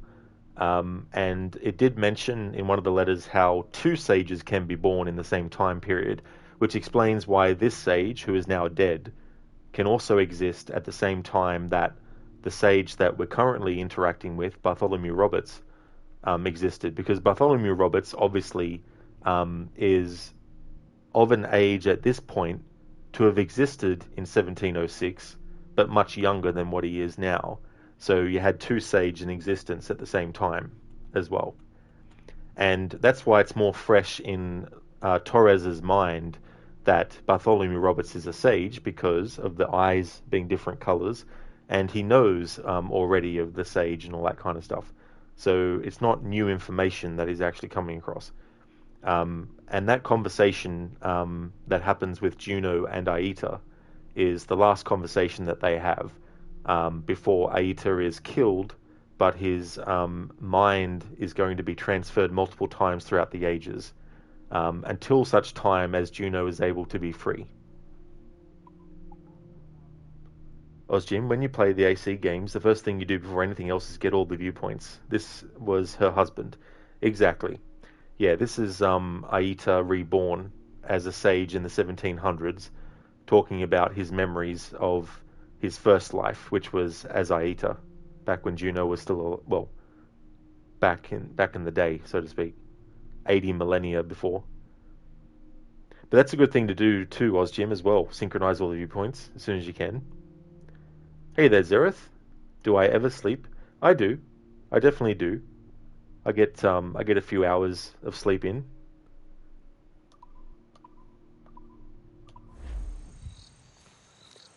I only really need 6 hours.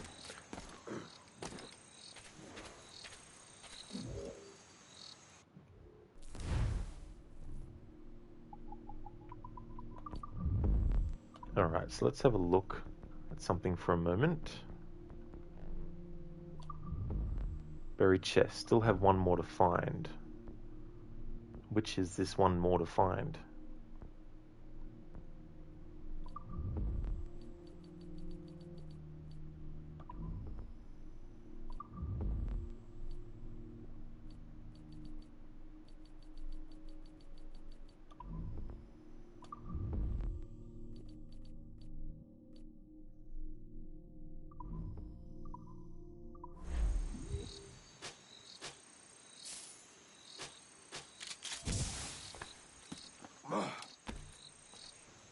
Zereth, or is it a pirate's life for you? Definitely not, no. I don't go around wearing outfits like Edward's wearing. Saying "arr" all the time. Or "I."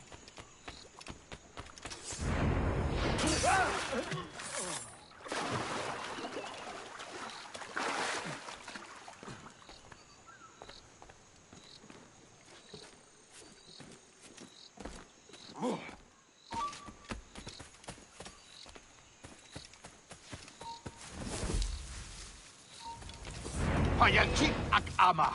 Iglalki ichkelinjum.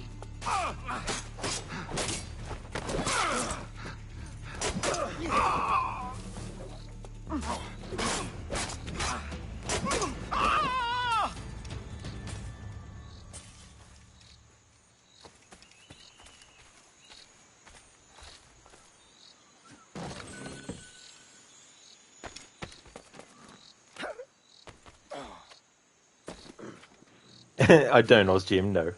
Zerethor telling people about Loom.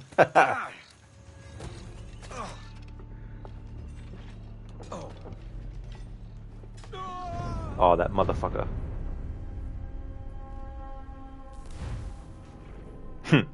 Nice Monkey Island reference there, Zereth. There's actually a couple in this game too. You have a target that you need to assassinate called Mancomb Seepgood. And you also have a line from Bartholomew Roberts where it's like, there's nothing like the hot winds of hell blowing in your face.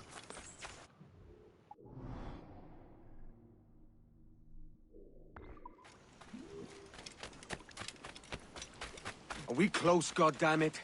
Somewhat. The path winds further still, beset by more unruly men. Go.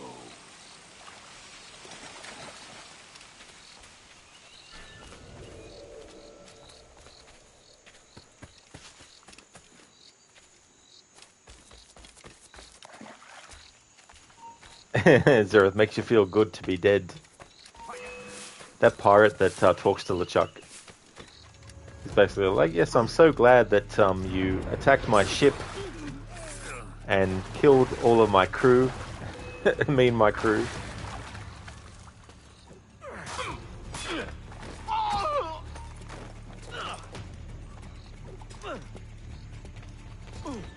I tell you what, these enemies, like, they're very quick to shoot you. Doesn't take much. It's almost like they have an automatic low dart.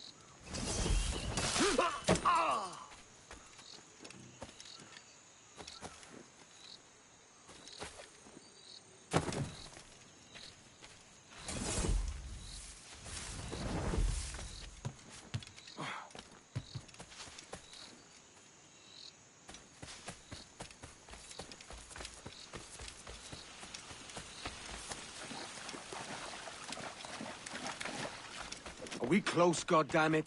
Somewhat. The path winds further still, beset by more unruly men.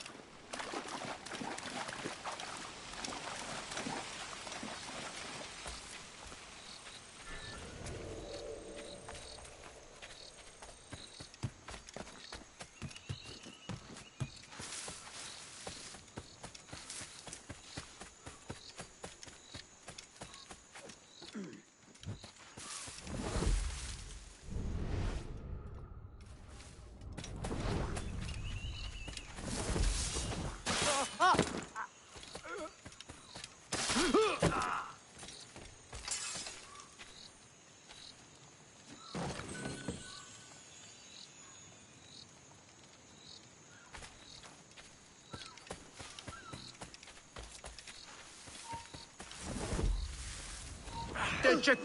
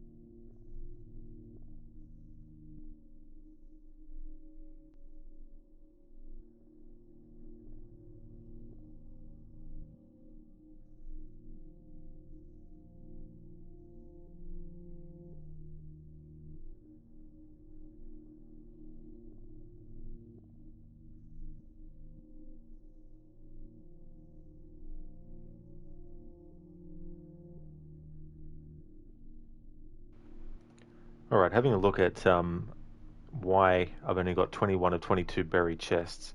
Some are saying that you actually get one of them from Kenway's fleet.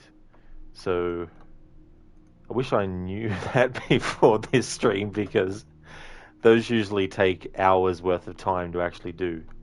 Hours worth of time I don't actually have.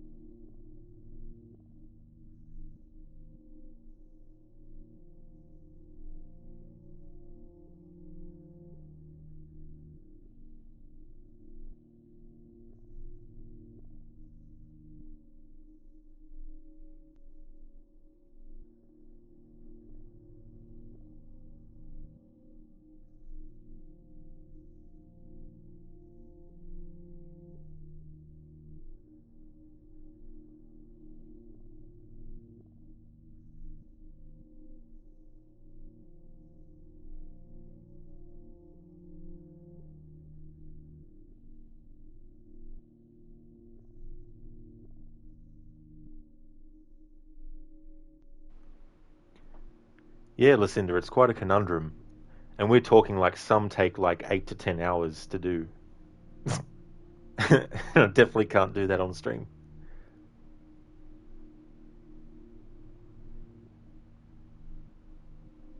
So here's my predicament. I either wait till I can access Kenway's fleet again, put the mission on, and then tomorrow do a 10-minute stream just to show that I've gotten all the freaking chests.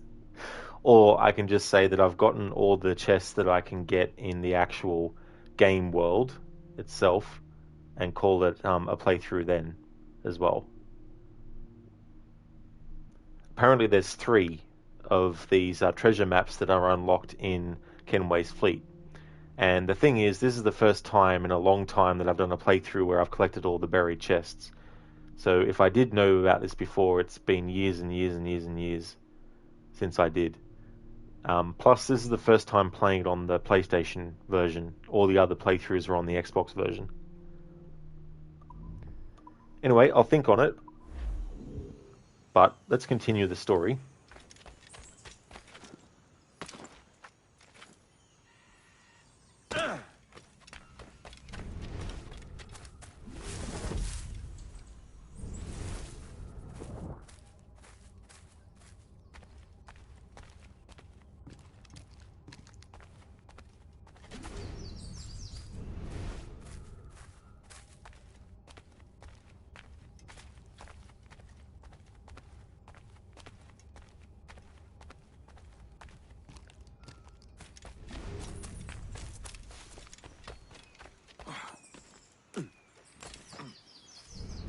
I didn't come to slaughter innocent men, Robert.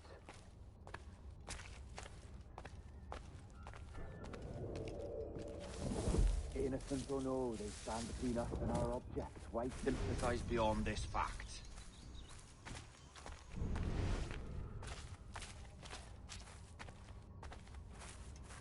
I love it when games do this. Clear the last jungle of enemies. But, finally.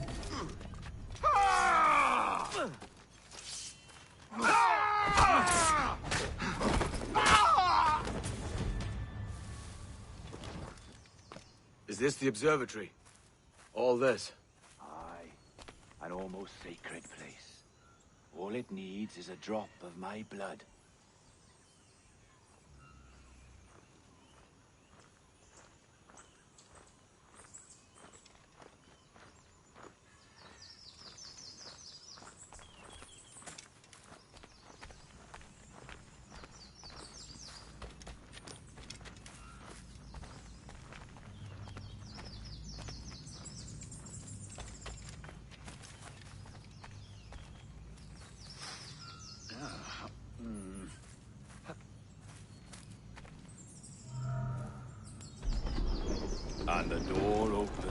After almost 80,000 years.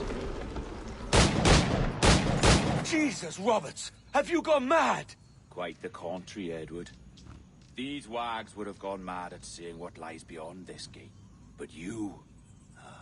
I suspect you're made of sterner stuff. Now, pick up that chest and carry it hither. You did, Afro. Nice, you went up like 2 or 3 levels. 2 levels in 3 hours. Good progress. That is. Yeah, that's really good progress.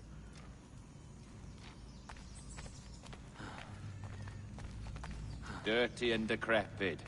Not quite as I remember, but it has been over 80 millennia. Ah, rot. That's impossible. Step as if on thin ice, Captain. I must say I'm quite taken by this new vocation of mine.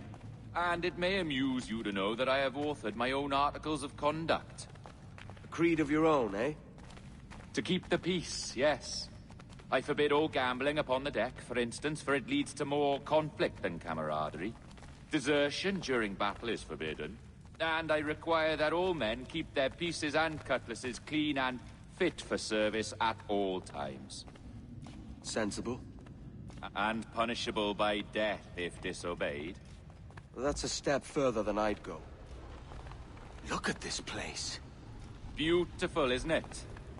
Aye. It's like something out of a fairy tale, or one of them old poems. There were many stories about this place once. Tales that turned into rumors and again into legend. The inevitable process of facts becoming fictions before fading away entirely.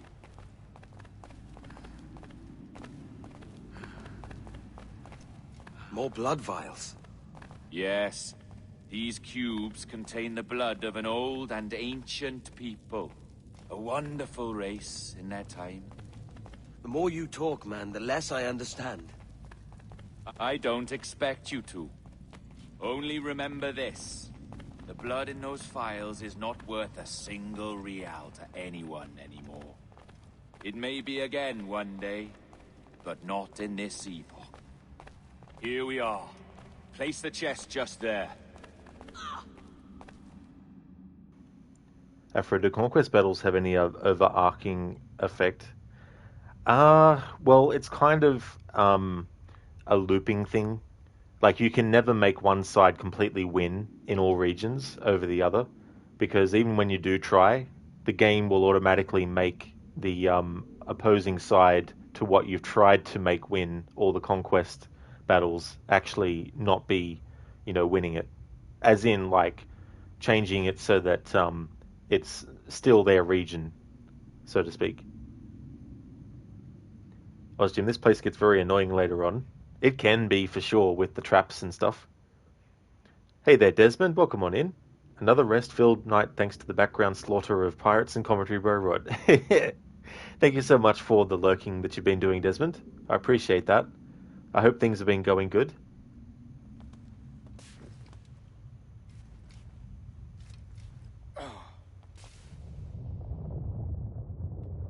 What's that noise? Ah, yes. A security measure. Just a moment.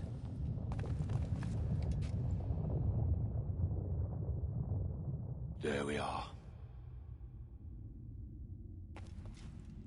So what is this place? Think of it as a large spyglass, such as we sailors carry. A device capable of seeing great distances.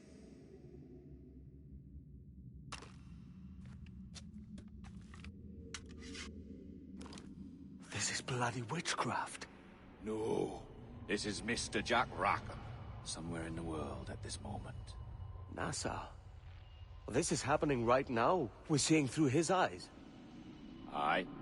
I don't know, Jim. I haven't the faintest idea how to pilot a ship. That ain't work a woman does. Tosh. I've seen a score of ladies who can reef a sail and spin a capstan.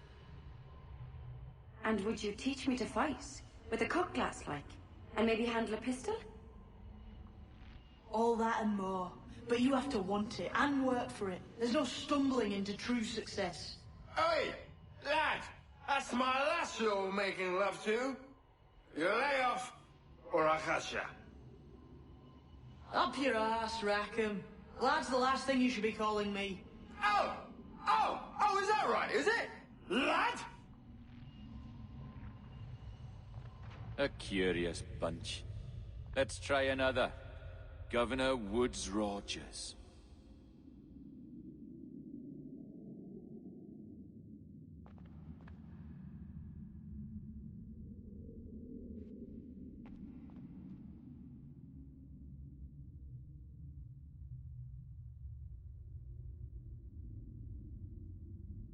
You have a bold idea, but I must think it carefully through. A simple pledge of loyalty is all you need suggest to the House of Commons. An oath, a gesture, and a simple ceremonial dram of blood taken from the finger. That's all. The ministers may give me trouble, but it should be easy enough to convince the House of Lords. They do adore an excess of pomp and circumstance. Exactly. Tell them it's a show of fealty to the king against those revolting Jacobites. Yes, indeed. Oh, these Templars. The crucial detail is the blood. You must get a sample from each man. We want to be ready when we find the observatory. Agreed.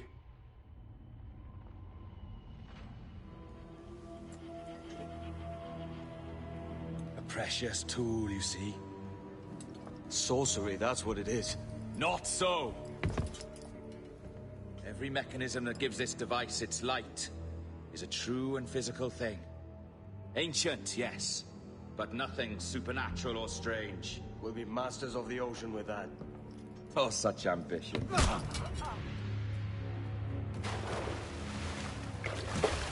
There is nothing in my code about loyalty, boy. You played your role, but our partnership is done! You're a dead man, Roberts! All is well on your end, Desmond. That's great to hear. That's awesome.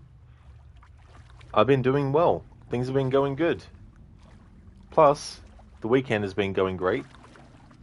Although, in a few hours it'll be Monday again.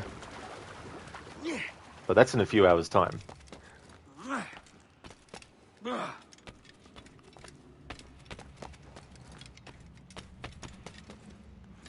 For you like this bounty system, to be honest, forces you to take forts and army camps stealthily.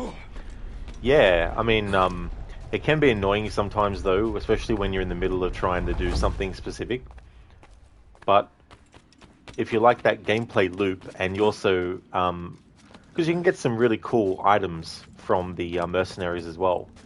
Plus you get discounts for certain tiers of mercenaries that you take care of. You actually unlock certain perks and things.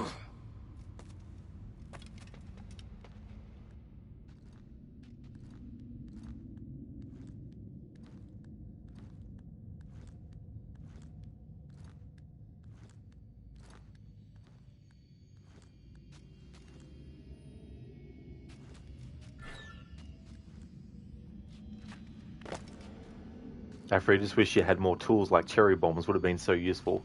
That's true. It's interesting how they took out that kind of stuff. You don't even have like berserk darts either.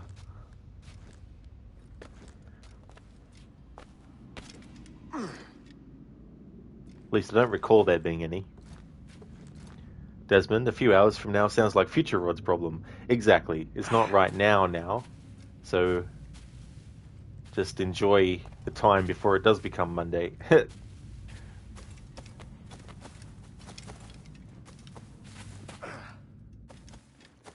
So coming up is a part where we have to, well, no matter how strong you try to fight these enemies, the game wants you to lose the fight.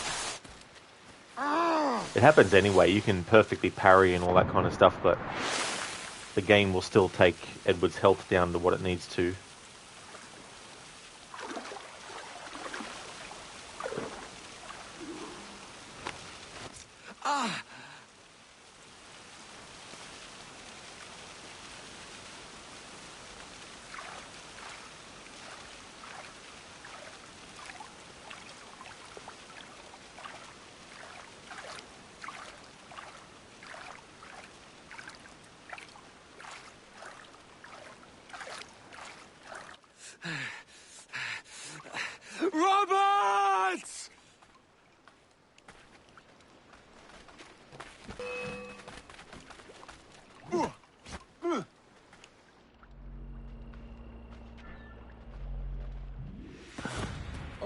Oh, your jackdaw's flown, Edward.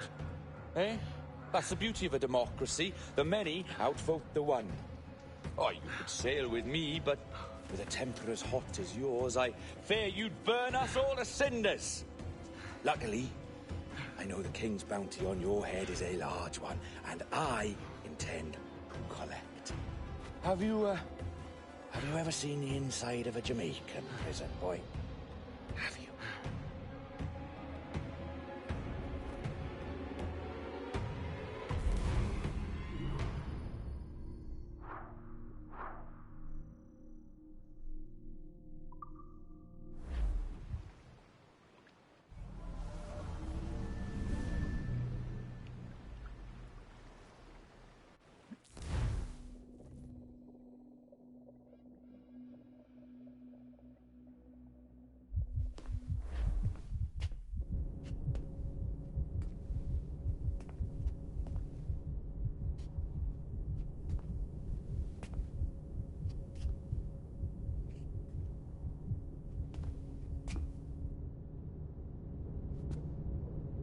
Hello?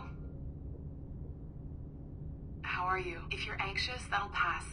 It's the midazolam. I'm sorry about this, but we've had so many security breaches, we were forced to take drastic action. And Olivier is missing. He left for Chicago 2 days ago, but no one's seen him since. I know this seems excessive, but with our high-level security clearance, we have an obligation to our shareholders. Rest assured, we will compensate you when the hacker is found. So get some rest, okay?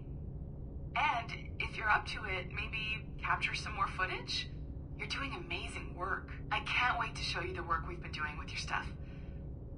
Take care.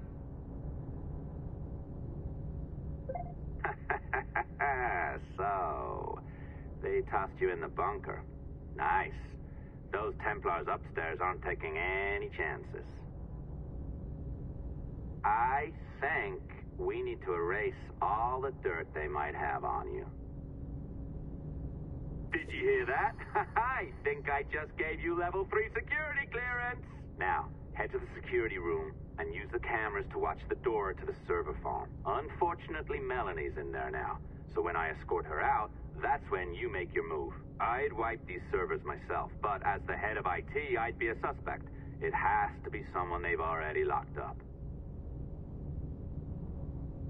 Ah, these Templars. They run our lives, you know. They decide elections, they control various capital markets, and they inject us with little microchips to track our movements and read our thoughts. It's all very scary.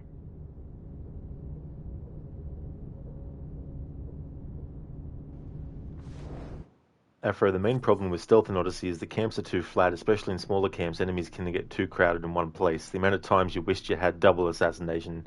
Yeah, those moments can really make you go, if only I had this, because then that would make things a lot easier. It's something that they could have, had in it, but they just didn't want to. I mean, obviously, if you have a certain skill later, there's, assassination techniques that you can use, but not a straight-up, double assassination, unfortunately. Ozjin, Michael J. Fox, Back to the Future. Such a great movie, that one.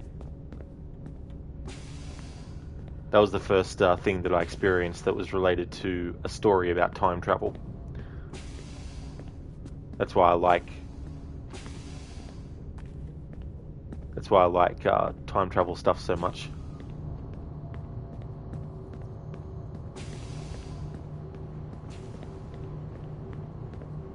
Alright, listen, I'm entering the server room now. When you see us leave, get in there.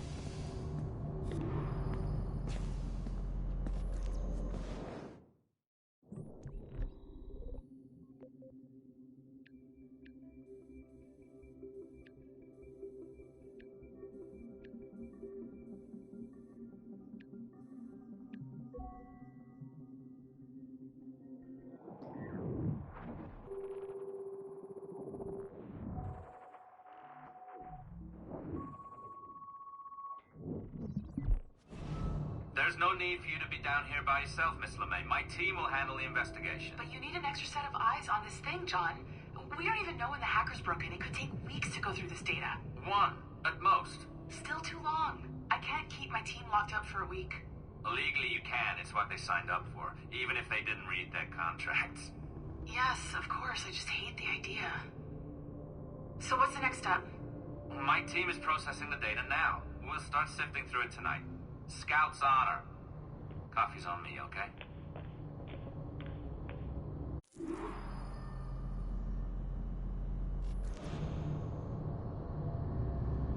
That's okay, Desmond. Absolutely no trouble at all. I hope that you have a great day. Hope it all goes well. Catch you next time, and thanks for the lurking, and thanks for having a bit of a chat too.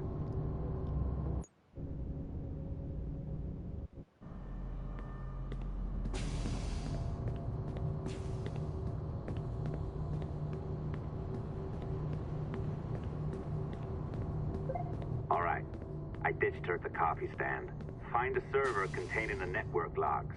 Since I have a record of each and every one of your hacks, we'll just search for the timestamps on those and turn that data into something harmless. Easy as that. Easy as that. Easy as this. And that. And that and this. Here we are. Beautiful. I'll update your communicator one more time. A little program I cooked up just for this purpose. There we go. I think that worked. Try it out.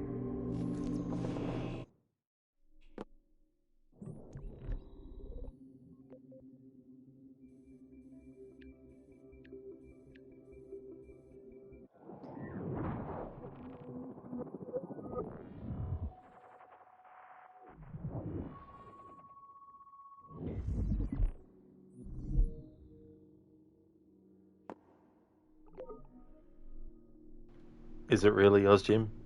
Your insomnia's kicking in.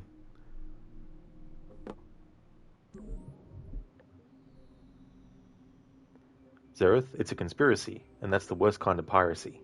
Conspiracy. It sure is.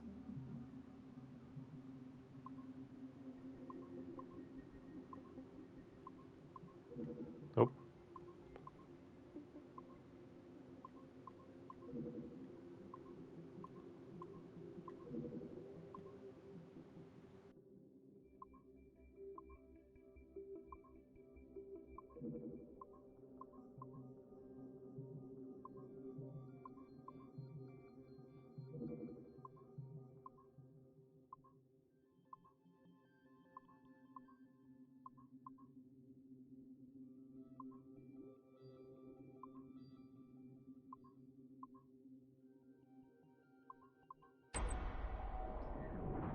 Ozjim, yep, you should be tired, but you're not.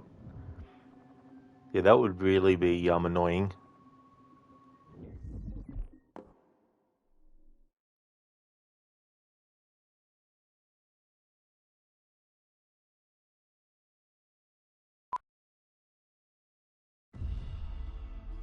The dawn of the deadly 18th century.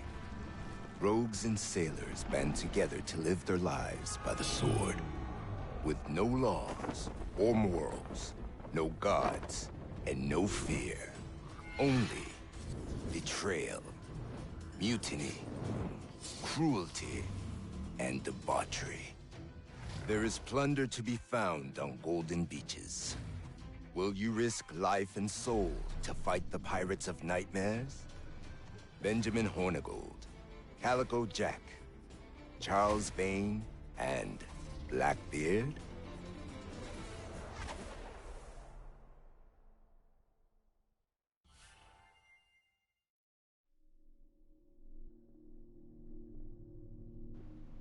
Hello there, Sailcat. Welcome on in.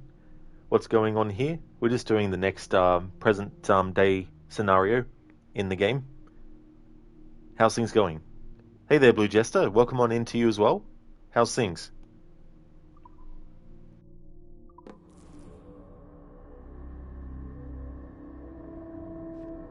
I can feel you, Cypher. Feel. But hardly touch. Signal is still too weak, and I am spread thin.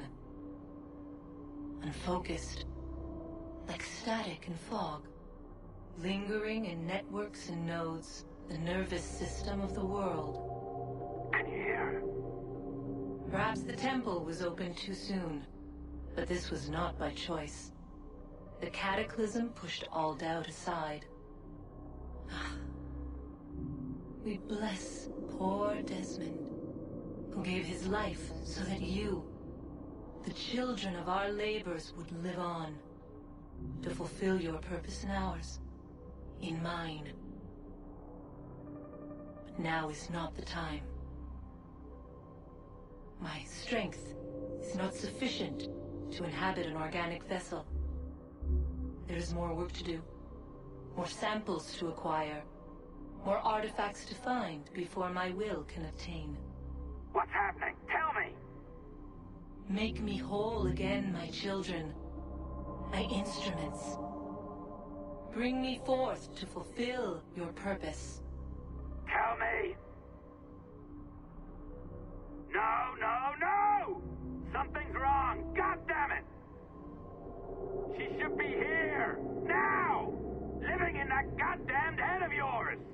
Fuck, fuck, fuck, fuck, fuck! Why did she spare you? Why are you still here? As Arthur Morgan would say in Red Dead 2, calm down. You going good, Blue Jester? You were just playing some Doom Eternal. Oh, nice. I still haven't played that Doom game before. I would like to do a Doom marathon at some point. I've never actually played through all of Doom 2 or Doom 3 before, so I'd like to do those as part of that at some point. But also replay the original as well as Doom 64 as well, because I like that one. Plus replay the 2016 game, but I haven't played Doom Eternal yet though. You don't like her, Ozjim? Why not? Is it the colour blue? Blue Jester, was that John or Olivier? So that was John Standish. Lucinda, I'm just needling you. That's a good one. I actually have a command for that as well. But I need to actually add the emote to that. Although that's a sub-emote, so I'd have to... Yeah. But I can work that out later. So, Zereth, it's because he didn't grow up like his father. That's true, he didn't. So, okay, calm down, I'm just needling you. That's all. Nothing to get overexcited about. Ozjim, she just annoys you. That's fair enough with Juno. It's understandable, you know.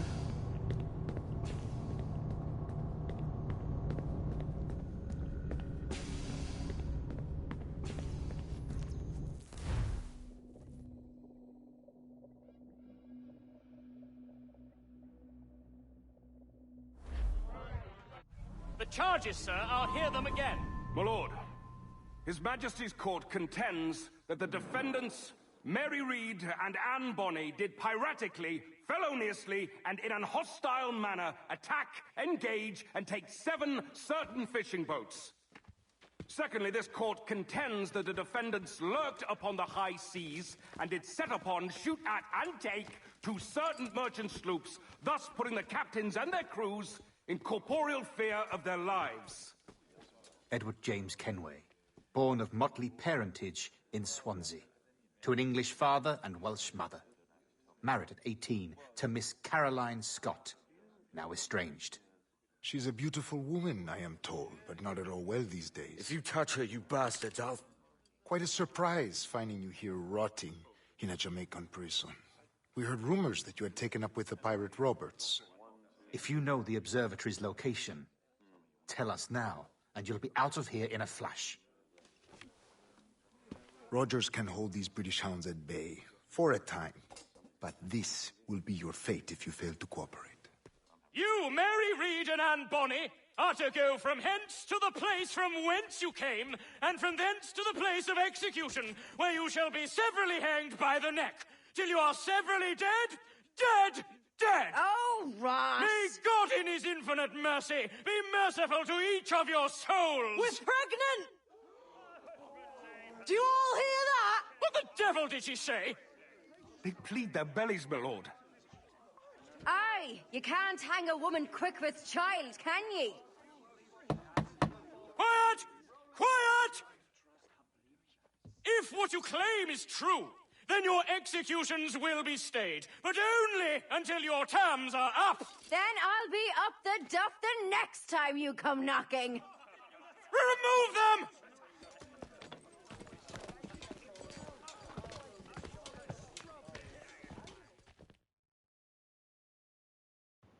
To suffer without dying.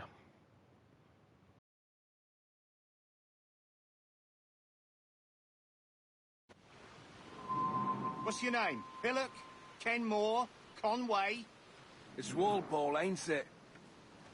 Walpole? Where'd you get that? Well, that's the rumour going round. As dirty and daft a pirate as ever sailed these West Indies. Well, whatever his name, gotta make sure he suffers without dying. Orders from the governor. And back to the prisons at sundown. And massage his feet if he's aching, shall I? Hey! This is a warning.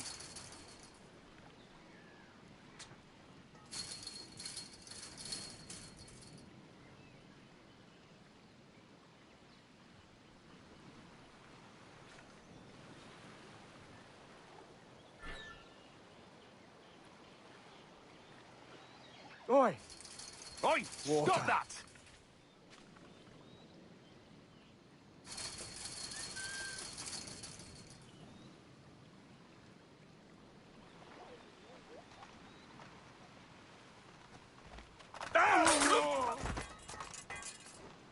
Good morning, Captain Kenway.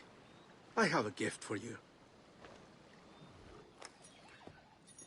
Do not mistake my purpose here. I have come for Anne and Mary, and you owe me nothing for this. But if you would lend me your aid, I can promise you safe passage from this place. I'll need weapons. You are comfortable with this, I am told. We must hurry.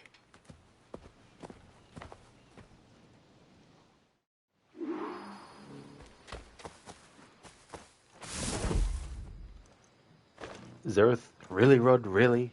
Really, Rod, really? Those three words together, you could actually look at them in reverse and they'd still be the same. Unless you reversed each letter, of course. Then it would be like, door, Blue Jester, if Desmond didn't touch the Eye of Eden, the entire Earth is dead and the Earth will reset. Yeah, that's definitely what gets conveyed. I've got a theory, though, that doesn't necessarily mean that is how it would actually turn out, because they might have been wrong in their calculations. And when you have a species as egocentric as the Isu were, not all of them, just like humans, but I wouldn't be surprised if there were some errors that were made, but we'll just never know. Ozjim, this is the sad part. It really is. This is definitely an emotional part of the game. Blue Jester, you just want to kill that traitor. Yeah. Yeah, Bartholomew Roberts. We'll definitely get to that. Zereth, do you know what you did? Absolutely.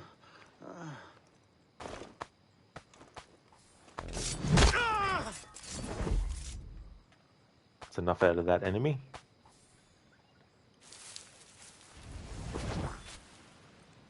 So at the start of this memory, it said 4 months later, after the scene that we saw when they were at trial.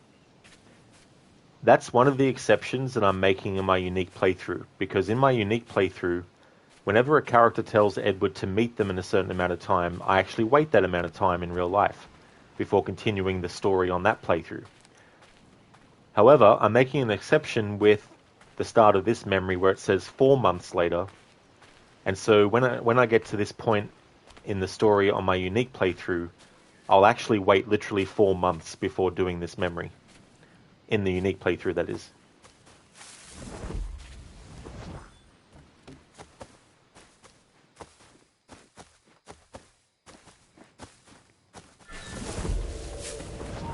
Oh no, you don't. Come back. There's a line of dialogue about Stede Bonnet that can be missed, either by not going near the enemies who talk about him, or being under attack by enemies that have detected you, including those enemies that talk about Stede Bonnet.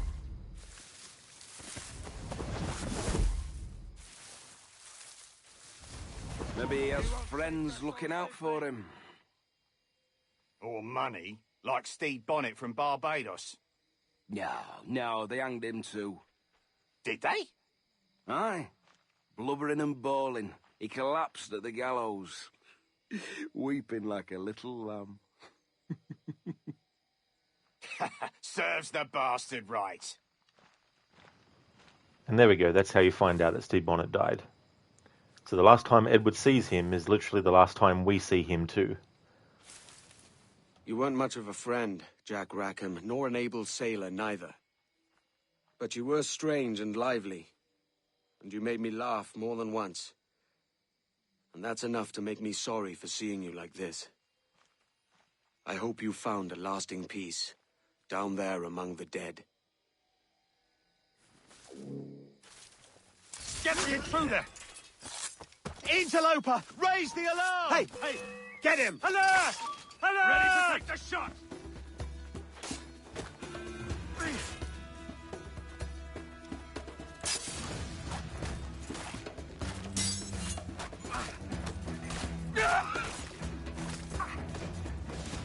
Interloper! Raise the alarm!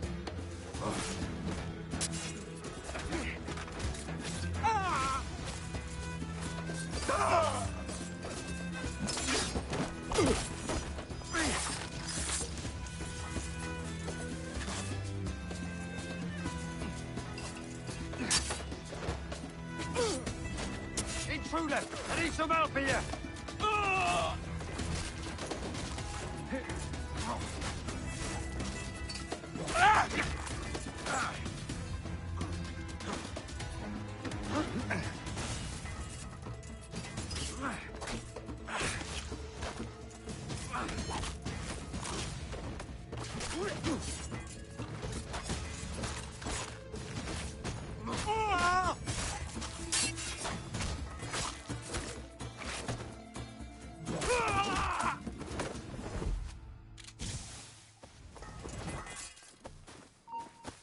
Halt! Stop the bastard! There we go. Not worried about optional objectives. You there, halt! Intruder! And he's...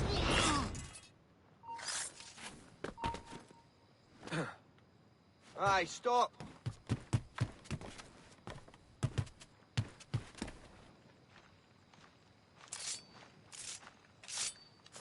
Oh, no, you don't. Come back.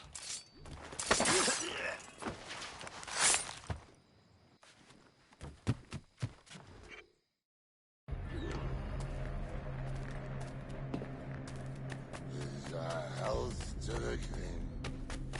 And a lasting peace. The faction and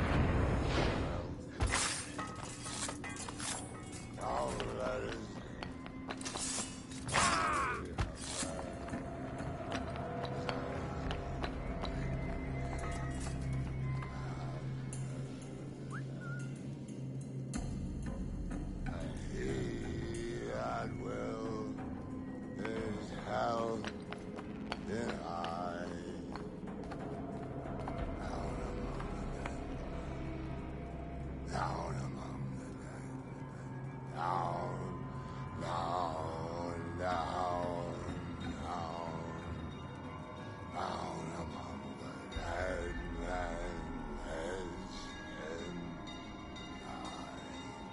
Hello, Vane.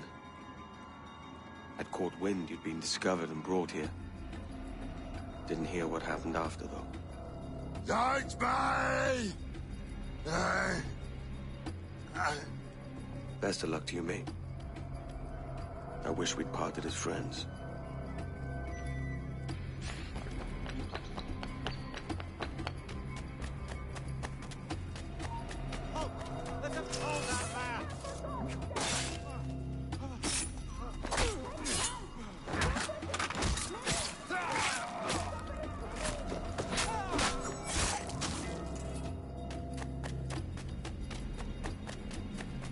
Hush your pile, bloody Mick!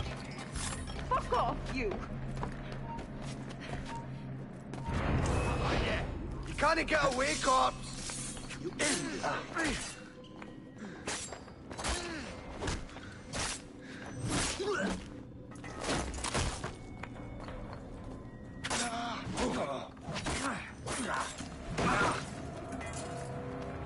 Mary? Mary, it's me, Edward. Edward? Who's this fella? It's all right, Anne. He's a friend. What's wrong with Mary? She's ill. And her child? They took her. No idea where. Oh! Oh! Oh! I know it pains, my lady, but we must be silent. Can you walk?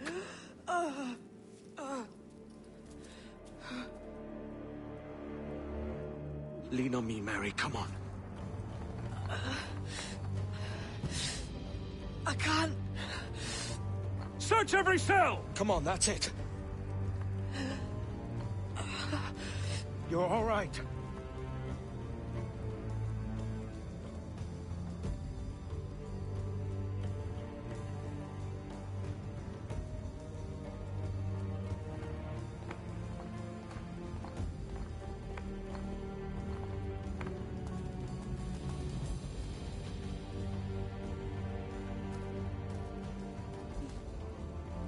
Stop.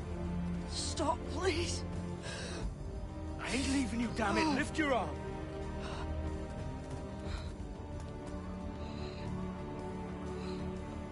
It's no good.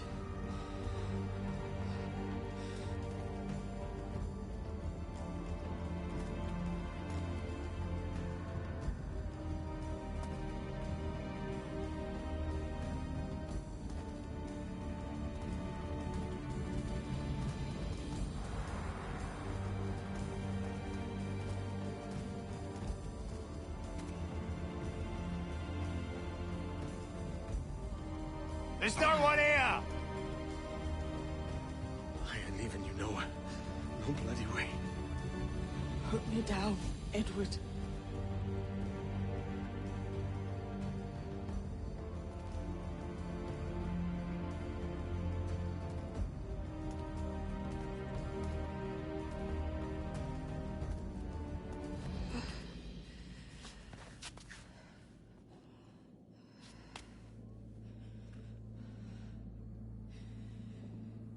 Don't die on my account. Go. This is such a pain in the ass. Damn it. You should have been the one to outlast me. I've done my part. Will you? If you came with me, I could. Mary. I'll be with you, can we? I will.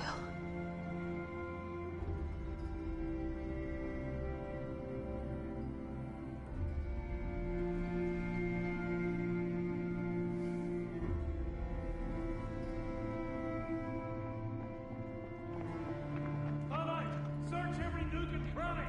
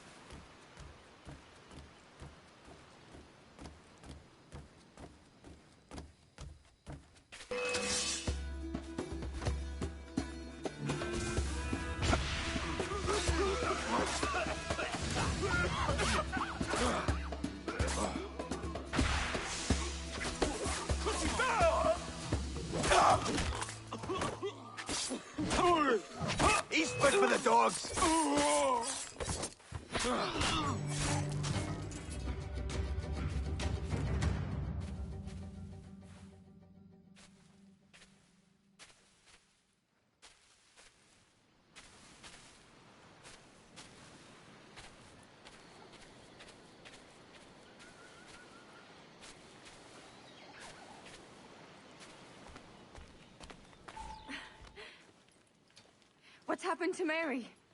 What's wrong? Is she gone?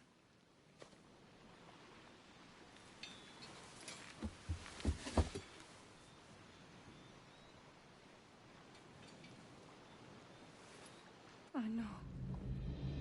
Oh, God! Oh! What will you do now? Nothing sensible.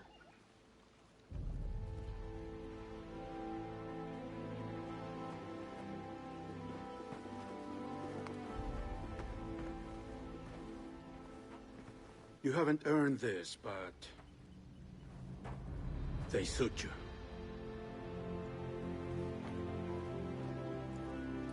Good fortune to you, Edward Kenway.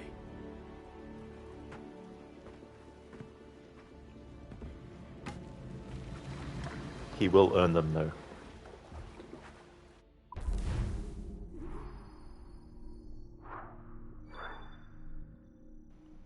Blue Jester or Templars are stupid. Some, and some aren't, but some are stupid for still being a Templar.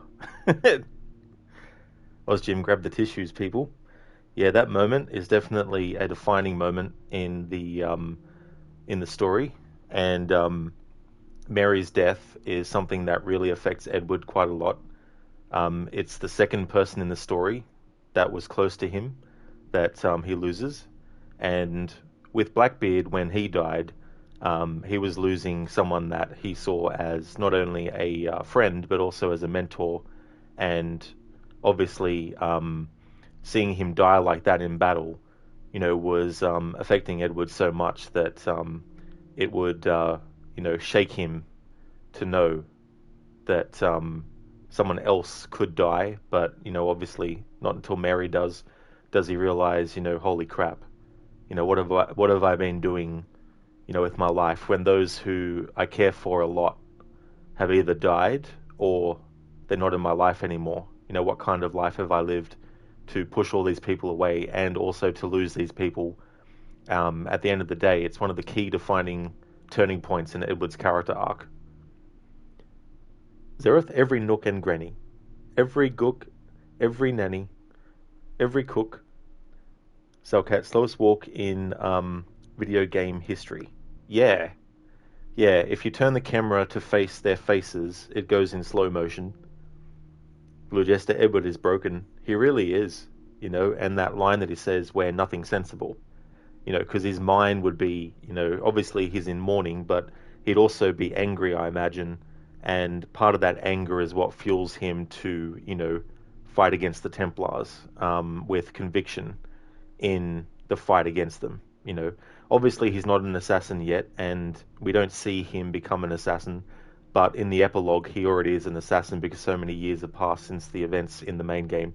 But this is the turning point where he starts to think that, maybe the way that he's living his life and losing these people and all these sacrifices that he's made weren't really worth it in the end.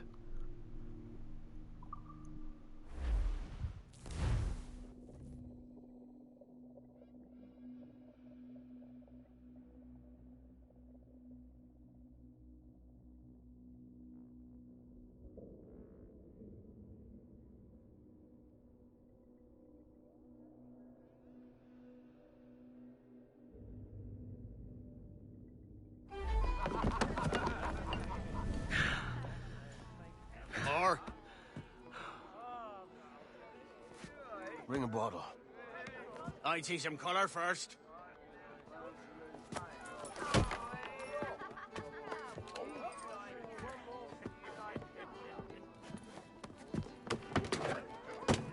Will this do? In all your years out here, you could never achieve what I've done in 1/5 the time. Because you're a good man, Edward, see? Goodness is your disease. That's my prize, Roberts. Now give it here! Remember my creed, boy. A short life and a merry one, that is all. The world owes us nothing more than this. So take what you will, and then die before you live to see yourself made a fool. Give it here. That's right, boy, take it.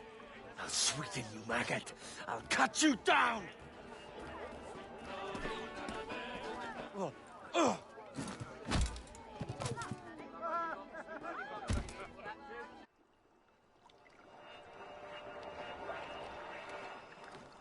Calm, little puppy, and slink back to your kennel. You haven't the mettle for my brand of madness. Roberts! Welcome aboard, Kenway. It's prizes, plunder, and adventure ahead. Are you game? Out of my way, Ben. Raise a glass to freedom, lads. Here's to gentlemen of fortune and women of leisure. To a world full of rogues, better than all the kings and queens that kick us about. As gentlemen of fortune, we enjoy plenty and satisfaction, pleasure and ease, liberty and power. What man with a sensible mind would choose the former life? For I have dipped my hands in muddied waters, and, withdrawing them, find 'tis better to be a commander than a common man!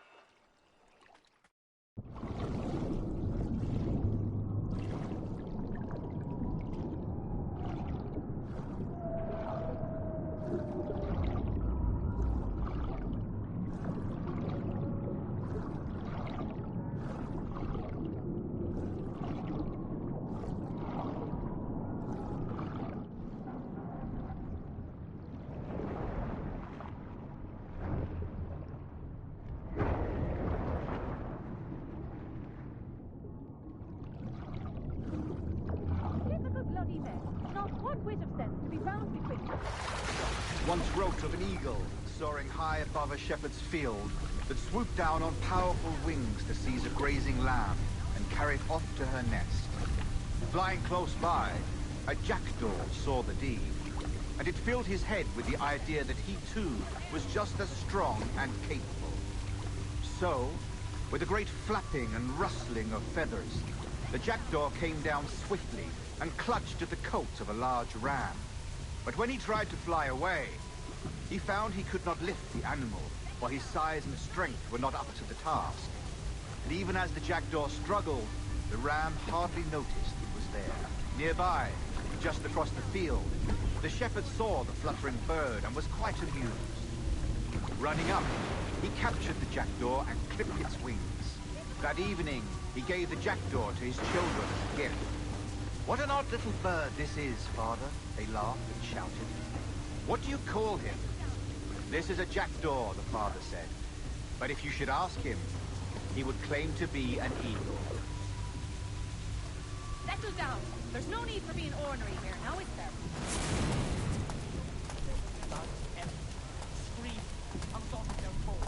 Settle down. There's no need What to be happened to ornery the free here, now is there? enterprise that built this city?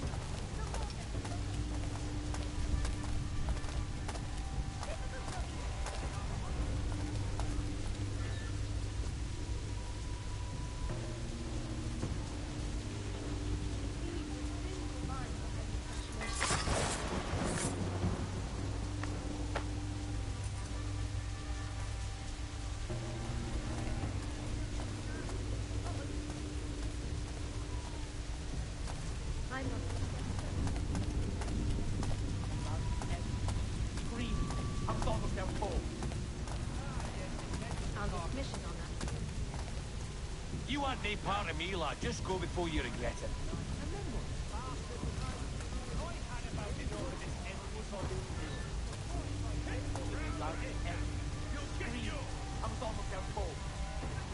I'll get fed, stuck in my Typical bloody men. Not one whit of sense to be found between them. Pirates. If we had to... Really? Oh, yes. Typical bloody men. Not one whit of sense. Ruining the town and doing the good. lost me! You left! When I needed you the most! But you had me! What keeps you wandering? Do I not make you happy? I'm so close, Caroline! Please! Just let me do this! Is everything you do out of spite, Edward? It's not spite that's driving me, Mary! It's courage! Courage for what, man? There's no one left in your life to care. God damn you all! I can handle this! Lout! Always tearing down when you could be building things up, or building yourself up if nothing else. Just leave me be! Change course, Edward! Change your bloody course before it's too late!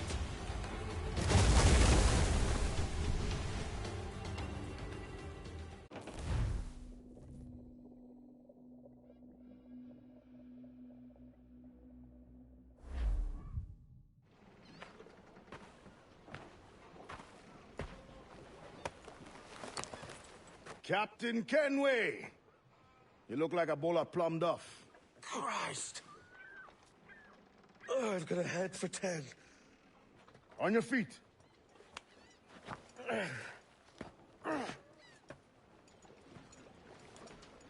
put me on the spot, Addy. After leaving me with Robert, I shall have hard feelings about seeing you here. But mostly I'm bloody glad. Me too, brother. And you'll be chuffed to know your jackdaw is still in one piece. Shall we set sail? You're leaving? Aye, Edward. For I have another calling elsewhere. Ade, listen. When your heart and your head are ready, visit the assassins. I think you'll understand then.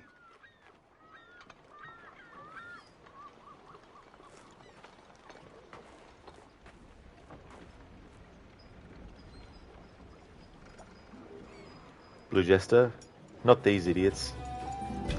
Edward is a drunkard and a playboy, to be honest. Not these idiots in this dream, but they are not idiots. Fuck you, the old guy that has the skull. This dream is extreme. It is. It's one of my favourite sequences in this game. I love how surreal it is, and there's a few games in the series that do a really kind of like surreal sequence, and I really liked how they did this one. And I imagine too that some of this that he experienced was part of memories as well, because I'm sure that the conversation we hear in his dream between him and Caroline towards the end there, I'm sure that there probably was a conversation in their life before he left that was, you know, either the same dialogue or similar, and all that kind of stuff. But there's a lot of really interesting things in that too, like seeing the people who are hanging. One of them is actually Caroline, but at this point in the story, Edward doesn't know that she's already dead. Because the last time he went to write her a letter, he decided not to write the letter. And I feel that if he wrote that letter instead, he would have found out about her fate earlier. But it's not until he eventually sends another letter that he gets a response back and realizes that she's already dead. So I guess in that respect, that part of the dream was also a little bit of a prophetic vision, that she would be the one of the people dead, just like Blackbeard was hanging there, and same with Mary Read as well. And I just love the whole scenario where in the dream he's saying, you know, I've got this, you know, I'm in control of this, you know. Ironically, a big storm's happening and all this kind of stuff, you know, and, you know, obviously Edward can't handle all of that. There's a lot of symbology and all that kind of stuff. Not that foul baked cassava In that sequence. Alright, so what I need to do is go back to the Jackdaw and have a look at the Kenway's fleet and see how many hours worth the next map is going to be. And that will determine my decision as to what to do with that part of the playthrough. Oh, Jim, you forgot about that. Yeah, it's a great sequence. There's so much to it that's, you know, really, really interesting. Blue Jester, that made you dizzy for a second, did it? Yeah, sorry about that. Sometimes when I'm talking and playing a game at the same time, I try to do something in the game that isn't progressing things, so I end up going in circles.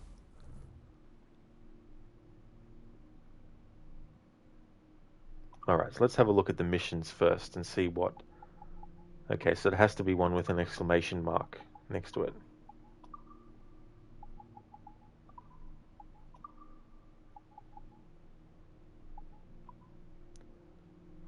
Rewards.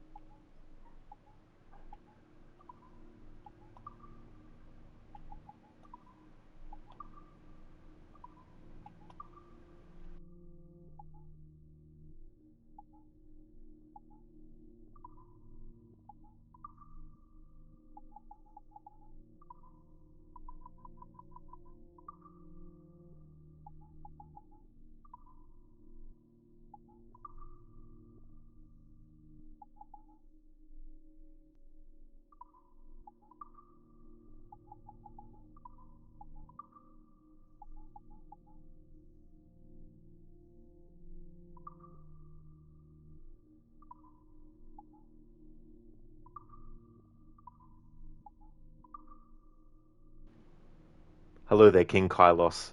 Thank you so much for the raid. Welcome on in. How's it going, King? Hey there, playing catch up. Welcome on in. How's things going? Thank you so much for the follow, Legendary Josh. I appreciate it.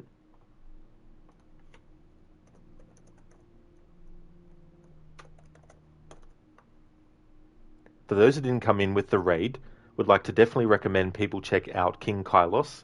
He's been doing some Naraka Blade Point. He's also a fan of Mortal Kombat, and he's done a playthrough recently of Mortal Kombat 11.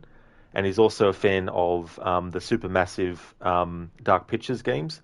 A great streamer with a great channel, great vibe as well, so highly recommend.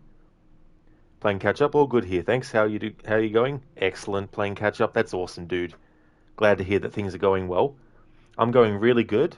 We're making some progress in this playthrough towards the end of it, but there's a buried treasure that I'm missing, and the map to it is acquired in one of these Kenway Fleet missions. The only problem is I don't know which Kenway Fleet mission that actually is available in, so I'm sort of deciding whether or not I want to bother with it, because some of these Kenway Fleet missions have, like, no joke, like there's one that had 34 hours of real time that it's going to take for it to actually be done.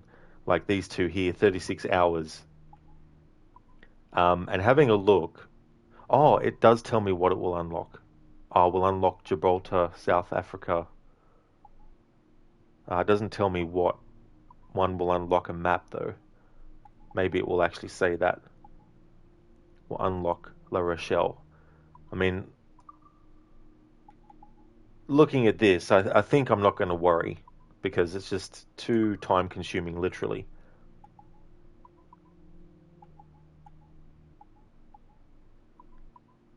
Because these places that it's going to unlock, obviously they'll have new things here, but... King, not too bad, thanks, mate. About time you were able to pay back a raid.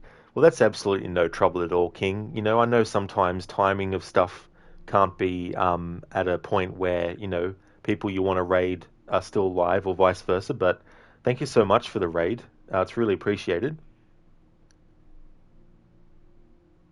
No, thankfully, yeah, not this one. Yeah, no challenge with this one. This one, I wanted to do a playthrough where I covered a lot of the exploring the world map, getting all the treasures, and unlocking all the upgrades for the ship and all that kind of stuff, doing all the naval contracts and things like that, and having Edward wear this Edward the Legend outfit as well to go with the pirate theme.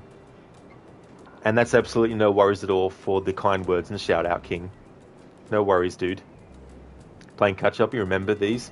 I actually like them. I'm not really a fan of turn-based games, but if it's a mini game like that, it's okay for me. So I quite enjoy the Kenway Fleet missions. It's cool to put some aside, and then the next time you play it, have all these, you know, rewards that pop up. Yeah, Lucinda, it's ridiculous, isn't it? You know. So yeah, I'm just going to leave the final chest as uncollected, because to get it, I would have to not only do the Kenway Fleet missions that have exclamation marks, I would also have to do the other locations that get unlocked by those ones, which also have exclamation marks, and there's no way to know which one is going to actually have the map to the final treasure in the game that I need. However, even if I was to know which one it was, there's a lot of time that would have to pass, and I really want to finish this playthrough in this as well. So I'm going to call it there with the treasure chests and just leave that one alone. But all the other ones that I've gotten have been from finding the actual map in the game world, and I'm missing one of the treasure maps, which means I've already gotten the other 2 treasure maps that were in the Kenway Fleet missions as well. But I didn't know that this was a thing because it's been years since I actually did this type of playthrough, so I wasn't sure or even aware that that was going to happen with it, unfortunately. But yeah, I'm going to call it on that and not worry about that final treasure map. But all the other stuff, all the other side stuff for the playthrough is actually finished. I just want to go over what I've done and then continue on until we finish the story. Zera, thank you for redeeming the Gollum impression. Solve that cube, precious. Gollum, Gollum, Gollum. That's true, Jim. I could Google the mission to cut the looking time, but I don't know how many hours of real time it would take for it to actually be done, let alone get to that to be unlocked. So I'm just going to call it on the buried treasure and just basically chalk that up to, in the future, I'll remember. Thank you for leaving the lurk, Zereth. Alright, so we're up to sequence 11 in the main story. There's 12. I'm not doing the Templar hunts. I'm leaving them for another phase. Same with the assassin contracts. All the naval contracts, though, have been done. It's funny, though, because the one that is called the final contract doesn't unlock until towards the end of the game, of course. However, it's listed as the 9th one for some reason. But I've done all of those, all the naval contracts.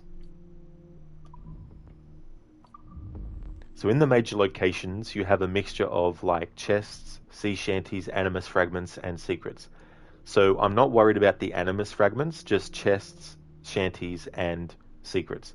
So in all the major locations, we've gotten all the chests, shanties, and secrets.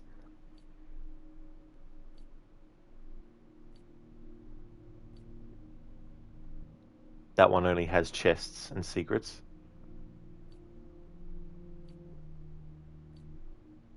So I've gotten all those. And the secondary locations, I've gotten all the treasure chests there, as well as the secrets and shanties.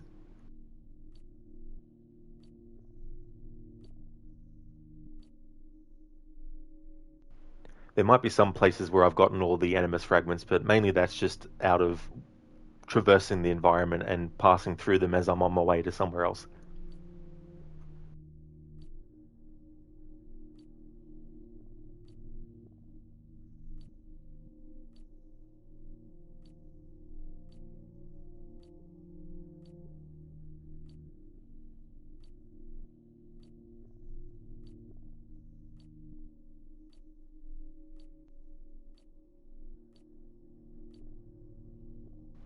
Alright, so in the Uncharted category, I've got all 46 treasure chests and all 3 secrets that are out in the wider world map. So that's something that I was doing for the playthrough as well. So we've gotten those. These are the forts, and also some of them are actually diving bell locations, but we've gotten all the chests, shanties, and secrets that might be at these as well.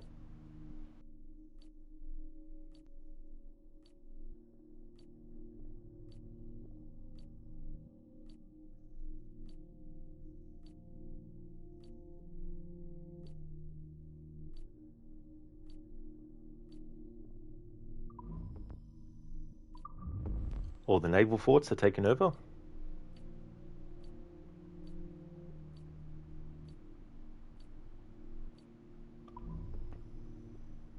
So we've almost synchronized all the viewpoints, which wasn't a priority, but just through the nature of trying to unveil on the map where secrets and sea shanties and chests were synchronized viewpoints. But that wasn't part of the playthrough as an intended must get all that done. Maya and Steely, I'm leaving them for another phase of celebrating this game's 10th anniversary. Taverns, I'm not worried about those. Legendary ships, we took them on and finished those.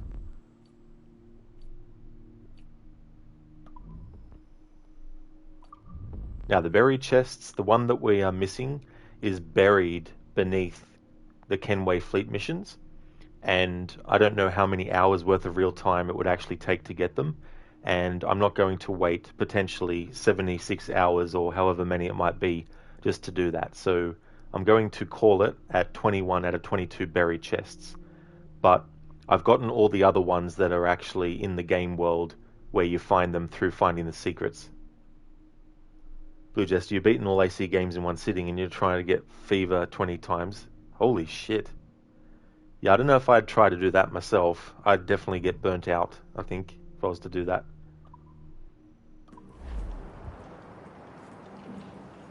Alright, so before we actually jump back into the next part of the story, I'm going to take a break, and when I come back, we're going to continue on. So I'll be back in about 10 minutes. I'll have a 10-minute break.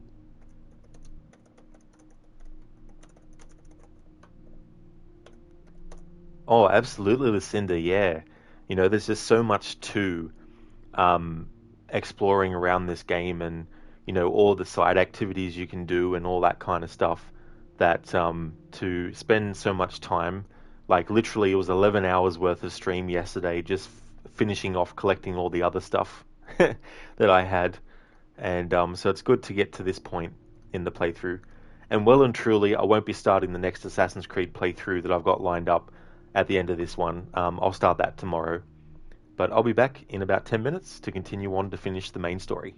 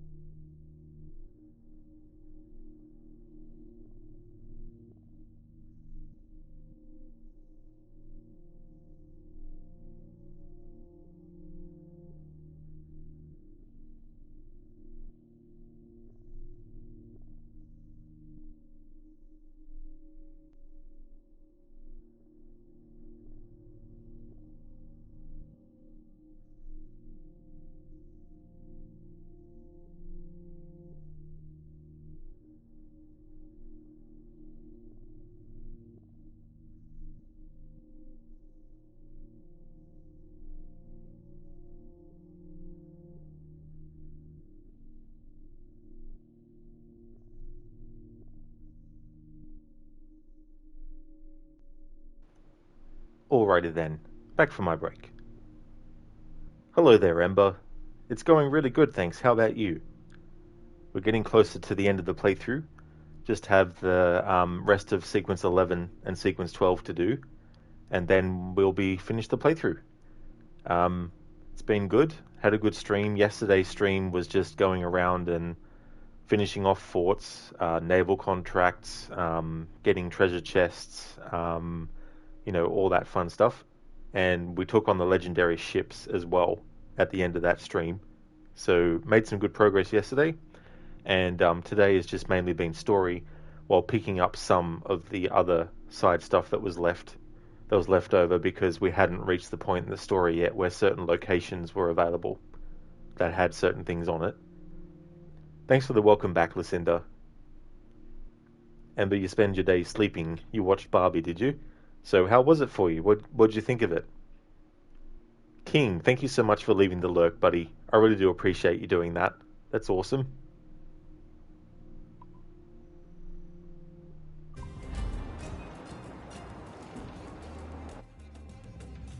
Oh, I see, yeah. Yeah. Well, that's understandable too, as well. Certain demographics that a movie's made for as well, Had some funny scenes in it. Well, that's good. At least you got some, entertainment and enjoyment out of it.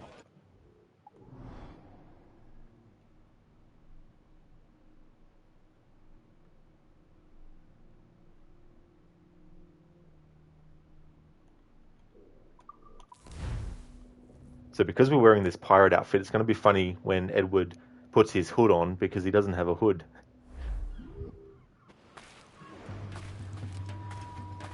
Hey there, Senny. Ahoy, Senny. How are the West Indies today? They're going really good. We're getting to the end of the story. There's one buried chest that I can't get because it's locked behind Kenway's fleet. There's apparently 3 such ones. And of course, until I found out, I wasn't aware, that I wasn't able to get the final one. And I don't know how many it'll be locked behind. So I decided not to worry about it. So there's one buried chest that I can't get, but I'm not going to spend, literal hours waiting for the right one to unlock,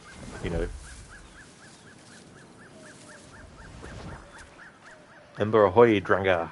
How fares your plunder today? So how's things going, Crooked? I hope you're having a good day today.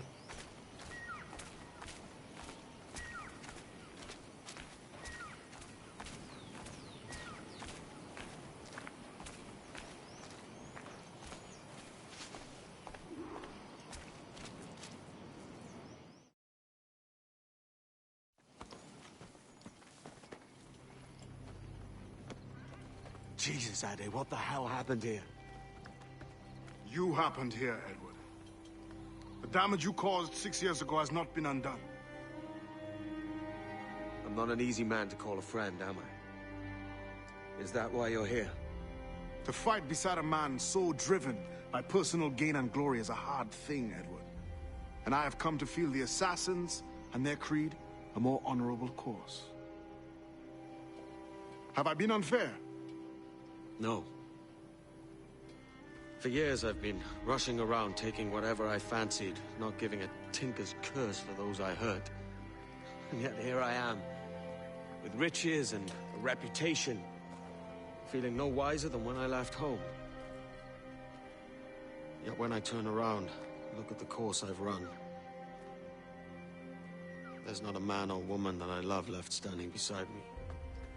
There is time to make amends, Captain Kenway. Mary. Before she died, she asked me to do good by her, to sort out the mess I made. Can you help me?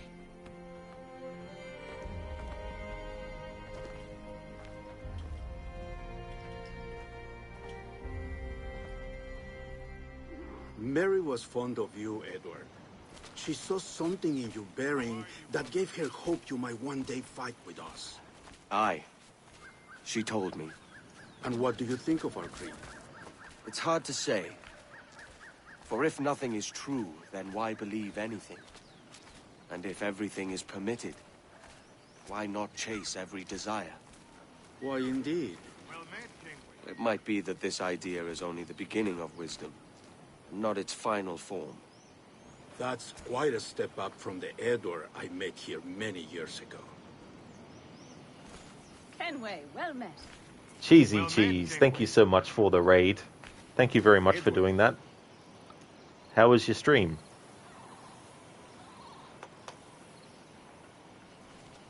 Would like to recommend people check out Cheesy Cheese if you haven't before. He's been doing some FIFA 22, playing that game. He's a great streamer, has a very funny channel, in a good way. But he's an entertaining streamer, so definitely recommend checking out his channel. Crooked, great to hear it's going well. That sucks with the chest, but hopefully you can still get it. You're doing well. Weather was surprisingly good. Made a long walk to a lighthouse and the World War II bunkers that are still standing on the beach earlier. They even remade a bunker into a museum. That would be interesting, actually, to make a museum out of that. Instead of having it brought to a museum, actually making the museum, out of that bunker.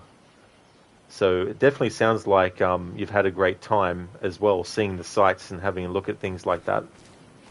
Glad that the weather was good too. That always can help, that's for sure. But yeah, I don't think I'll worry about it, to be honest, because some of these Kenway ship fleet missions are like 36 hours. And I'm like, ugh. If I'd known this before, then I would have been more focused on that. But it's been years since I did this kind of playthrough, so it was like, well, in future I'll know. Cheesy screaming was ragey but good. Well, that's good. It's still good that it was good, despite the screaming and the rage. That's for sure.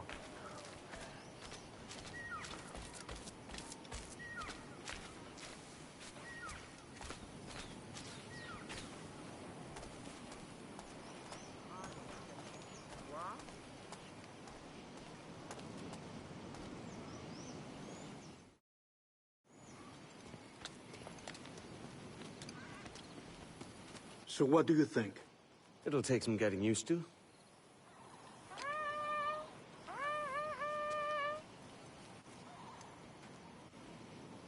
The second attack this month, I should have moved this village long ago. I brought all this upon you years ago, but I will stand by you now. It will take more than a few favors to call yourself a true assassin, Edward. One thing at a time, mate. Under attack once more. Come. I love that. Like, Edward, you're not wearing a hood. Crooked, I don't blame you, dude. Would be too much of a bother dealing with that. Absolutely. Plus, I wanted to get the playthrough done today.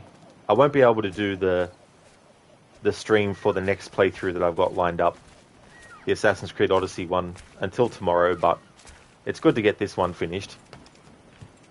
And then at a later date, I'll do Phase 4.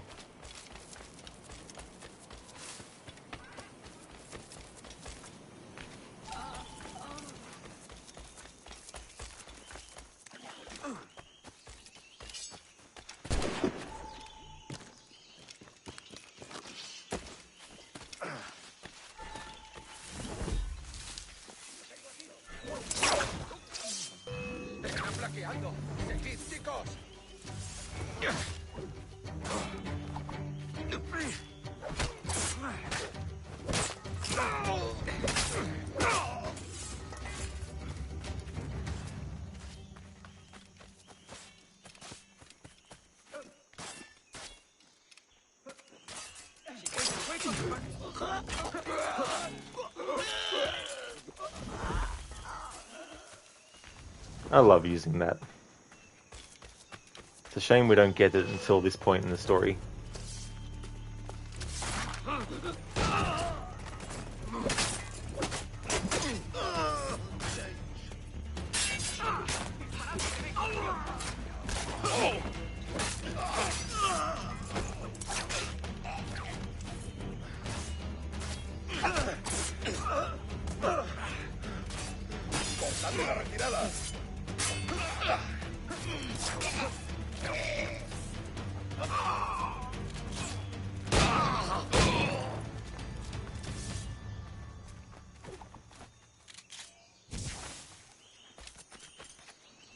And you're getting this first time in the quest, but worse is you can't use it because the soldiers hit you.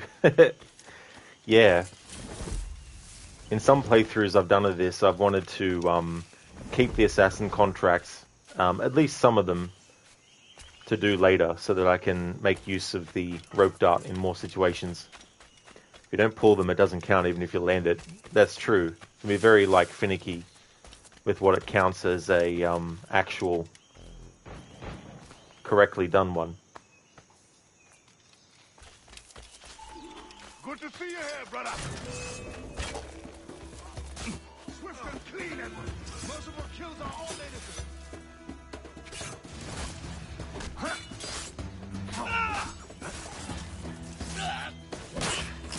Chica net, umukiluyo.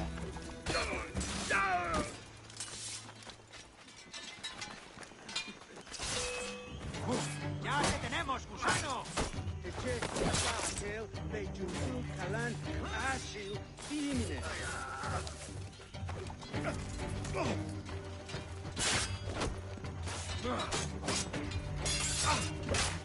¿Intentas dejarnos atrás, gusano?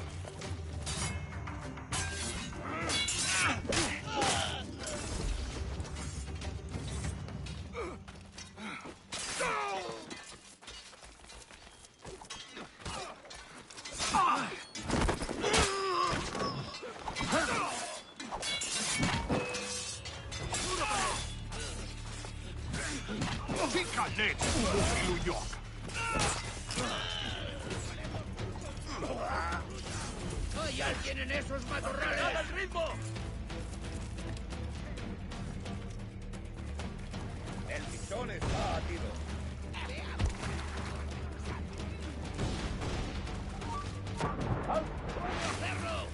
¡Un blanco claro! ¡A vuestros puestos!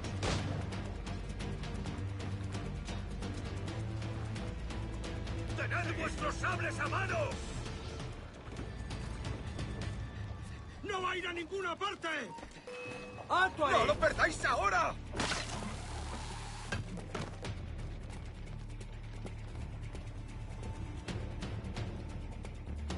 El pichón está... ¿A dónde te crees que vas? ¡Listo para disparar! ¡Tengo en mi línea de tiro! Darle.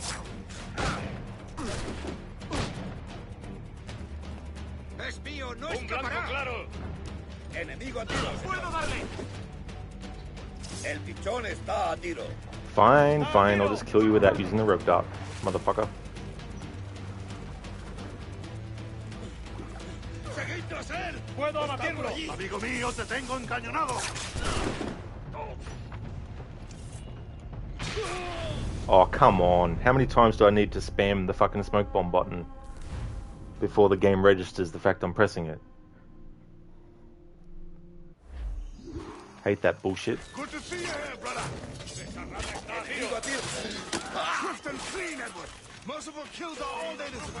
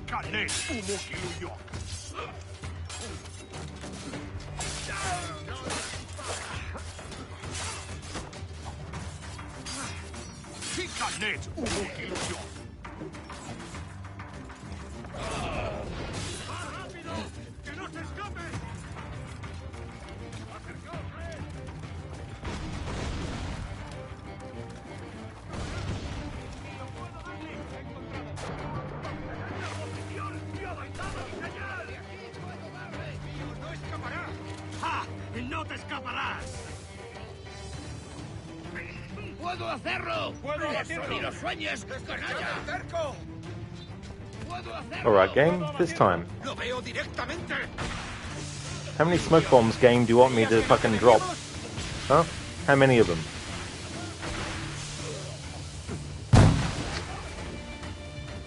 More? Are you now satisfied, game, that I've pressed the button enough to drop the smoke bombs? Yeah? Good. Sniff the fucking things.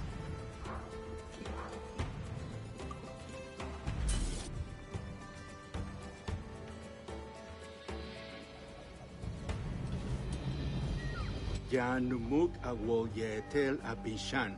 And once more you have our thanks, Edward. You are welcome here. Thank you, sir. I'll rest here for a time before setting out, if I may. How's her child? She is a strong woman, but not invincible.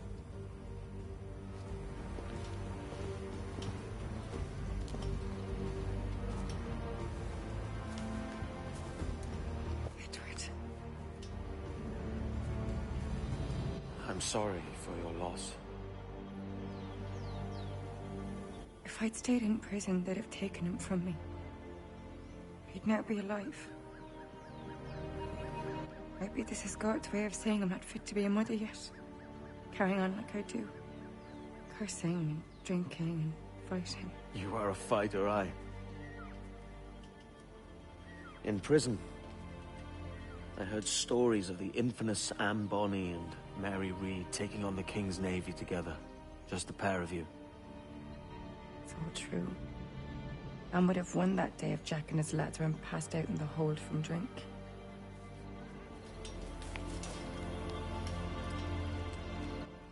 Edward. Everyone's gone, aren't they? Mary, Rackham, Touch, all the rest.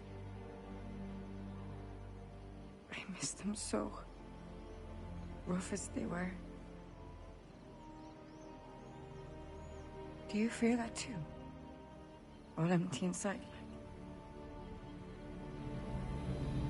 I do. Devil curse me. I do.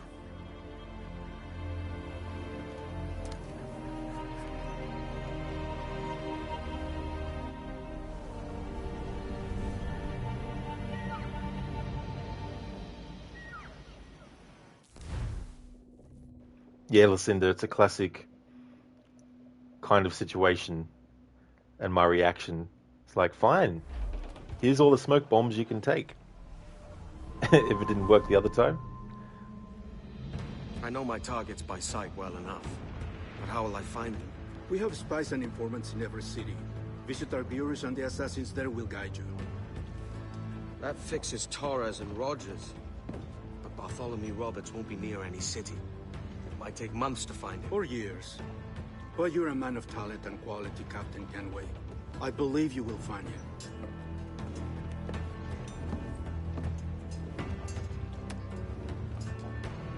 And if you're at a loss, do not be afraid to call on your quartermaster for aid. Quartermaster! What's our present course? Due west, Captain, if it's still Kingston we're sailing for. It is indeed, Miss Bonny. Call it out. Weigh anchor and let fall the courses, lads! We're sailing for Jamaica!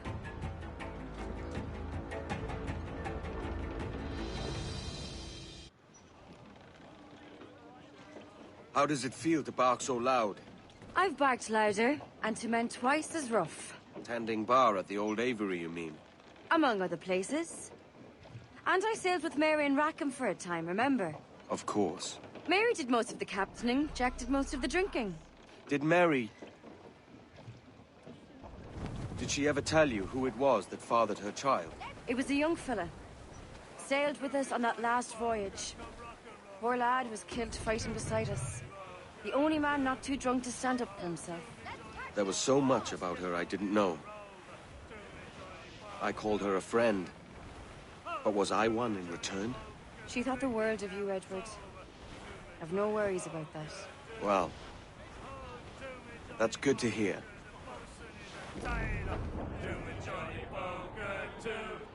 Oh, do me Johnny Poker, we'll all go on a jamboree. Do me Johnny Poker. So the part where it says we're sailing to Jamaica, in my unique playthrough, I'm actually going to stream it while sailing to Jamaica. Just kidding. I won't be doing that as part of that playthrough. But the next stream for that playthrough will be on the 16th of September which will be 2 months since the last point in the story that I got up to where a character told Edward to meet them in a certain amount of time, which was 2 months' time.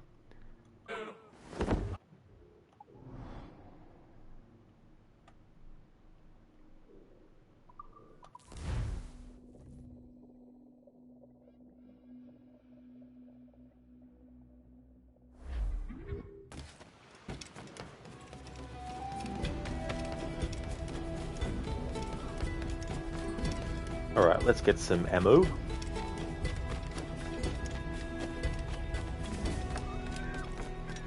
Not like Edward can't afford it, you know, he's got like 172,580 reals. What I want to do as well is I want to actually have a look at crafting some more ammo, because it'll come in handy for this fight. Alright, 2 humpback whale skin and 2 crocodile leather.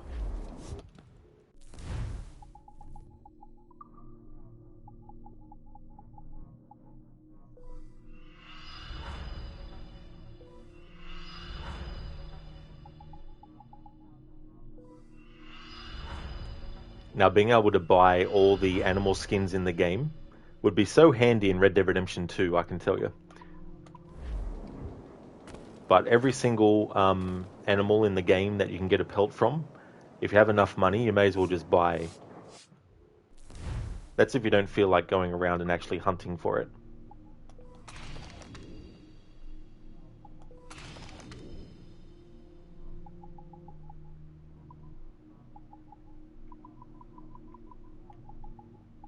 Alright, pistol ammo pouch. Wild pig hide and hammerhead shark bone.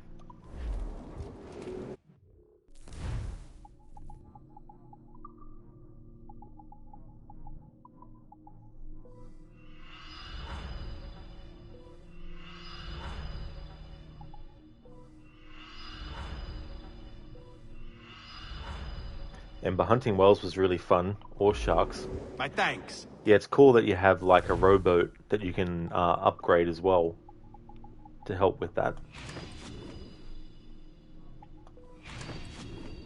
This will come in handy with the El Tiburon fight.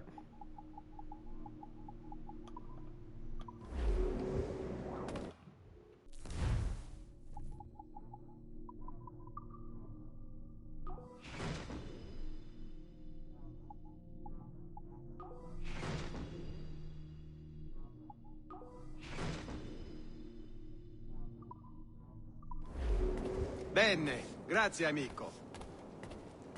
Ember, is that big brute your captain? Not sure. But I dare say that character model has also been used for the brute.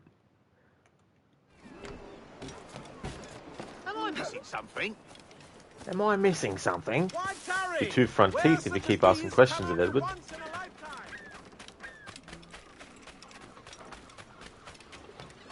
How can I help you today?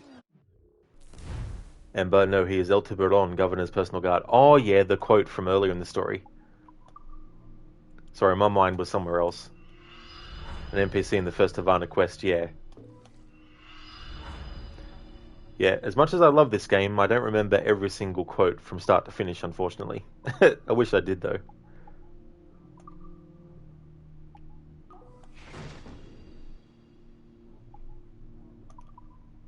But nobody does. Sweet winds of profits.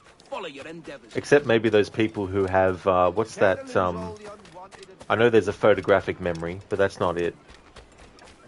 Being able to remember insane amounts of details.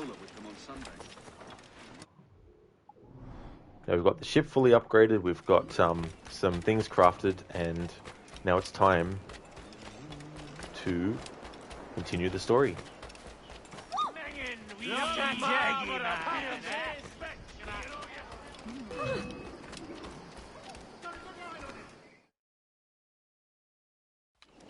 Captain Kenway. You have something for me? The present whereabouts of the Templar Woods Rogers. He is attending a small political function, so do it clean. The word is King George is calling Rogers back to London. Aye, not happy with his progress in Nassau. Still too many pirates roaming about, from what I hear.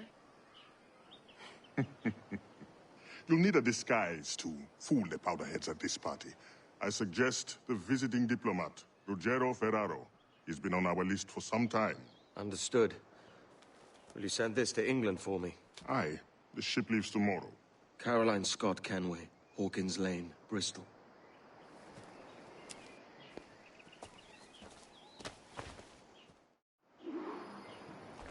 Ruggero Ferraro.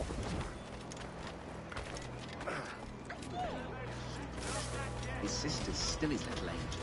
I like how the game. Oh, that's of course, yeah.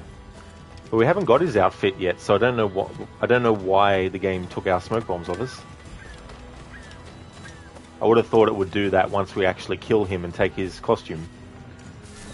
Blue Jester, kill that bastard Edward, aka Rogers. That's true. He will eventually, I think. I can't remember if he does or not.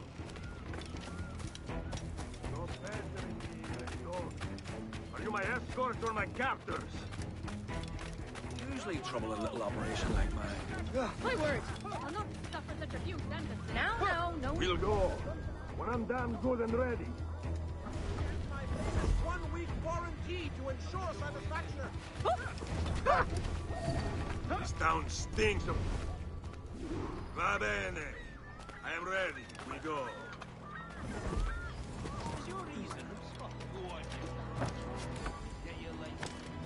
Yeah.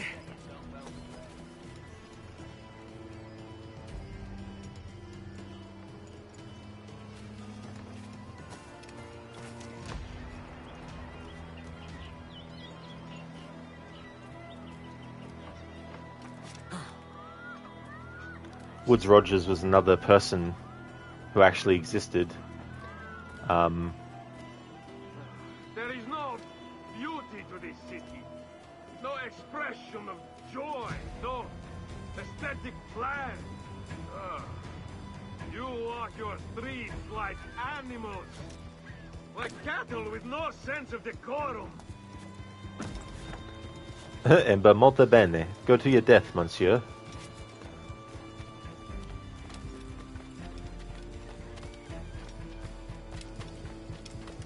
Stan, you haven't memorized all the scripts of the old Assassin's Creed games?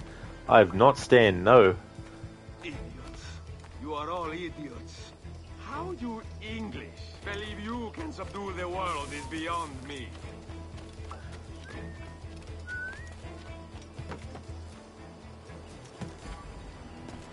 How do you call yourself a real gamer? I know.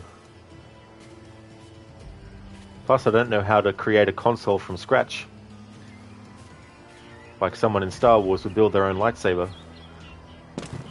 Ah, praise God for imported wines.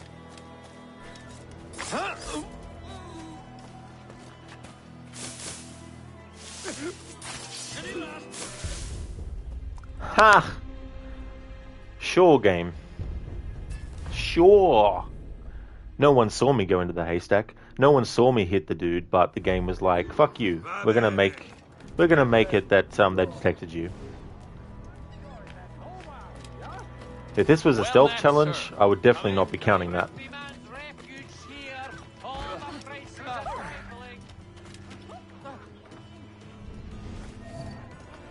Yeah, Blue Jester. That hasn't happened to me for a long time, actually, in a playthrough. Maybe killing that dude that I killed, even though he didn't notice me, or no one else noticed me, triggered that. No expression of joy, no aesthetic plan. And but yeah, this is very annoying, and if you get detected right after the mission is done, it's still counted as detection. Yeah. Cattle with no sense of decorum. Blue Jester, this happened to you 6 times, did it? Damn. No, Ember, no. This is Roger Craig Smith, who plays Rogerio. Sorry, I probably butchered that name. But yeah, Roger Craig Smith plays this Italian diplomat. Idiots. You are all idiots. How you English believe you can subdue the world is beyond me.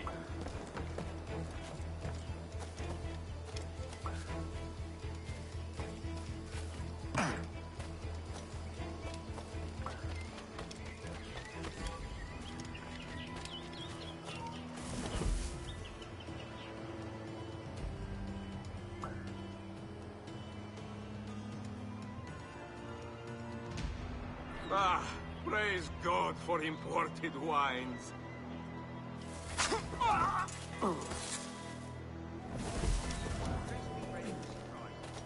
Who can drink rum more than once?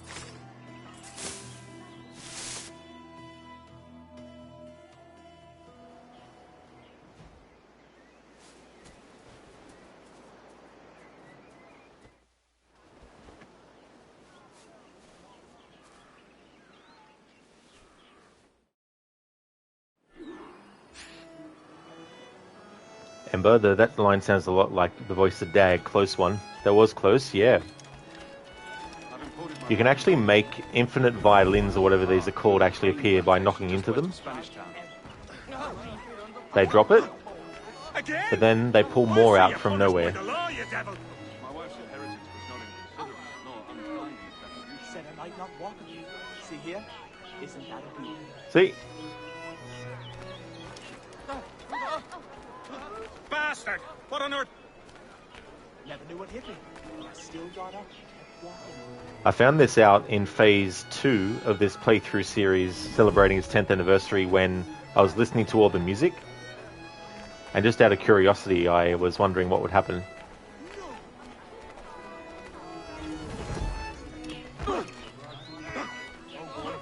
Shit! Watch yourself, Dillard!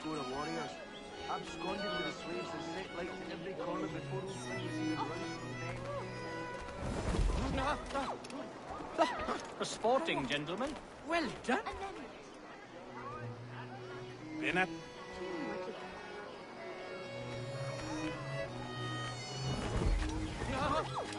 Bastard! What on earth? Am I dreaming? Maybe they're actually wizards. Experts in conjuration. Just conjuring up these every time.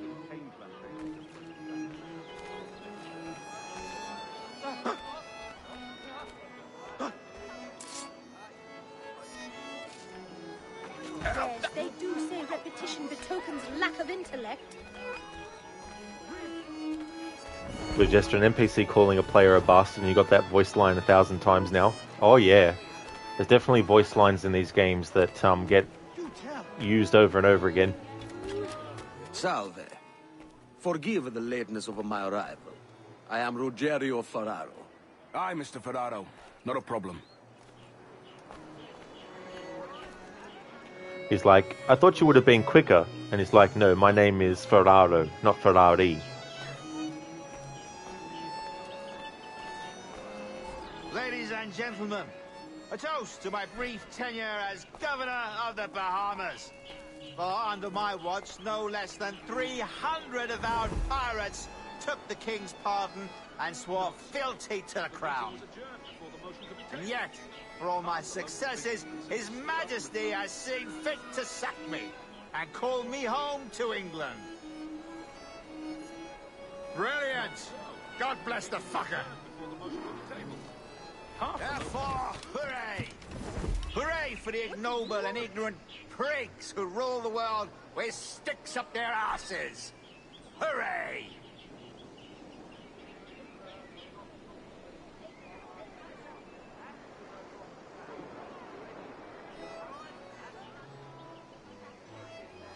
And how is Mrs. Rogers these days? I haven't the faintest idea, and I don't intend to inquire any further. We separated almost 5 years ago, and both our lives have been the better for it. Forgive my curiosity, Governor. Perhaps I'll be more candid later, when the remainder of my reason has left me.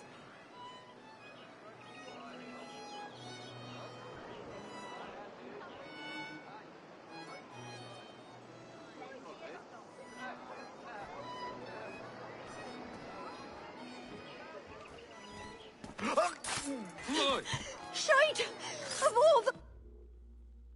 He was a privateer once. How is it you lack so much respect for sailors only trying to make their way in this world? You couldn't possibly understand my motives, cretin! You have spent a whole lifetime dismantling everything that makes our civilization shine. But I do understand. I've seen the observatory, and I know its power. You'd use that device to spy and blackmail and sabotage. Yes. And yet all for a greater purpose. to ensure justice, to snuff out lies, and to seek truth. There's no man on Earth who needs that power. Yet you suffer the outlaw Roberts to use it. No. I'm taking it back. And if you tell me where he is, I'll stop the man.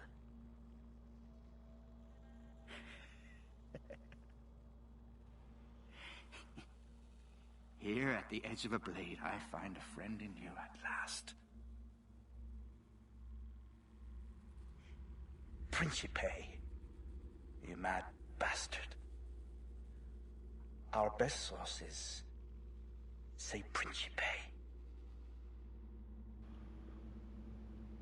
That rhymes. Say and Principe. Oh, and no fret. Not a party to it. Leave me be. This music that we're hearing is also in Assassin's Creed Unity as well. When you're inside the Bastille at the start of the game. Help us! They're killing the prisoners in here! Shut up, you degenerate! Has he gotten a snuff box?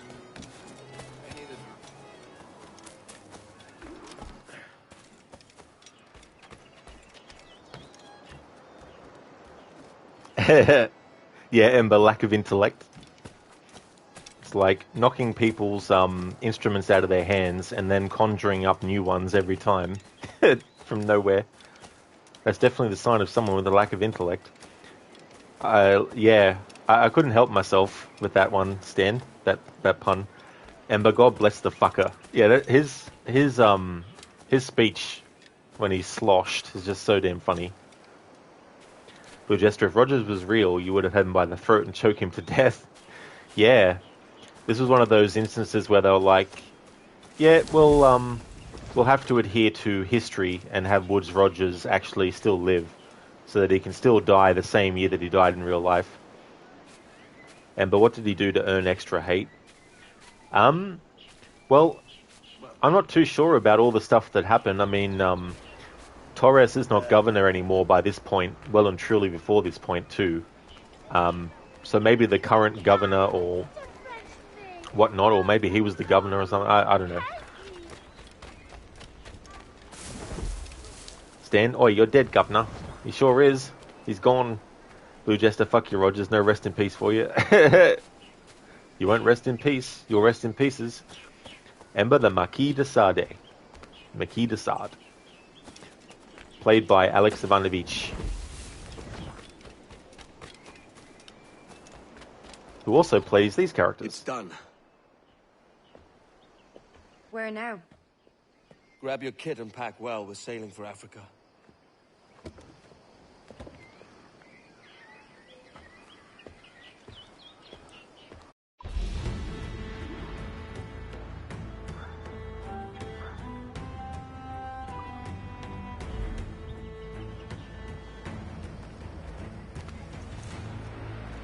So in another phase of celebrating this game's 10th anniversary, I'll be doing the Templar hunts. So we'll be able to cover the other assassins who are actually in the game story. That if you don't do those, like Anto here, like, who's this person? I haven't seen them before. Blue Jester, he's a traitor. Woodes Rogers, he is. Or as Aya says in Origins, traitor.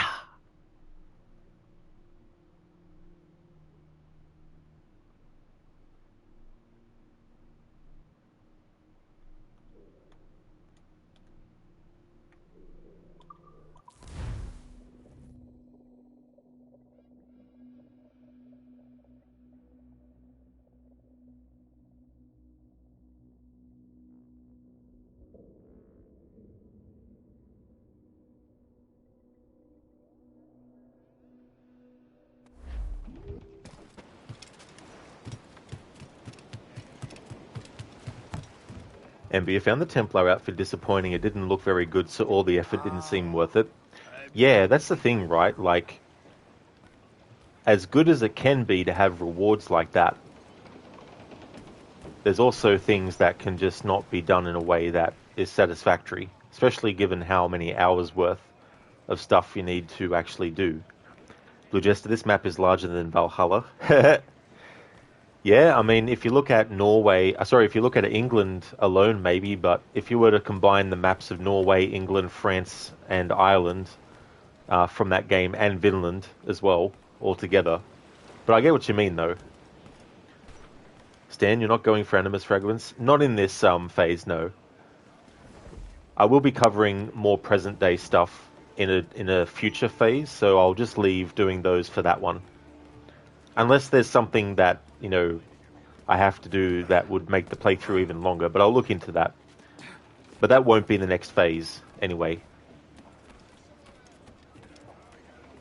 Ahoy, Captain! Ember, you wanted to ask what's the reward for Animus Fragments? I absolutely do not remember. It's been a long time since I did that. Probably 2016 was the last time I got all the Animus Fragments, I think. That's when I first played this game. Because I waited for it to come out on Xbox One. I didn't want to play it on Xbox 360.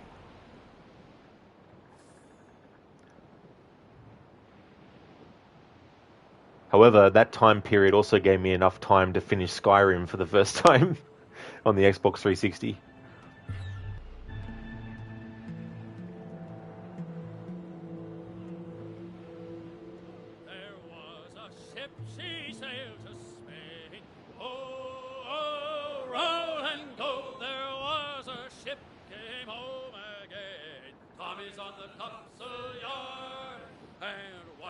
Blue Jester, Ezio became arrogant boy and became a humble wise man in AC Revelations. Yeah, I mean, I don't know how much of his character was arrogant, but I mean, he was living a life that was how he thought it was, but he didn't realize straight away that his father and his grandfather and great-grandfather before him were assassins, didn't know about that whole thing yet. But if the things that happened with Giovanni didn't happen, he was telling Ezio that he had to tell him something later. So he would have told him eventually, but fate intervened and that's not how it went.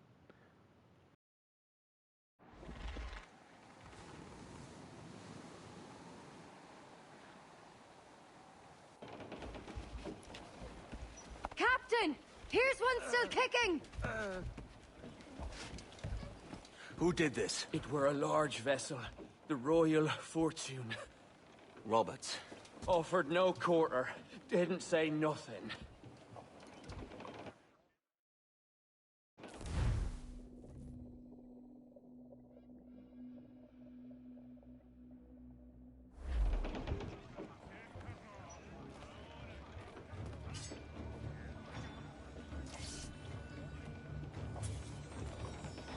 Oh yeah, so the deceased crew cheat.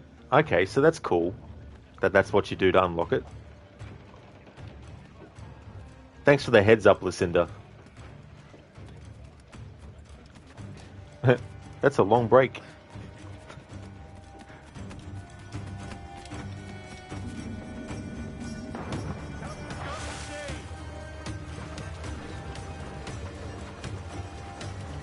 Fishy, fishy, fishy, fishy, fishies.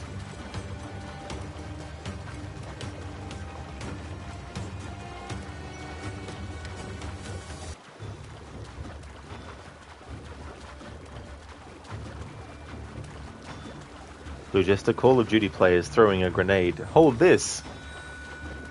Hold on tight. Lucinda, you've been listening in the background while playing Hades and you didn't notice until now when you jump back into the chat window. Yeah, I've had that happen with things before too. And then you're like, oh, hang on, I didn't notice that.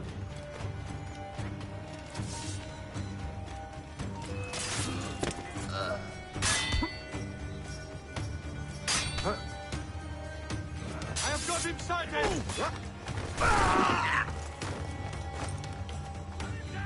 Come on! Break his defense!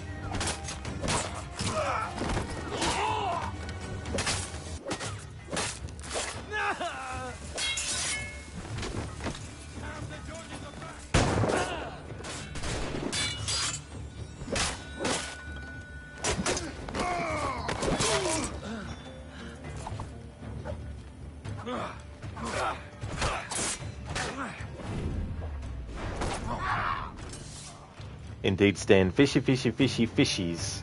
Rod Legion 2023.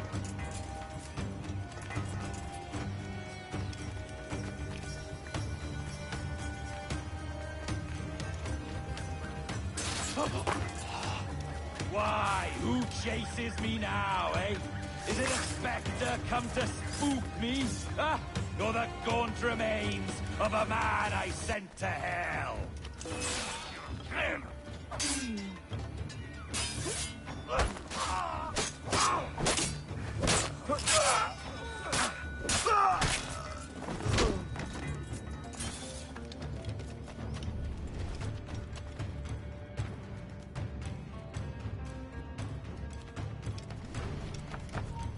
Stop there, you! I will got you!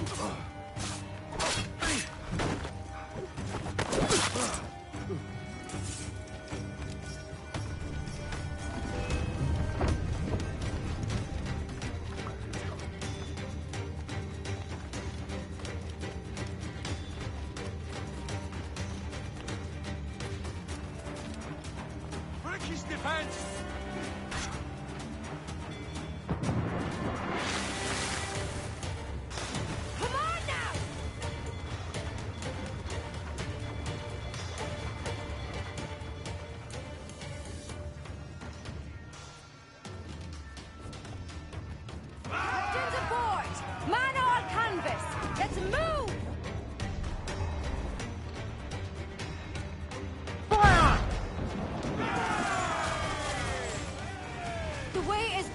Captain!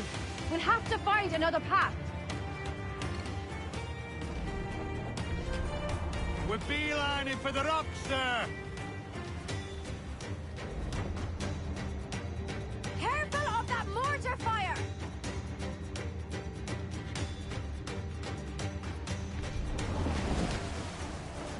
Fire! Taking a hit, Captain! We're ready, sir!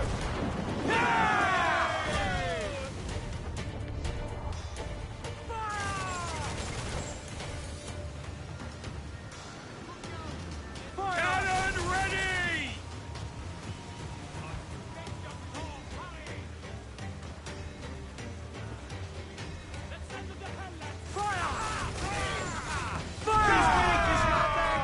Fire!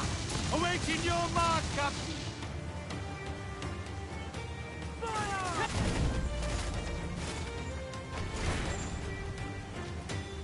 Fire! Fire! Making our way, sir. We're ready, sir. We've been scorched.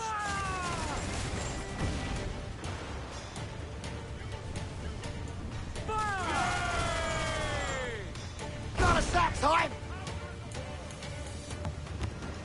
Fire! Forward stones, take a shot, sir! Ready to fire, sir! Fire!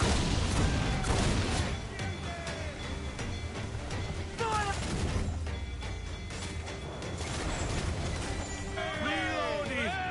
That's right. There's cross trees on the horizon. With an even chance. This'll be a mess.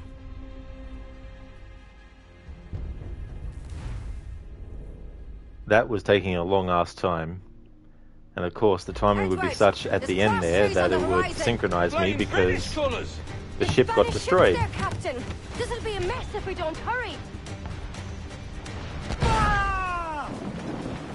Keep out of cannon.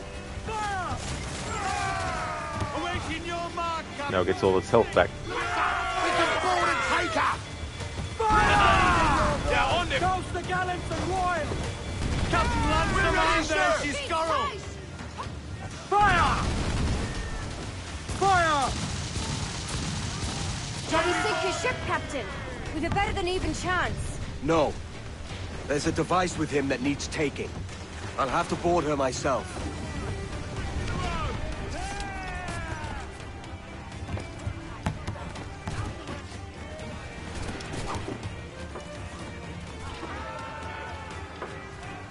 Let's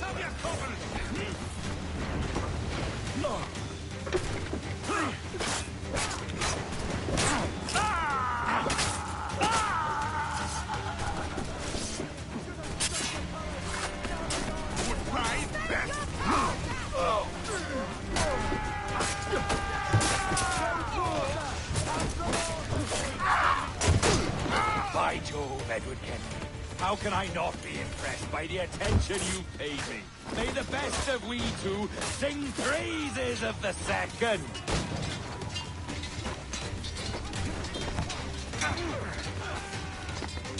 They got me! Hold on!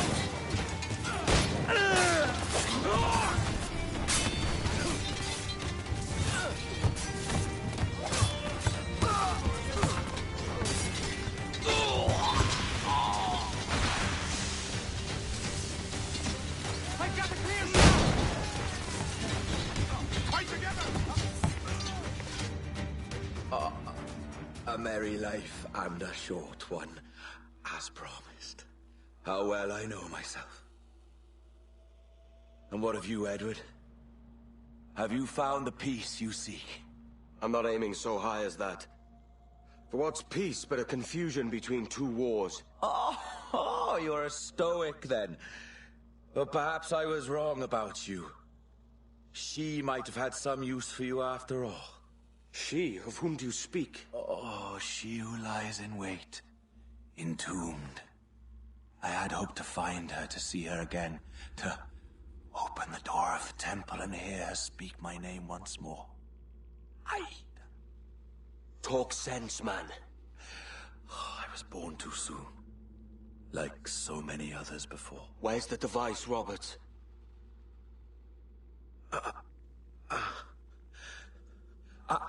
Destroy this body, Edward. The Templars. If they take me...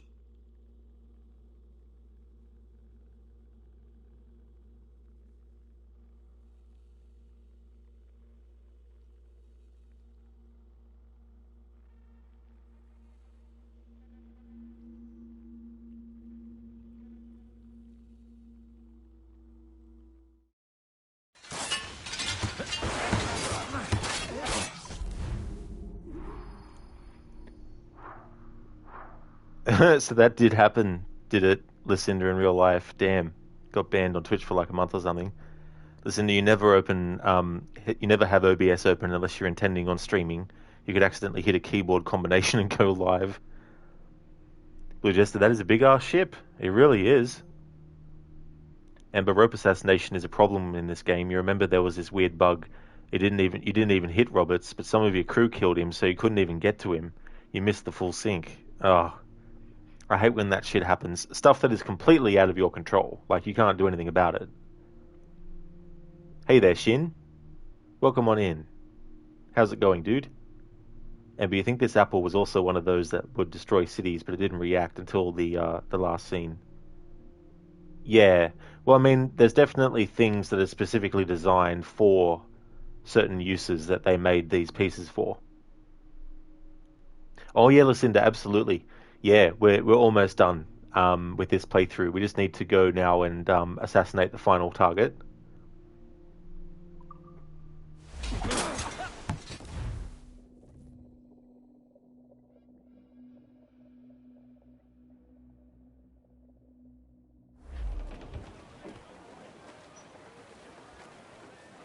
Loose all and trim sharp to the wind!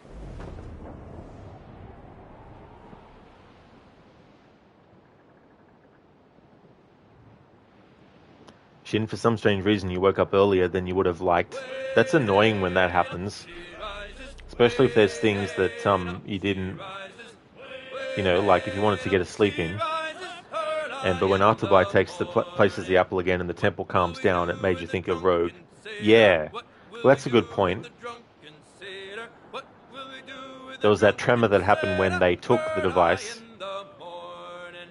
Or they went to use the device, but that was just a security measure. Lucinda, already then you'll probably go into lurking mode. You've mostly seen piratey gameplay and not much overarching story, so you avoid spoilers from now. That's okay, Lucinda. Completely and totally understand for sure. Thank you for leaving the lurk. I really do appreciate it. You're just a drunken sailor, one of your sea shanties. It's a great sea shanty. It was cool in the playthrough I did with the music focus in Phase 2 of celebrating this game's anniversary, where I listened to all the music, including songs that are played at taverns and also every single sea shanty, except one because I couldn't get it to trigger. It was a very short sea shanty too. When I looked online for it, it was only like 40 seconds or something.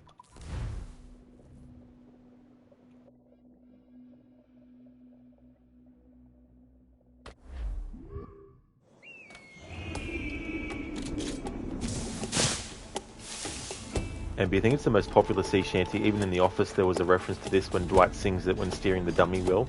Yeah, I think it's one of those go-to songs if people want to have like a sailing thing or pirates or whatever the case may be, or a reference and that kind of thing. Even though obviously there's a whole lot of sea shanties as well that they could also use. Alright, so now we're going to meet Assassin Rona, which if you didn't do any of the Templar hunts, this would be the first time the game's actually showing you this character. But I will be doing a phase of this celebration of the game's 10th anniversary in the future where I will actually do all these Templar hunts and everything. Ah, Captain Kenway! I'm assuming this is the friendliest face you've seen since dropping anchor? Is Havana under curfew on my account? Aye. Torres seems to think someone's coming after him. He's not wrong. A monkey-looking thing? Is that what I think it is? Aye. Watch. Through the blood of the governor, we can see through his eyes. That's by the church. Keep this safe. Just in case. I'll be at the bureau.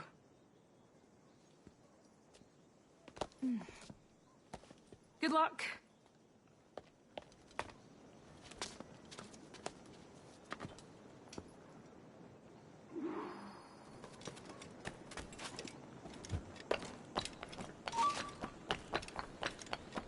Creo que puedo darle.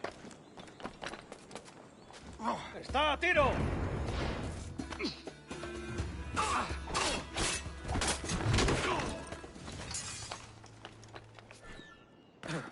That's true, Blue Jester. Edward's a very different person now than when he was then.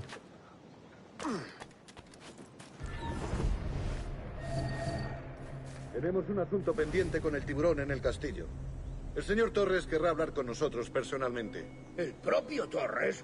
Menudo honor. No te alteres, amigo. Esto no es una reunión de sociedad. Seguidnos.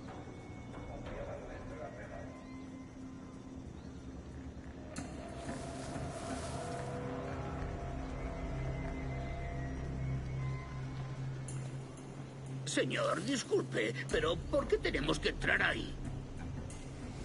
Ya han enviado a la mayoría de la flota. ¿Estás cuestionando una orden directa, soldado? No, señor, pero es que... Bien.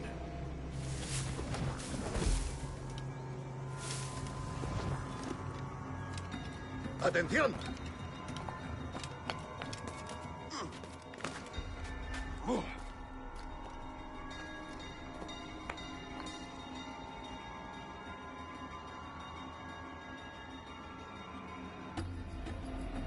La ciudad entera en alerta por esos asesinos. Calla. Un rumor acaba con la confianza más rápido que una bala. Ni menciones a los asesinos. He oído historias sobre ellos. Espero que te equivoques. Ahí, vosotros dos. Cerrad esas bocas antes de que os las tenga que cerrar yo. Señor, sí, señor. No tienes escapatoria. Yeah, right. You can shoot us like you did the rest of our crew. Pizza!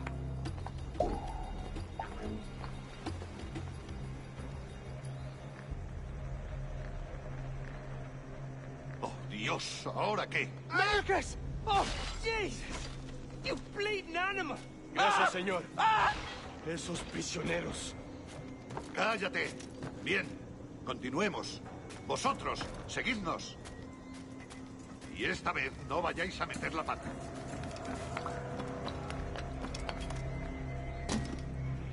Hey, Ginger Perks, welcome on in. Thank you so much for the raid. I really do appreciate you doing that. How's things been going? It's good to see you in chat again. Hope you had a great stream. Thank you everyone for joining. I hope everyone's doing well. For those who didn't come in with Ginger's raid, highly recommend checking out Ginger's channel. A great streamer, very entertaining, very funny streamer as well. And if you know how I swear a lot, Ginger is also another streamer that is Australian and swears a lot too. So highly recommend checking out her channel. Has been doing some of the karaoke, has also been doing a variety of different games like some of the Dark Souls games, some of the Assassin's Creed games as well. A lot of horror stuff. I'm a big fan of horror games and things like that. So if you're looking for a streamer that has all those qualities, highly recommend checking out Ginger's channel. Thank you so much for the raid, Ginger, and I'm glad to hear that you're going good. That's awesome. Black Flag is doing well. We're getting closer to finish the playthrough, actually. Going to do one more assassination, and then boom, we'll be finished. But it's been a pretty in-depth playthrough, this one, doing a lot of pirate-related stuff like getting treasure chests, looting like forts, and destroying ships, upgrading the ship, and all that kind of stuff. So yeah, it's been going really, really, really good. And but where do they find these funny-sounding voice actors? That's a good question. I wonder where they find them from. Blue Jester, took many games to crouch manually. That's true. I mean, you could do it from Assassin's Creed 1, but you had to hold down multiple buttons to do it. But you couldn't move. It wasn't until Unity where you could actually crouch and move while crouched as well. Hey there, Tall. Welcome on in. How's things going for you? It's going really good. Things are going well, Tall. Almost finished the playthrough. So what I'm doing next, Ginger, is actually a playthrough of Odyssey.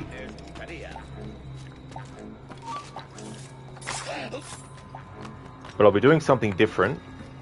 I'm actually working on a project related to the game, and I've already got the footage I need from previous playthroughs, but I just need to get the dialogue audio by itself and the sound effects audio, because I'm actually using it in an edit that I'm doing. So I figured it would be a good time to get that sorted.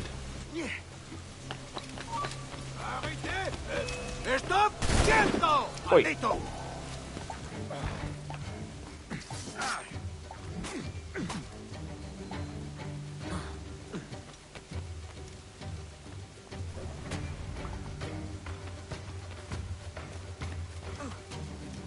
¿Crees que puedes despistarnos? Whoop. En el punto de mira. Here, this guy's tired. He needs to go to sleep.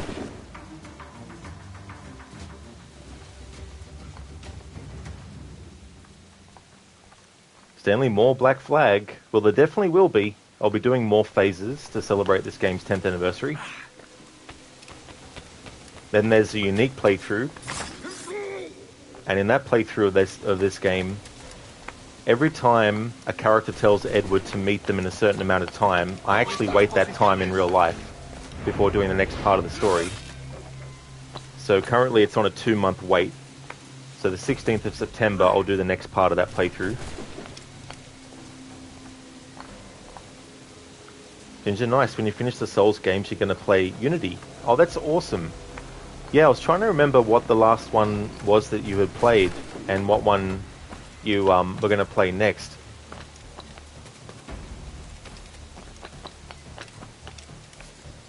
And with the Dark Souls games, like you've played through the 3 of them, isn't that right? Have you done like the other games by the same company? Because I haven't done any of their games yet, but I would like to at some point.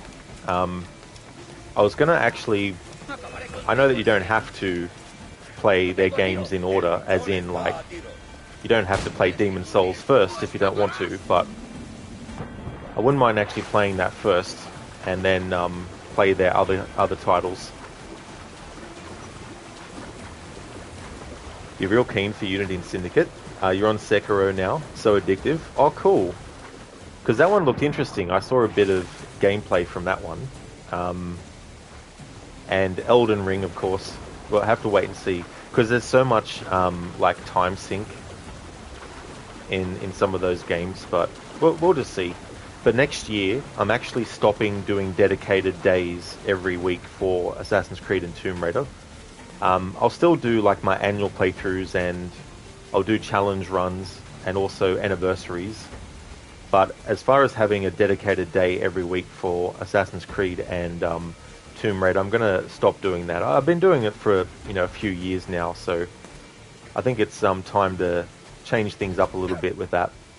And that'll give me more time to actually play other games too that potentially could take a while to get through, because then I can dedicate all the days that I'm streaming to that game until I finish it, kind of thing.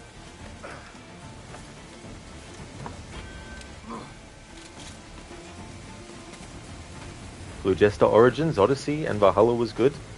Yeah, I mean, there's definitely things about Odyssey that, even though I don't like it as an Assassin's Creed game, I still do like certain stuff in it. Tall from Soft are switching it up. Have you seen Armored Core Fires of Rubicon? No. No, I haven't, Tall.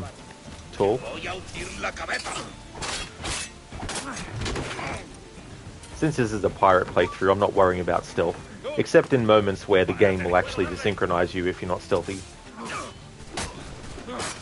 Ginger, that's very fair. Switch it up. Oh, absolutely. And sometimes it can be hard to come up with something to do. Because as much as I like replaying them and doing different things each time, it would be good to have longer breaks between playthroughs and be able to fit more stuff in. Like earlier this year I was playing Mass Effect. I played through the first one. Unfortunately, with the Xbox, no matter what generation of game, Xbox Original, 360, Xbox One, or Xbox Series S or X, on stream, there's always a stuttering audio issue on stream. And because I got a PlayStation 5 earlier this year, it means that a lot of the games that I would normally stream from my Xbox, I'm streaming them now from the PlayStation. And so that put a spanner in the works for a lot of games, because I was going to do Mass Effect 2 this year, and I still might be able to fit it in, actually. Just need to get the game on the PlayStation.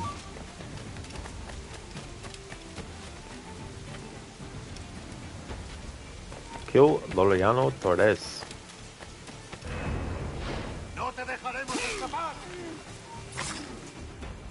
You're done, Torres. Christ. This again, eh?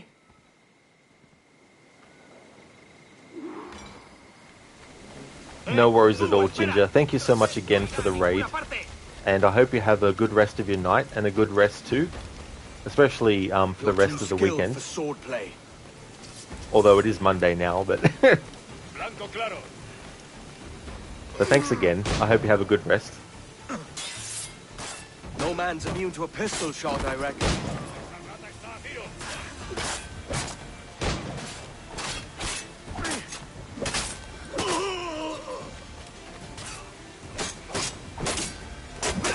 Blue Jester, your first game was the first Assassin's Creed. Oh, nice, Blue Jester. That's cool. You're a canny one up close. How about a little gunplay? Alright, so we almost have him. Stan, finally we're going to kill Torres. Very hyped. What? I'm surprised and shocked. Who would have thunk it?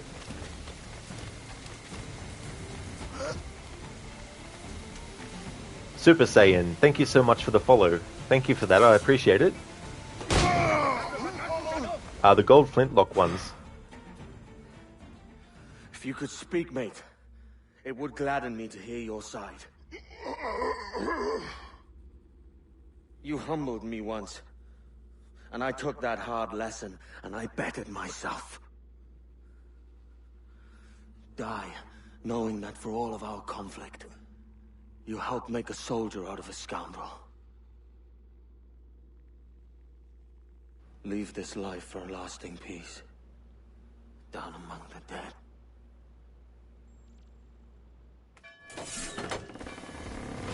So that is El Tiburon taken care of. Now, Edward references a previous encounter with him that we never actually get in the final game.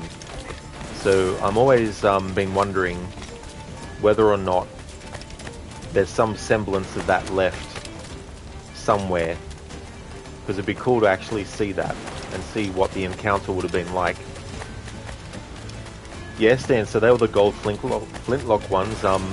Because I was doing all the naval contracts in this playthrough, that's how we got that. El Tiburon, 2023. Wise words.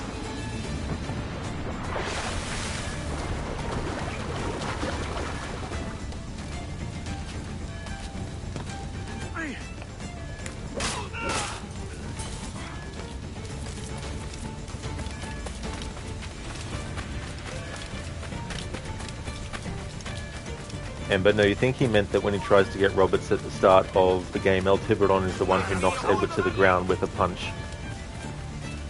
Yeah, I guess you could count that, but it always felt to me that it was more of a event than that.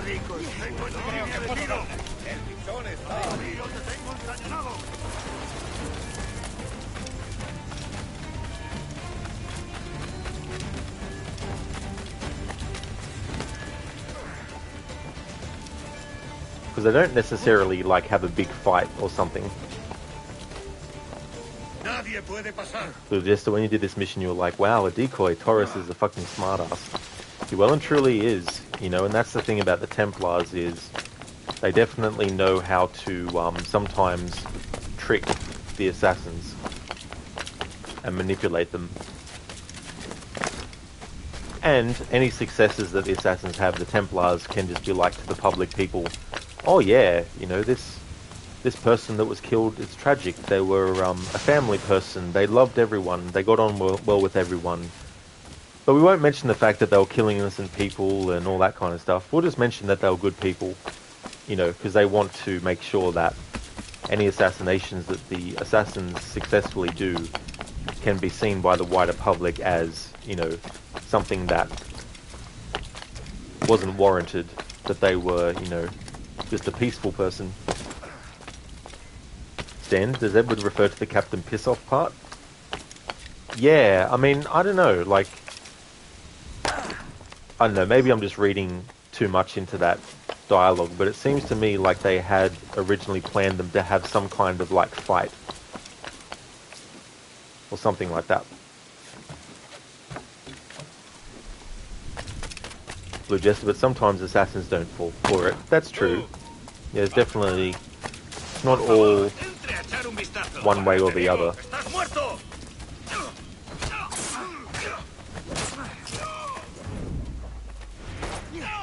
And well, when you were first playing and heard Woods Rogers say even the governor's blood is there, you were like, yeah, he's just going to give you his blood so you can know what he is doing. Yeah, well, I mean, that's the whole point of them finding the observatory, is so that they can use the blood of not only all the Templars that give their blood, but also getting blood from pretty much everyone on the planet. At least those who are in important roles. We got word Torres left the city. Who were you chasing? That vial was labeled Torres, but held the blood of his second. Where's he gone? Left port this morning, heading west along the coast. The observatory. Will we follow? Send word to Atabai. We've cornered our man. Stan, was he smacked by El Tiburon there? Yeah, something happened in that small encounter. Just the villains aren't born, they are made. This is true. I mean, to take a page out of, you know, Tolkien's work, for example, Sauron wasn't born evil. What's this Torres doing looking for the observatory? When you're holding the treasure yourself? Torres doesn't know I have it. So why bring it to him and risk its capture? I'd like him to know I have it, just before he dies.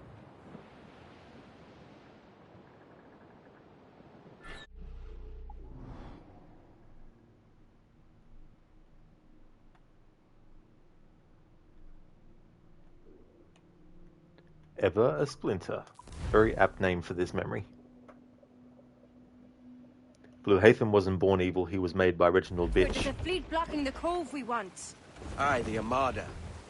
That's Torres and his men. And you're going to do what, exactly? Find our way past them. That's what I like to call him anyway. Reginald bitch. Amber, you're so surprised the observatory was within the main map and close to where you play all the time. That's true, you know. I guess unless you found some way to skip or, you know, whatnot. Stand hidden in plain sight, you mean, Ember? Hidden in plain sight. It was following a creed.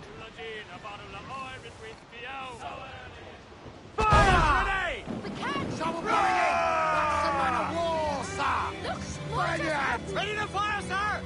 Fire! Reinforcements, Captain! On your mark, Captain! The hell, Captain! Fire! We've been touched! Fire! It's all exposed! Take the shots up! Fire! Look, Captain, won't play shot there! Working on it! Knock it out! Fire! Fire! There's some good shots and crippler! We're on the ball line to head! We're ready, Fire! sir! She's vulnerable there, Captain! Fire! Fire! Don't let her ram us! Fire! Fire! Reloading!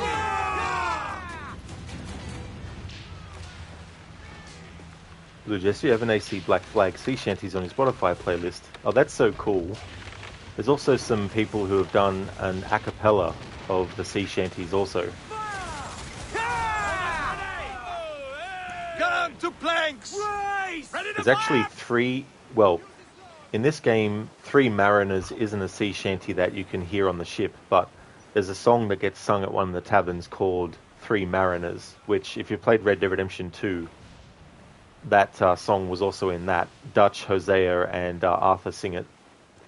And then in Red Dead 2, Pearson sings Storm Along John, which is the sea shanty you can get in this game too. I mean, obviously these sea shanties are based on real ones and are real ones, so it's not like it's a copyright thing. But it is cool when you have Ship coming up! connections like that. Working on it, Hardy, sir! Ready to fire, sir! Awaiting orders! Fire! I did that too far away. Taking a hit, Cap! Fire! Look, Captain, won't play shot there! Fire! Trim the yards off the It's all exposed! Take the shots up! As fast as we can, sir! There's a good shot to cripple! drink! Stan, Edward pulls a cigarette out of his pocket. Edward, fire. Crew, a good shot will cripple up. Unfold, mains! Let's move! If only he had infinite of that, like Bayek does in Origins. And they even talked about it. I'm an expert swordsman and I'm skilled in the business of death. I take no pleasure in my skill, simply I am good at it. So is that from the novel Forsaken? Because I haven't read it, but I've read information that's about it in Syndicate, because it covers that information.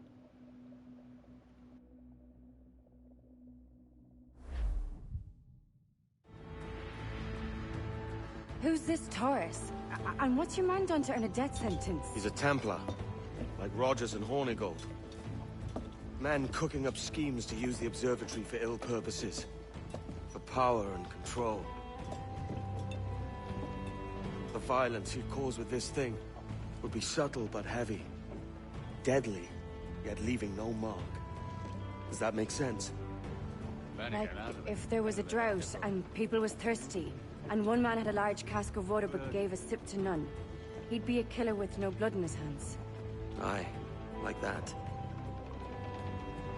Fair enough.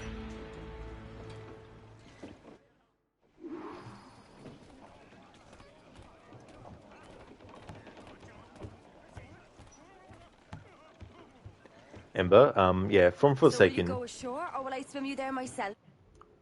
Haven't read the whole of it, but you know some of it. Yeah. The last Assassin's Creed novel that I read was the one based on Assassin's Creed 1, Assassin's Creed Bloodlines for the PSP and the memories in Revelations that we experience of Altair. Hey there, Super Saiyan. Welcome on in. Thank you so much for your patience with waiting for that. It took a long time for me to actually implement something like that, but I just had too many bots and also stalker-type accounts that were just continually harassing me, so I had to put some kind of measure in there just to, you know, I mean, I know it puts off people who are genuine as well, unfortunately, but it also might deter or at least bore any trolls and stuff. But it's going really well. I'm having a good weekend. Well, it's Monday now, but here in Australia, but I'm having a good one. Things are going good. How about yourself? Blue Jester, your favourite sea shanty and Black Flag is so early in the morning. Drunken Sailor and Lever, Johnny Lever. All great songs, those ones. I like Running Down to Cuba. That's another good one that I like. And Spanish Ladies, that's a good song too.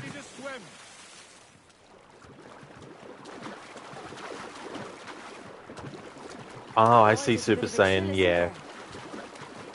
It's just ridiculous, you know. And this person's been doing it for years now. It's just crazy. I thought we might see some soldiers and the like. Maybe they've gone?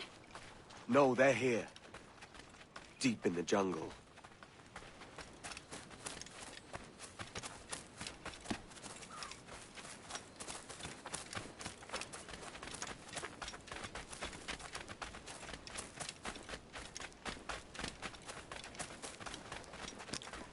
But they're also doing things like, you know, creating a new account and then, you know, typing in a completely different language and that. But I've gotten into a habit, you know, of checking people's, you know, accounts just as a matter of fact when they follow. And when they commented something in a different language, I just went to Google Translate and it's like, you know. Just there. What should we do? There's some variation of, you know, fuck you, you loser, and all this type of stuff.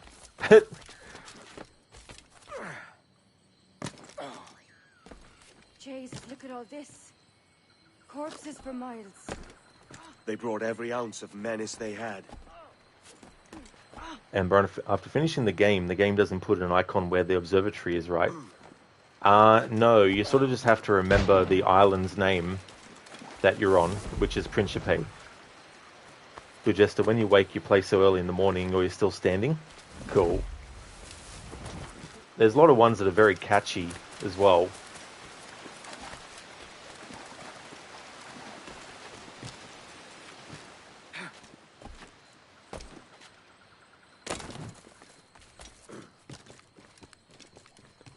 Super Saiyan, you wish Twitch would do IP bans. Sorry you're going through that, by the way. Thank you, Super Saiyan. Unfortunately, it's also one of those things that becomes expected. And when it does happen, you're sort of like, okay, here it is. And then just, you know, straight up ban and that kind of stuff.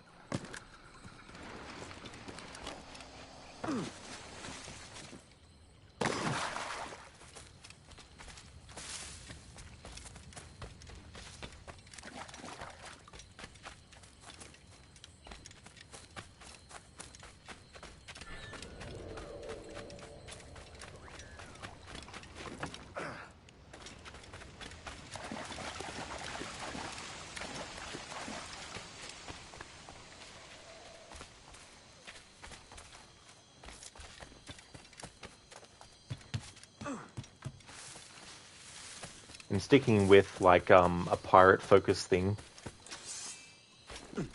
what I'm going to do with Torres is not assassinate him with an air assassination, but I'm going to shoot him with the pistols.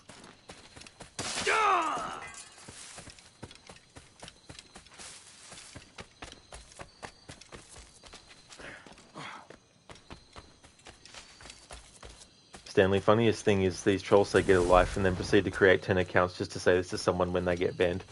Yeah, that's true.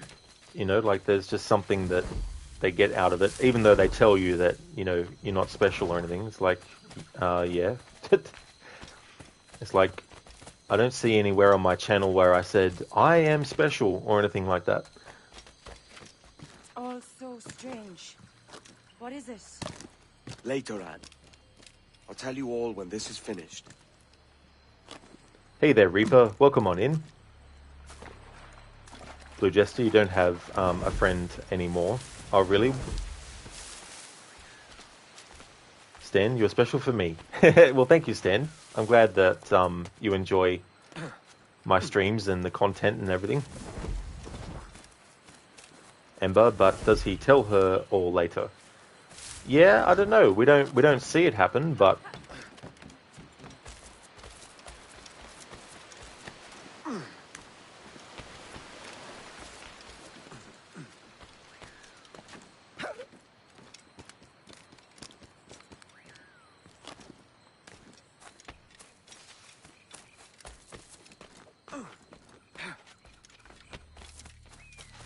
Holy Mother of God. Is this the place we've come to see? Aye.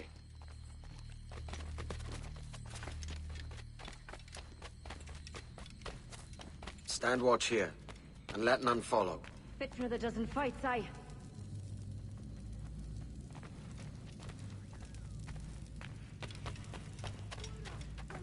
oh, really, Blue? Left you all alone in your house?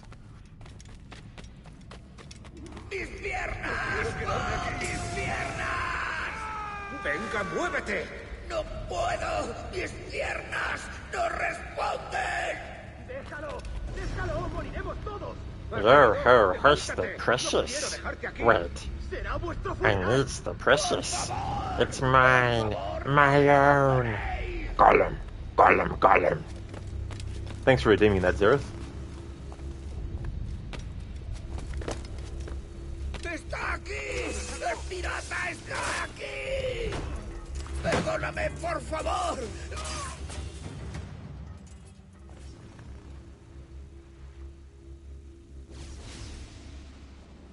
Blue Jester, that voice actor sounds funny. Yeah. If you want to hear funny voice acting, definitely play the original Resident Evil from 1996. Wait! Don't open that door! But Chris is...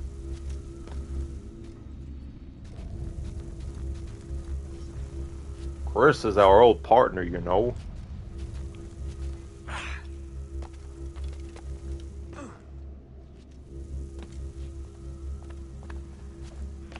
And then you got Kendo from Resident Evil 2. Oh, sorry about that. I thought you were one of them.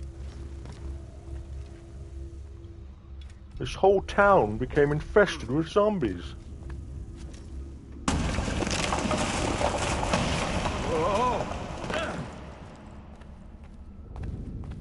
But the voice actor that was following El Tiburon was even funnier.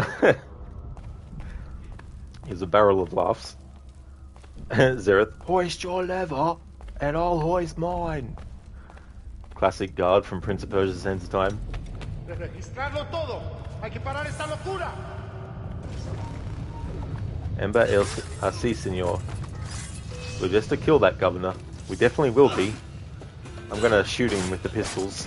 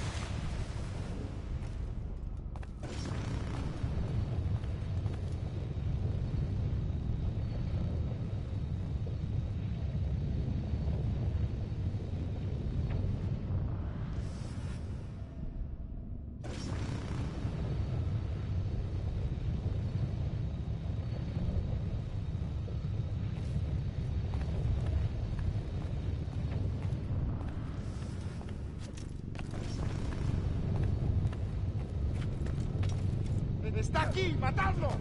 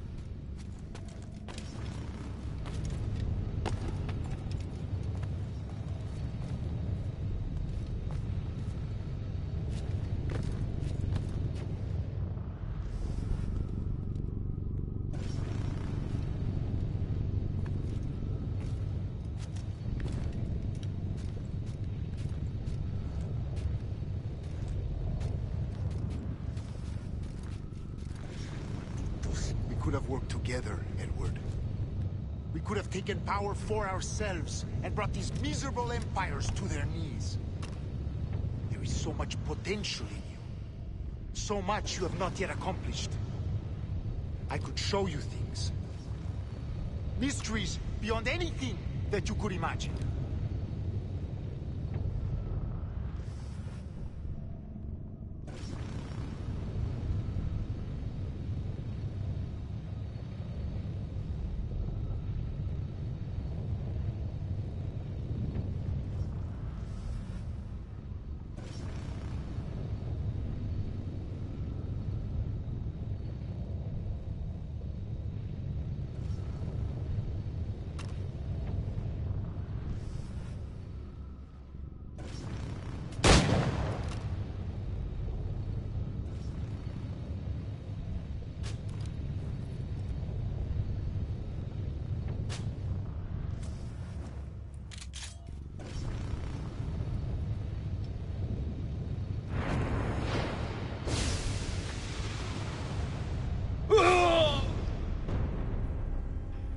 Oops, I wasn't paying attention there.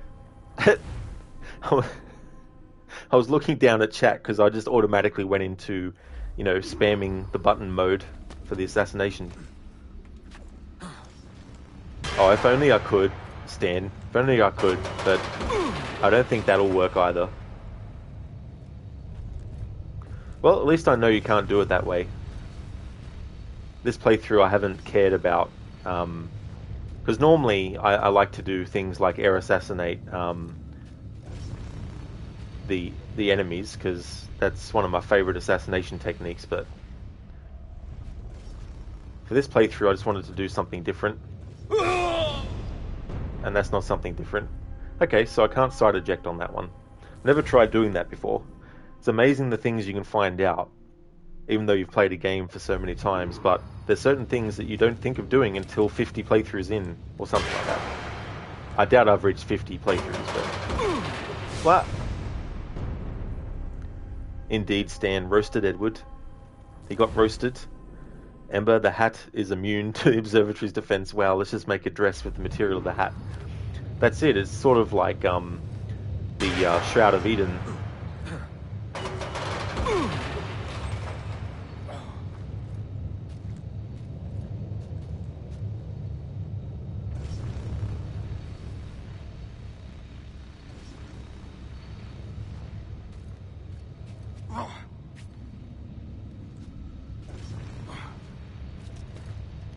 Zereth, psst, dying is bad.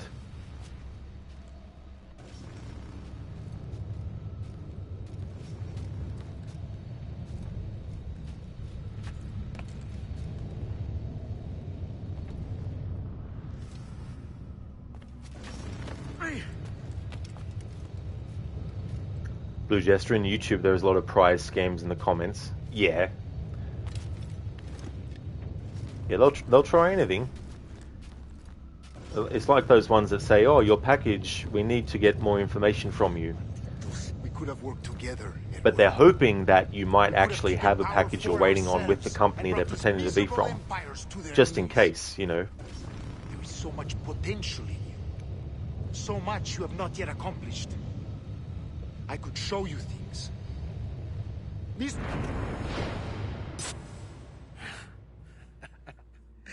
Captain Kenway, ever a splinter in my side.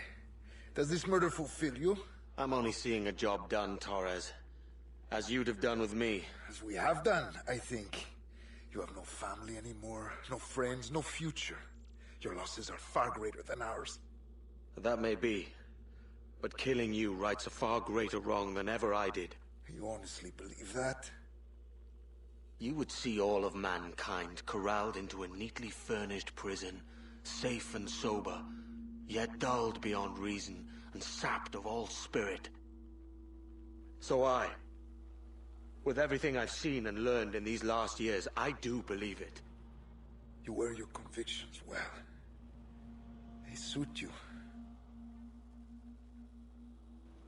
And so does the outfit that Edward's wearing right now.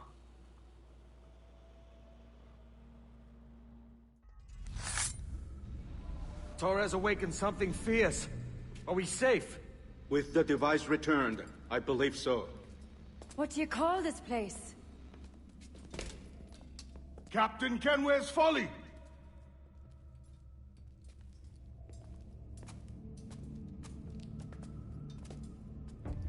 Etsawol tesu tukila.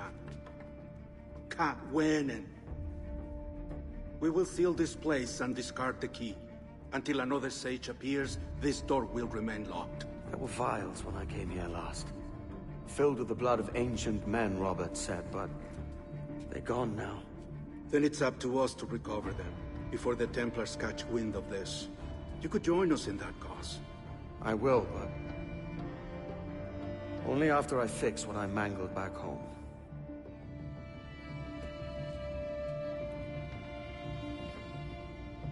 It arrived last week.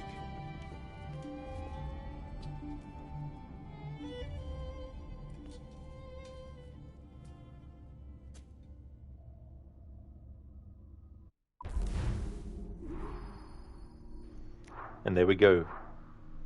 He receives word that Caroline, his wife, has died. Earlier in the story, he writes letters to Caroline to update her on how things are going. Before the memory that we did where he had a letter sent to her, the previous time he was writing a letter, but he decided against actually sending that one. And I don't know if it's actually true, but I feel that if he had actually written that letter and sent it instead of not sending that one, I think he probably would have found out this information earlier as well. But as it happens, he didn't write that letter, he didn't send that letter, and when he finally does send a letter back to Caroline, this is what he gets back in return, in response. I assume it's from Caroline's parents as well. Blue Jester, kids fall for it. Yeah, but I think it's important to have some kind of skepticism as well, even if something seems too good to be true, because usually it is. And but funny, he doesn't show him the piece of Eden. He took it with him to taunt him. He's just like, see, and you waited until you finished the mission to tell you that your wife died.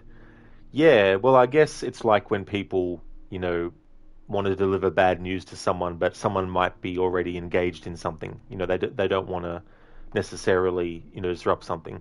Like if someone was having a birthday party, for example, and someone found out that someone had died, they might decide to wait till things have died down and tell them. Just as a random example. Laura of the Shadows, thank you so much for the follow.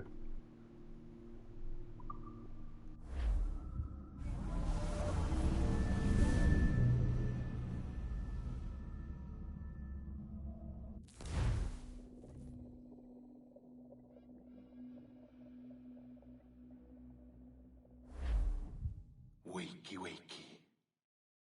I don't believe we've been formally introduced. Not in this era, anyway.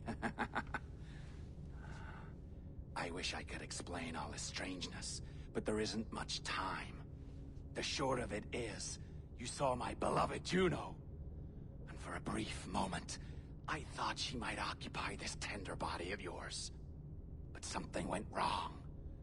And now, she's back out there, adrift. Oh, she was magnificent once. One of a race of beautiful, wonderful creatures. They created your kind. Did you know that? Your people were tools to them. That's all you have ever been. That's all you should ever be. One day soon, I hope. For the world is nearly ready for her return. Wired. Prepared for a second coming. Uh-oh. Here they come. Those Templars. Or maybe assassins this time. Idiots. All of them. I envy you.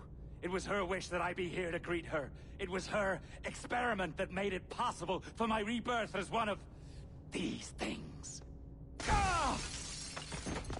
Stay down! Get down on your back! Now! He's got a gun! Guide me into the grave, beloved! I am your instrument! Put the gun down! Drop it! Drop your weapon! Clear! Clear! Check his vitals. He's bleeding fast. Check the victim. Are you okay? Can you hear me? Hello? Talk to me. You alright? Yeah, Melanie, I'm fine. Everything's all good. Just got stabbed with something. Don't know what it was inside of it, but, you know. Apart from that, everything's all fine. Just a scratch. There you are. Thank God. I hope you feel well. You look good. Can you stand?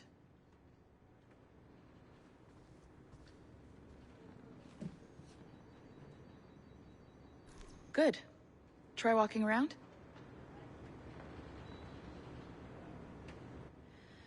A doctor came by, said there wasn't anything to worry about.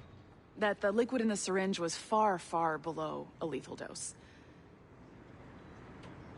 I feel terrible about all this. About everything. All our evidence pointed to you, but it was John all along. God, the things we found on his computer. Whatever you need, we'll provide. You've done an amazing job. Speaking of which, our trailer is finished. Would you like to see it? I owe you that much. There we go. I uploaded it to your database.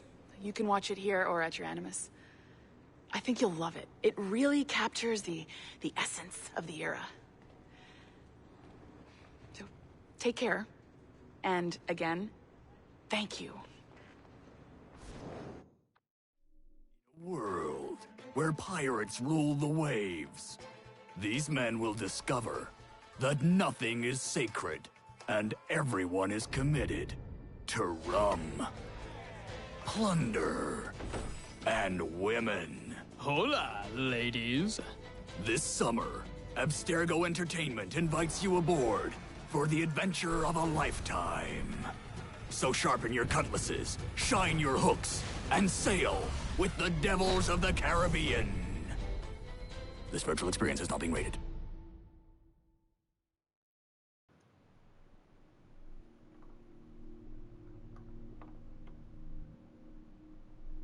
Yeah, Ember. His introduction in modern day. Wakey, wakey. Blue Jester, actually, those prize scams can get your phone number hacked, and then Telegram, they say steps to get your package, tell us your full name, your address, give your phone number, and tell us your hometown. Yeah. Yeah, definitely not something to fall for. Ember, when did the agent see Juno? Well, he didn't actually see her, I don't think. But he might have done, because he might have been looking at the surveillance. But the funny thing is, though, his reaction when that happens is, like, if he was listening to the conversation that Juno said, if he could hear her, then you would think he wouldn't have to ask why it didn't work. Because she actually explains in that message. Stano, this is the guy from earlier. Every scene you get shock after shock.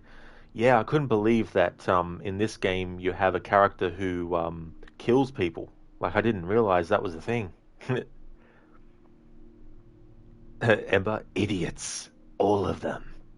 Yeah, But he's a bit of an idiot too, because the other sage in Edward's time was wise enough to tell him to destroy his body, even though he didn't know anything about, DNA and all that kind of stuff at that point.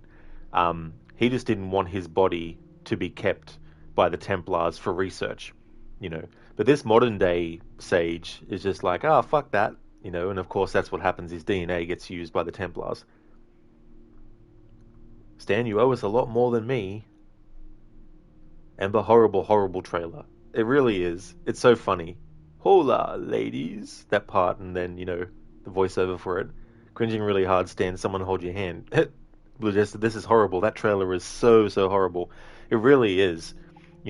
This one is actually a much better one. For those who haven't seen this one, I'll just show this one to compare it to the one that we just saw.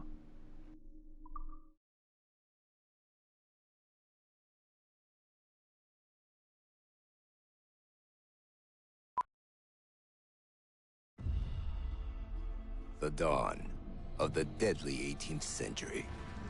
Rogues and sailors band together to live their lives by the sword. With no laws or morals, no gods, and no fear.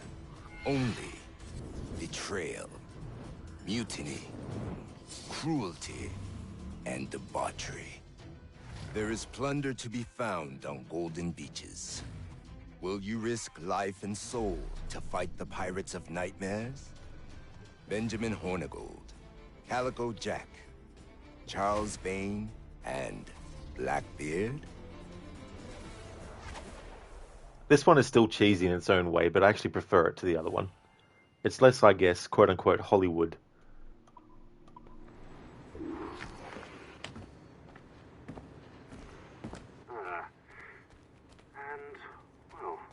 What now? Talk, you idiot! Look at the light! Isn't that the battery? I think that's the battery. Hello? Hello? Look, sorry about this. My name is Sean, and back there is Rebecca, my partner in crime. Hello! Bloody good work earlier. Honestly, I mean it. Delivering us all that data. It's really just too bad that our man on the inside was such a, how to put it? Fanatic. Fanatic is the best word, I suppose. We take who we can get. Exactly. Well put.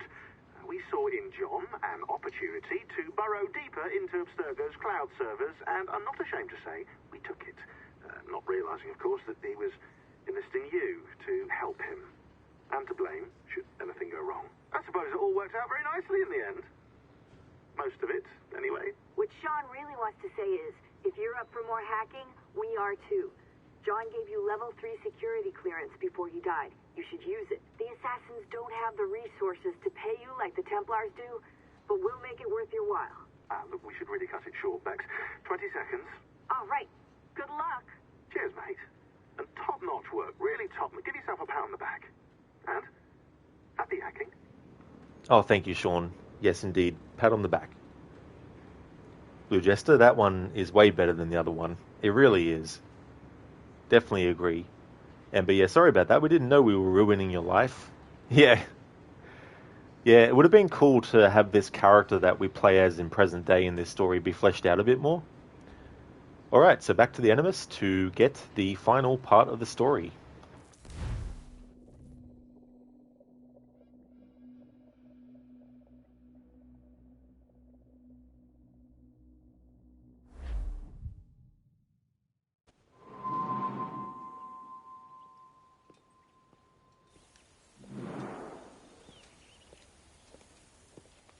Gentlemen, how do you find it here? It will work for us.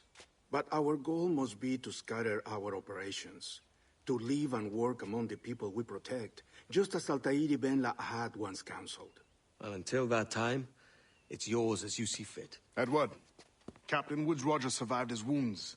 He has since returned to England, shamed and in great debt, but no less a threat. I will finish that job when I return.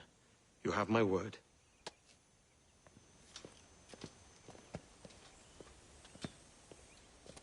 What's he for me, I says?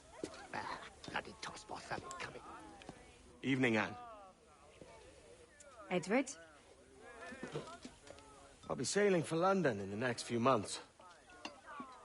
I'd be a hopeful man if you were beside me.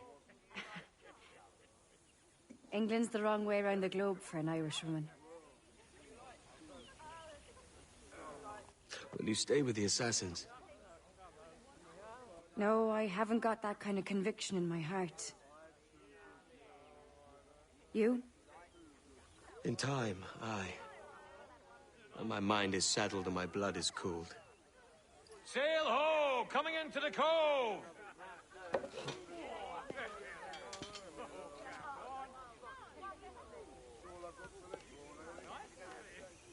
You're a good man, Edward. And if you learn to keep settled in one place for more than a week, you'll make a fine father too.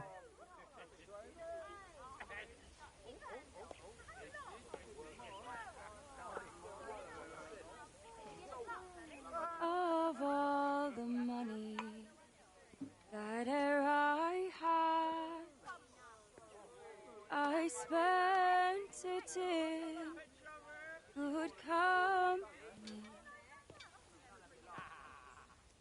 and all the harm that e'er I've done, alas, it was to none but me.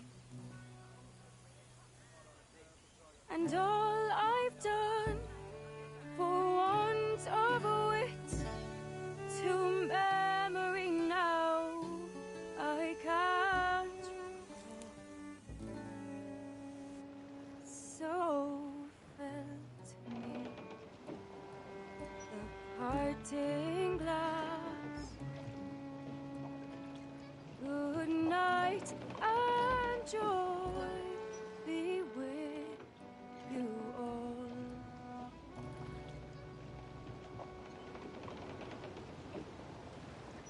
Oh, all the comrades ere I had, they're sorry for my going,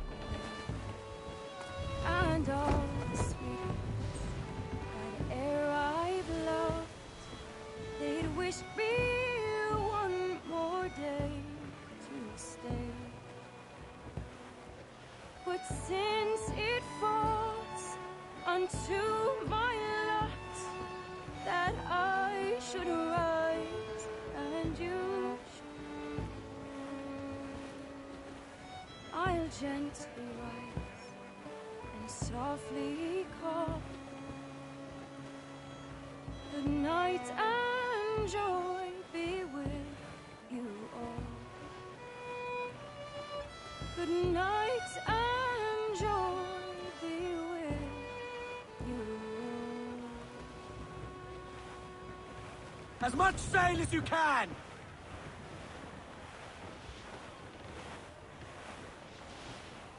Father, did you always know how to sail a boat? The Jackdaw is a ship, Jenny, not a boat. But did you always know? No. No, I learned after leaving Bristol. After you left Mother? Well, I didn't leave without saying goodbye, that is. It was an arrangement, you see, between your mother and me. She said you left her.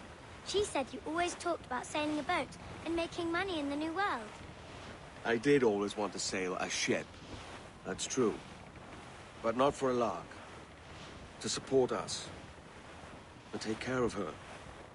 And you. Not me. Mother said you didn't know about me. She said you worked only once a year and that she never knew where to find you.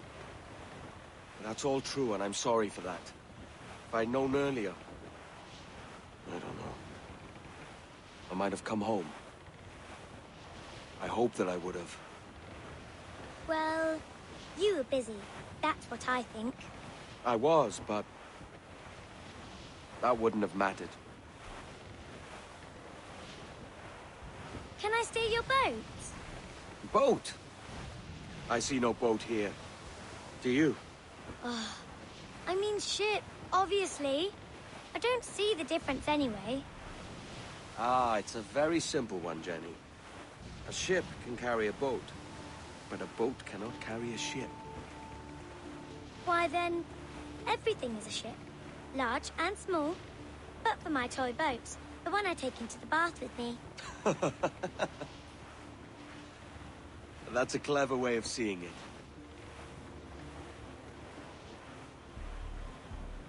Is it hard to talk about Caroline, Jenny? About your mother? No. She passed some years ago. I miss her, but it's all right. Was she in pain? I don't know. I don't think so. She was very happy for quite some time. Then, not so happy. I didn't see her much after that. Then, she was gone. I'm sorry. I'm sorry I wasn't there for you. It's all right. You're here now. And we're on an adventure. Only a little one, I hope. I can't handle too many more surprises. Do you think we'll see a whale? Yes, there's a very good chance. And what about pirates? Will I see pirates? No. Not much chance of that, I think. Oh, that's rather sad. I should have liked to have seen one.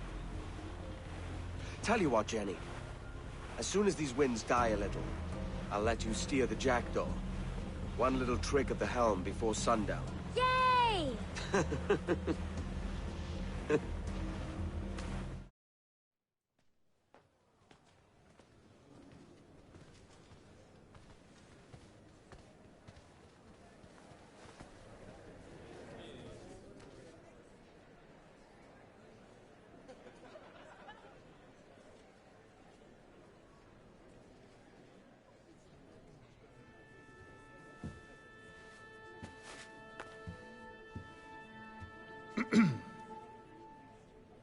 Miss Jennifer Kenway, may I introduce myself? Jennifer Scott, if you please.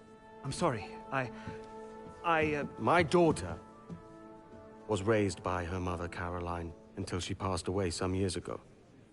Jenny prefers to use her surname to mine. Please forgive my ignorance. I will. She may not. Father, help me. This little rascal, however, is a Kenway. What's wrong, Hafen? I can't see the stage. Up we go. How's that? Fine. But won't your arms tire? Hey, I'm not so old as that.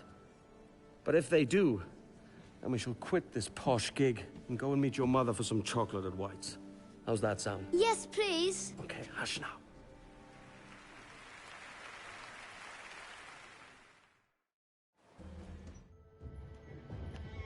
There we go, the Kenway family before the Templars completely fucking ruined things. Assholes.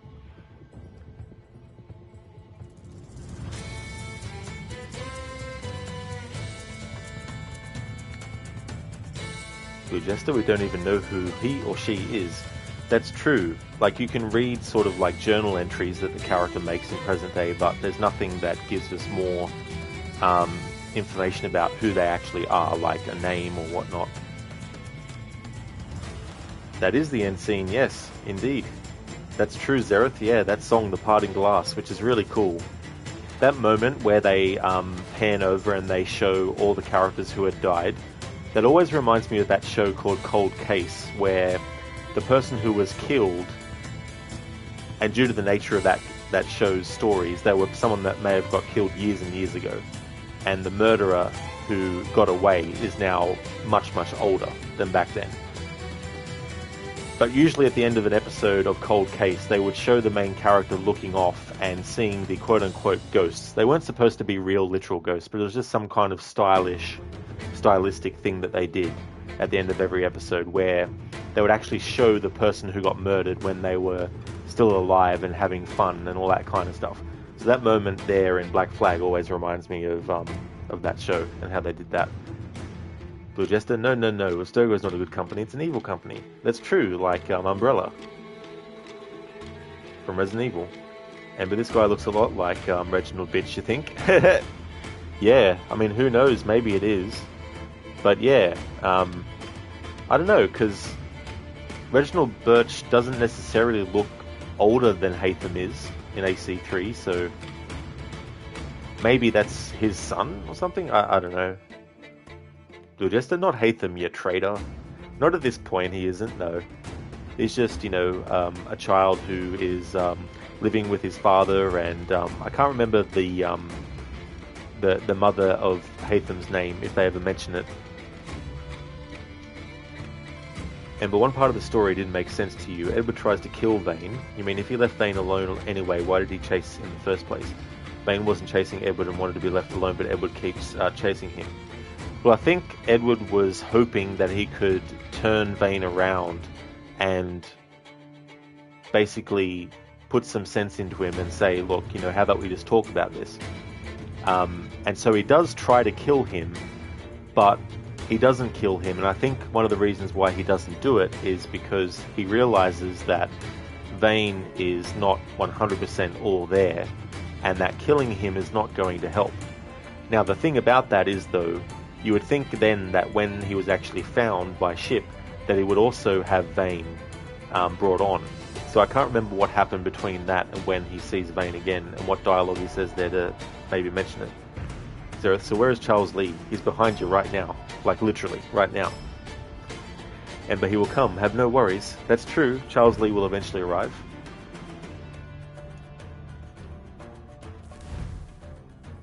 And there we have it. This is Phase 3 of celebrating the game's 10th anniversary finished.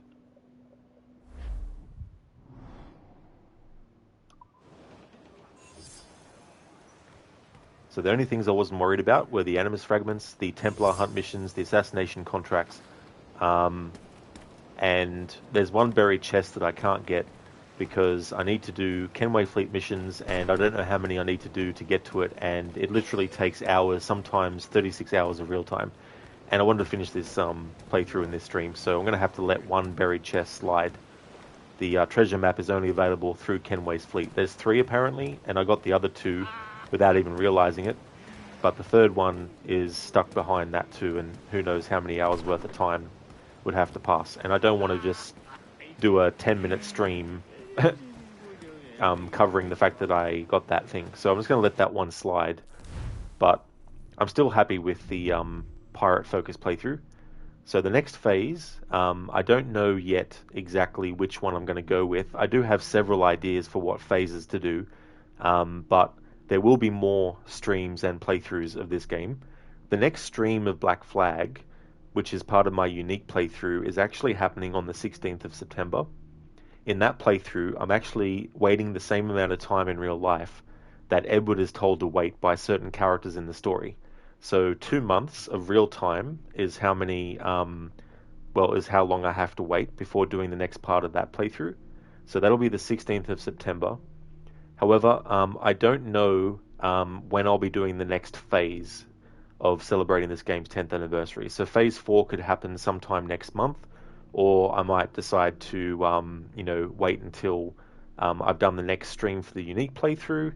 I just don't know yet. But what I do know is that the next Assassin's Creed game that will be replacing this, and which I'll be streaming on Monday and Tuesday as well as next weekend, is Assassin's Creed Odyssey.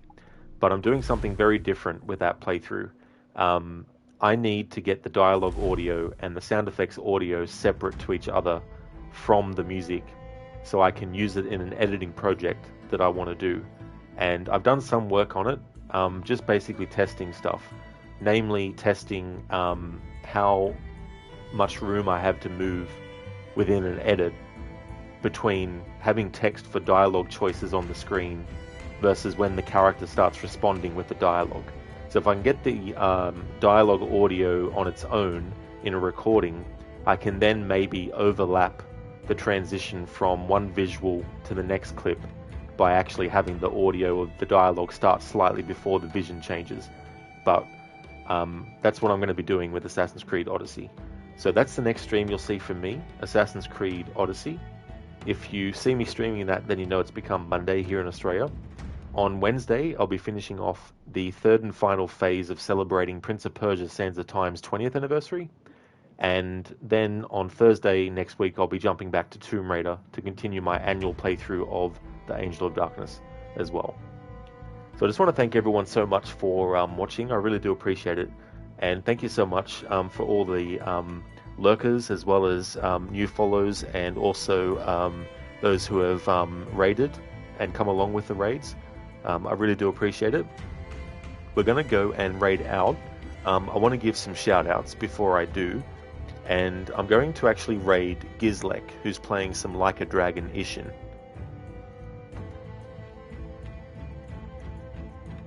Zereth, it was all in vain. It sure was, wasn't it? It was all in vain. Jester Haytham was trained to be an assassin, and when he grew up, he betrayed the assassins. Well, he was actually 10 when his father was killed, and so the Templars started brainwashing him when he was 10 years old. So he wasn't actually...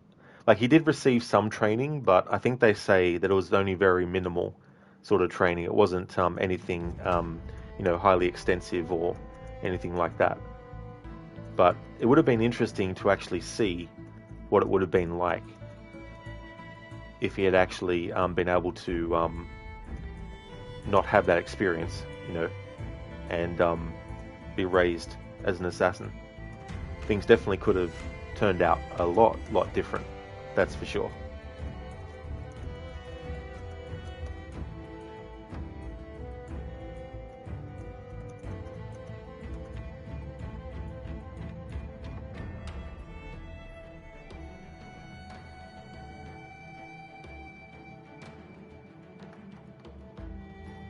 So I'd like to highly recommend people check out the following streamers: Crocodiles, Lucinda, Ginger Perks, Shin the Ninja Penguin, King Kylos, Playing Catch Up, and Cheesy Cheese. Crocodiles is a massive fan of Assassin's Creed as well. He's doing a playthrough of Assassin's Creed Valhalla with a stealth challenge focus. He's also got some very funny channel point rewards related to audio bits from various games in the series, as well as some from Red Dead Redemption, as well as other games. And he's also got some Bully Maguire memes as well. Highly recommend checking out Lucinda. She's playing through Assassin's Creed 3, playing through that for her second time ever. She's actually going to be doing the other games in the series too, the main ones. Is also a big fan of the Resident Evil series. Highly recommend checking out Ginger Perks as well. Has been doing the karaoke. Is also a horror fan and has streamed games in the past as part of the Dead Space series, as well as Resident Evil and a whole lot more. Another great streamer. Highly recommend checking out Shin as well. He's playing some Immortals Phoenix Rising. He's also a fan of JRPGs and MMORPGs.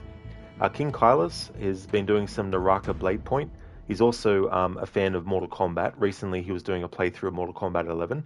And he's also a fan of games by Supermassive, games in the Dark Pictures series and so on. Playing Catch Up is doing Darkest Dungeon. As his name says, he's actually playing catch up on a whole ass big list of games that he needs to get through before the year ends. So he's doing that. He's very, he's also got a channel point reward for doing a Rubik's Cube puzzle as fast as possible as well, and also plays a variety of different games too. And Cheesy Cheese has been playing some FIFA 22. He's also a fan of Assassin's Creed. He's streamed some of those games as well in the past, as well as horror games like Until Dawn as well. So highly recommend checking out all those streamers. But not necessarily. If someone grew up watching Edward as a father and thought about everything Edward did, they would be left wondering how Edward ruined most of the things he touched in his life. So it'd be natural to be repelled by the philosophy Edward followed. And another important part is that Haytham actually implemented the same creed as the assassins. Example, he wants to punish everyone who harms the innocents. You can see it when he kills Braddock. Yeah, the only thing is, though, he sort of changes a little bit after that point as well. But I mean, that's a whole lot of conversation, but I'd like to end the stream. But you're definitely right, though. Those conversations that he has with the other Templars at the start of Assassin's Creed 3, and talking about what Braddock had actually done and all that kind of stuff. Thank you so much, Zereth, for the GGs and for the stream. That's absolutely no trouble at all, Zereth. Hey there, Fewer. The sleep lurk was good here. Thanks for a great show. That's okay, Fewer. Thanks again for the lurk as well. I hope you had a good rest as well.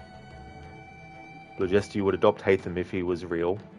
Yeah, I mean, it would have been interesting to see if he was adopted by someone who wasn't a Templar, Zereth, you hear soup is good for washing brains. It might be. Stan, Haytham, father, I can't see. Edward, well, tough luck, shorty. Haytham, you'll see, becomes Templar. True story, it's canon. There's the backstory, right there. Zereth, 1,000 points, or Curse Cube for 5,000 points? Curse Cube indeed, yeah. I've seen Playing Catch Up do one of the Rubik's Cubes, but I don't know which one it was. I don't know if it was Cursed Cube or not. Blue Jester, there's a chess joke that is way, way, way too far. Ah, I see. Well, I'm not really a chess player, so any jokes about chess probably will go over the top of my head as well. Oh, that's okay, Stan. Absolutely no trouble at all. You definitely will see me in the next stream, playing Assassin's Creed Odyssey. Just want to put in some raid messages that people can feel free to use. There's a general one. I've also got one with some free follower emotes as well.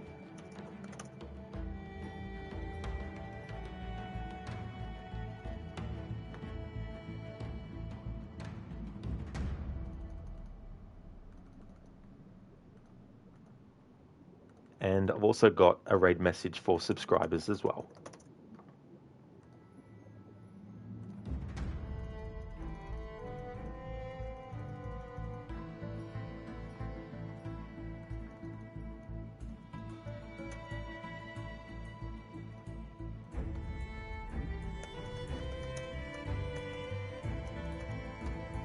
Alrighty then, we're going to raid Gizlek and see how he's doing with, is it Ishin like a dragon, or dragon like an Ishin? No, like a dragon Ishin. There we go. Thanks again, everyone again for watching. I really do appreciate it. The next stream you'll see from me will be Assassin's Creed Odyssey. Blue, the joke is way too offensive, is it? Stan, tomorrow is Odyssey? That is true. Yeah, I'll be doing what I'm calling an audio focus playthrough with that. Zereth? Well, hear you. Absolutely. You definitely will. That's for sure. Thanks for watching, everyone. Hope everyone has a good one. Catch you next time.